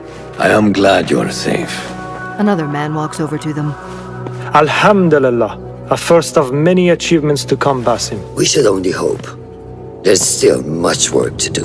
Basim pulls back his hood and joins Roshan by a map. While our focus was on Al Ghul, Fulav quietly scouted the city for where we could erect more bureaus. I have found dwellings in 3 districts that are most unassuming. Abid and Rebecca have arrived from Alamut and set off to Al Abbasiyah and Karh. I will make my way to Sharqiyah shortly. And I will join Rebecca in Karh, where corruption is as common as the arid air. See Abu Ja'far about some things he's been working on. Then come find us. Roshan and Fulad step away while Basim joins Abu at a table. Have a look, Basim. I may have something that is of interest to you. A diagram appears showing an assortment of tools in a circle. A blow dart is selected and the words "Unlock Blow Dart" appear. Resourceful as always. My thanks, Abu Ja'far. Basim turns from Abu and strides to a notice board. A diagram showing several missions appears, and one labeled "The Concubine" is selected. Text below the assignment reads, "One of Caliph's concubines, a rebel spy, was brought to the prince's palace for interrogation. Assassinate whoever is holding her captive." Now, time passes quickly as Basim sits outside wearing a pensive look, then perches above a building's dome, an eagle soaring by near him. Later, he rises from a bench and bounds up to a rooftop, where he steps out onto the horizontal beam that juts out above a bustling street. This is the place. What do you see, Enkidu? The eagle, Enkidu, dodges an arrow. Let us reconsider the approach. Text reads, Enkidu is fleeing due to a marksman in the area. Basim dives and soars down to land on a cart full of hay before rising and sprinting over to the walls of the palace. He quickly scales up a wall. The view of the area beyond briefly goes dark and text reads, Restricted Area, Prince's Palace. Basim leaps and lands in a flower bed near some civilian women. Act as usual. That guard who likes me said she and Ali's followers are trying to overthrow the prince. What madness! They will surely fail. After a figure labeled Assassinate walks past the group, Basim steps away from the women and, crouching, creeps stealthily around a wall and through some plants. The tool choices appear again and blow dart is selected. Basim hits one of 2 guards with a dart. Shit! What? She got the bastards! As the unhurt guard goes to his comrade's side, Basim stabs him, then continues onward. He makes his way past a large pile of bulging sacks, then creeps through another flower bed. The tool choices reappear and Noisemaker is selected. Basim throws the Noisemaker behind a guard and it explodes. What? Basim sneaks up behind the distracted guard, kicks his legs out, then stabs him. Die now! Spotting another guard ahead, Basim hurls a blade and takes him down. Dashing past his victims, Basim climbs an outdoor staircase. he swiftly scales up the side of a tower to where an archer stands. Basim stabs him and hurls him off the tower. The sky is safe, my friend. Survey the area, Enkidu. Text reads, marksman eliminated. Enkidu is available. There is my target. The eagle soars above an ornate building. Now, Basim deftly tightropes across a line running from the tower to his target building. He climbs up the structure's wall and drops to a rope stretching over a courtyard. Learn your play! The view dims and Basim peers down at a man labeled Assassinate who hits the prisoner. 3 guards stand on a balcony that partly encircles the courtyard. The ghostly shape of Basim appears beside each of the guards. Basim is transported to each of the 3 spots, one after the other, where he quickly dispatches each of the 3 men. Tell me what I wish to know, and no more need die this day! As Basim peers down at the interrogation, the tool chosen is trap. Shifting a target across the floor of the courtyard, Basim picks the spot and hurls the trap, which sinks into the ground. He leaps from the balcony railing and, seen in slow motion, lands on the interrogator and kills him. Hurling his blade, he takes out another man. Thank you so much. Basim draws a sword and slices an attacker. His trap explodes in green smoke, dropping another man, whom Basim dashes past. Come on! He nears 2 others. There he is! Stop him! Red smoke erupts in Basim's wake. After scampering back over the palace walls, Basim drops down on a man and delivers him a fatal blow. He trots off down a narrow street and through an outdoor marketplace. The view rises to take in the domes and rooftops of the sprawling city awash in golden sunlight as Enkidu soars past the tower. An ornate A-shaped logo appears above the words Assassin's Creed Mirage. Text appears around more game footage. Discover the Deluxe Edition, a Ubisoft original, Assassin's Creed Mirage, October 12th. Pre-order available now.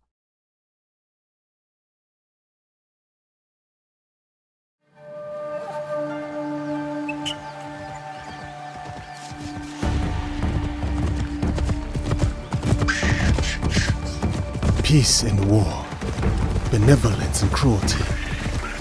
I tread my own path in this divided land.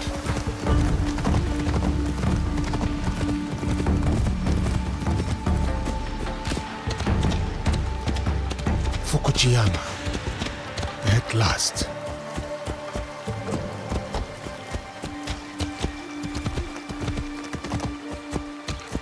The fields are busy. A big harvest requires many hands.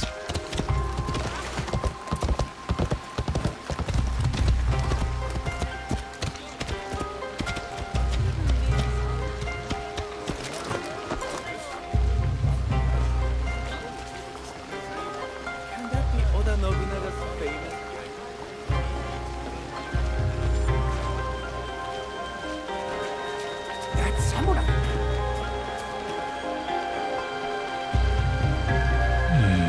And merchant looks uneasy. I will not tolerate this disrespect. No, please.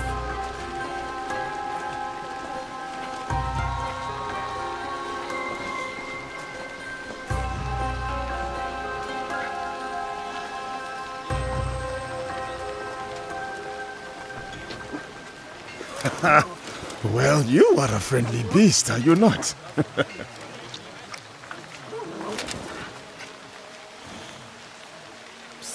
Samurai sir, this way, I beg you. Hurry, sir. Please. Right behind you, little one. Oh, Baba, I brought someone. Ikimaru, I wonder where you went.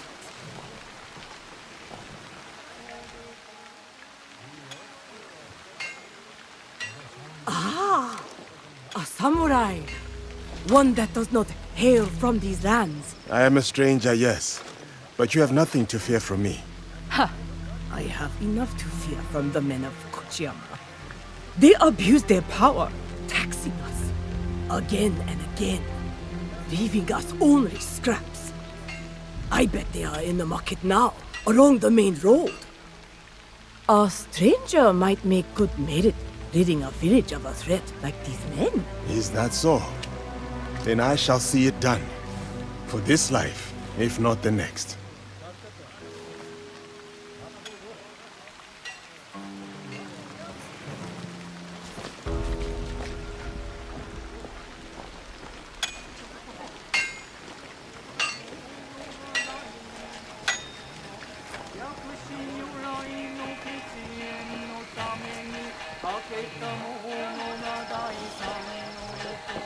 You miserable wretch! More division among the people here. More corruption.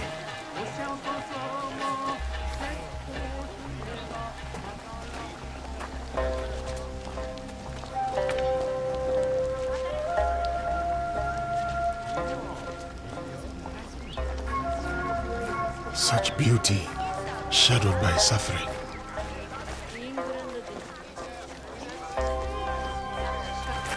What is happening here? This isn't your fight, samurai.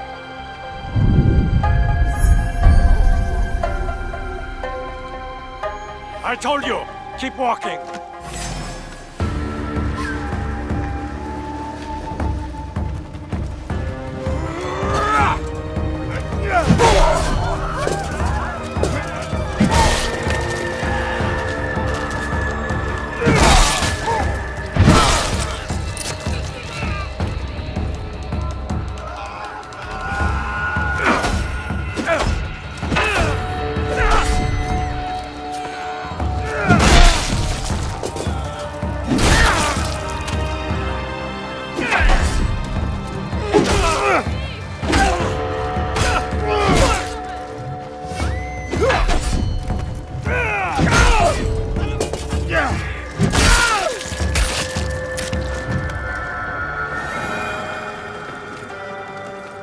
Make your peace!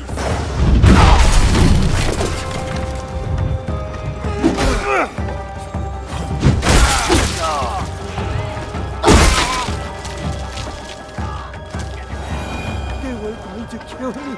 Thank you. There's another. Up the road toward the castle. A corrupt samurai named Fujioka.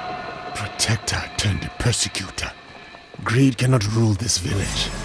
Not while I have breath in my lungs and a blade in my hand. I said kill him!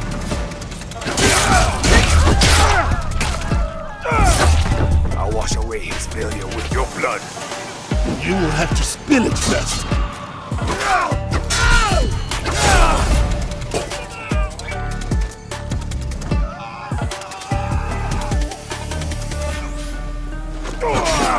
Who do you think you are? For the people, I am justice.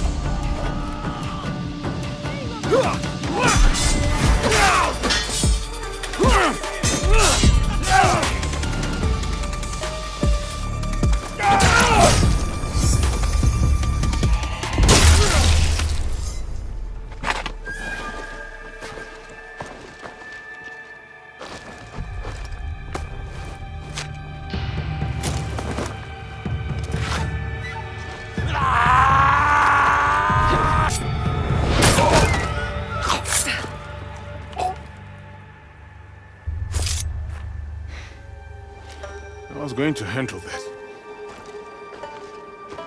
Too slow. What did you find? The samurai has been stealing from the villagers. He has been starving the people here for some time. So now we know who he worked for. A daimyo in Fukuyama Castle. We should go. Not before we send our allies to look for him. He'll be difficult to find.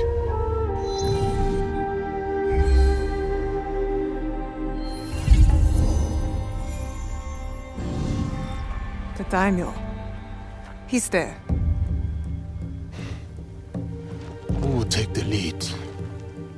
We can sneak in. Or charge through the front gate.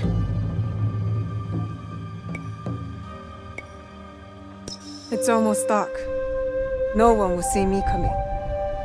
They will not stand a chance. But be careful in there. Don't worry. I won't be alone. It'll be me and the shadows. In the shadows. To serve the light. I'll go straight for the daimyo. When fighting a snake, why wrestle the body when you can slice off the head?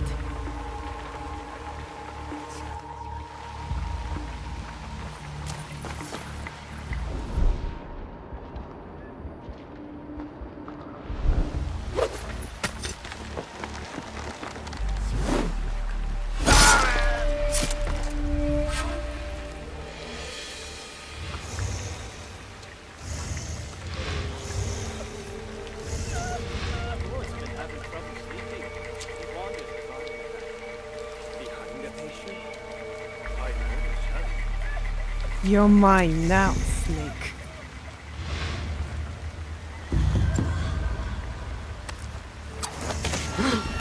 Who did that?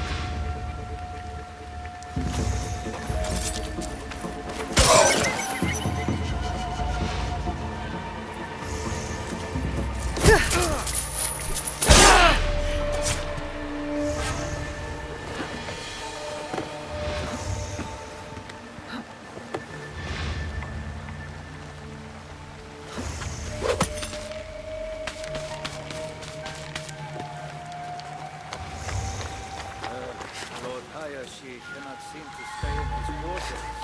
Yes, the Lord is beside the pond. You dig himself a trench with those nightly footsteps. That or a grave. A grave, huh?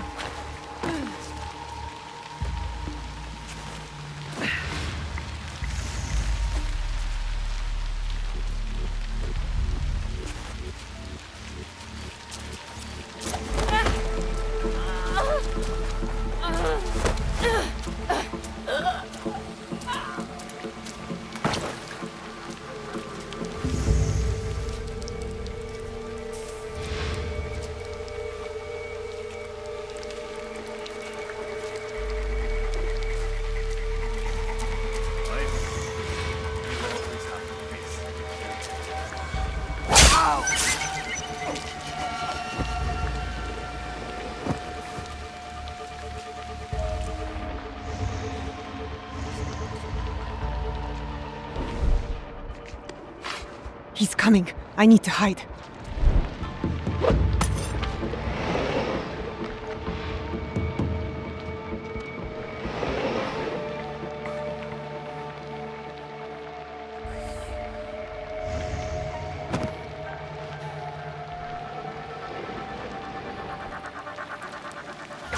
Useless, all of you!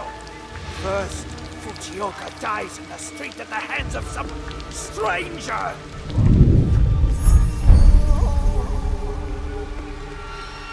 And then you serve me scalding tea? Besides ruining its delicate flavor, I nearly lose my tongue for business! Fujioka must have been the samurai Yasuke took out. Good riddance. Your tongue! A daimyo like that deserves a slower death than the one I'm about to give him.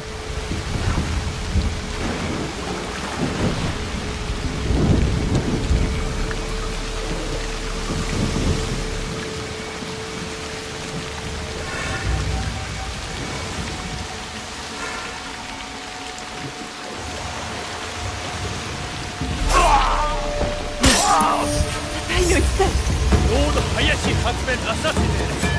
Kill her! Let's get her!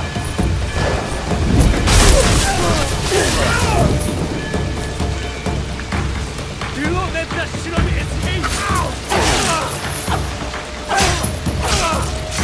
I've shed all the blood I need. Time to go. Stop her! Hurry up and kill her!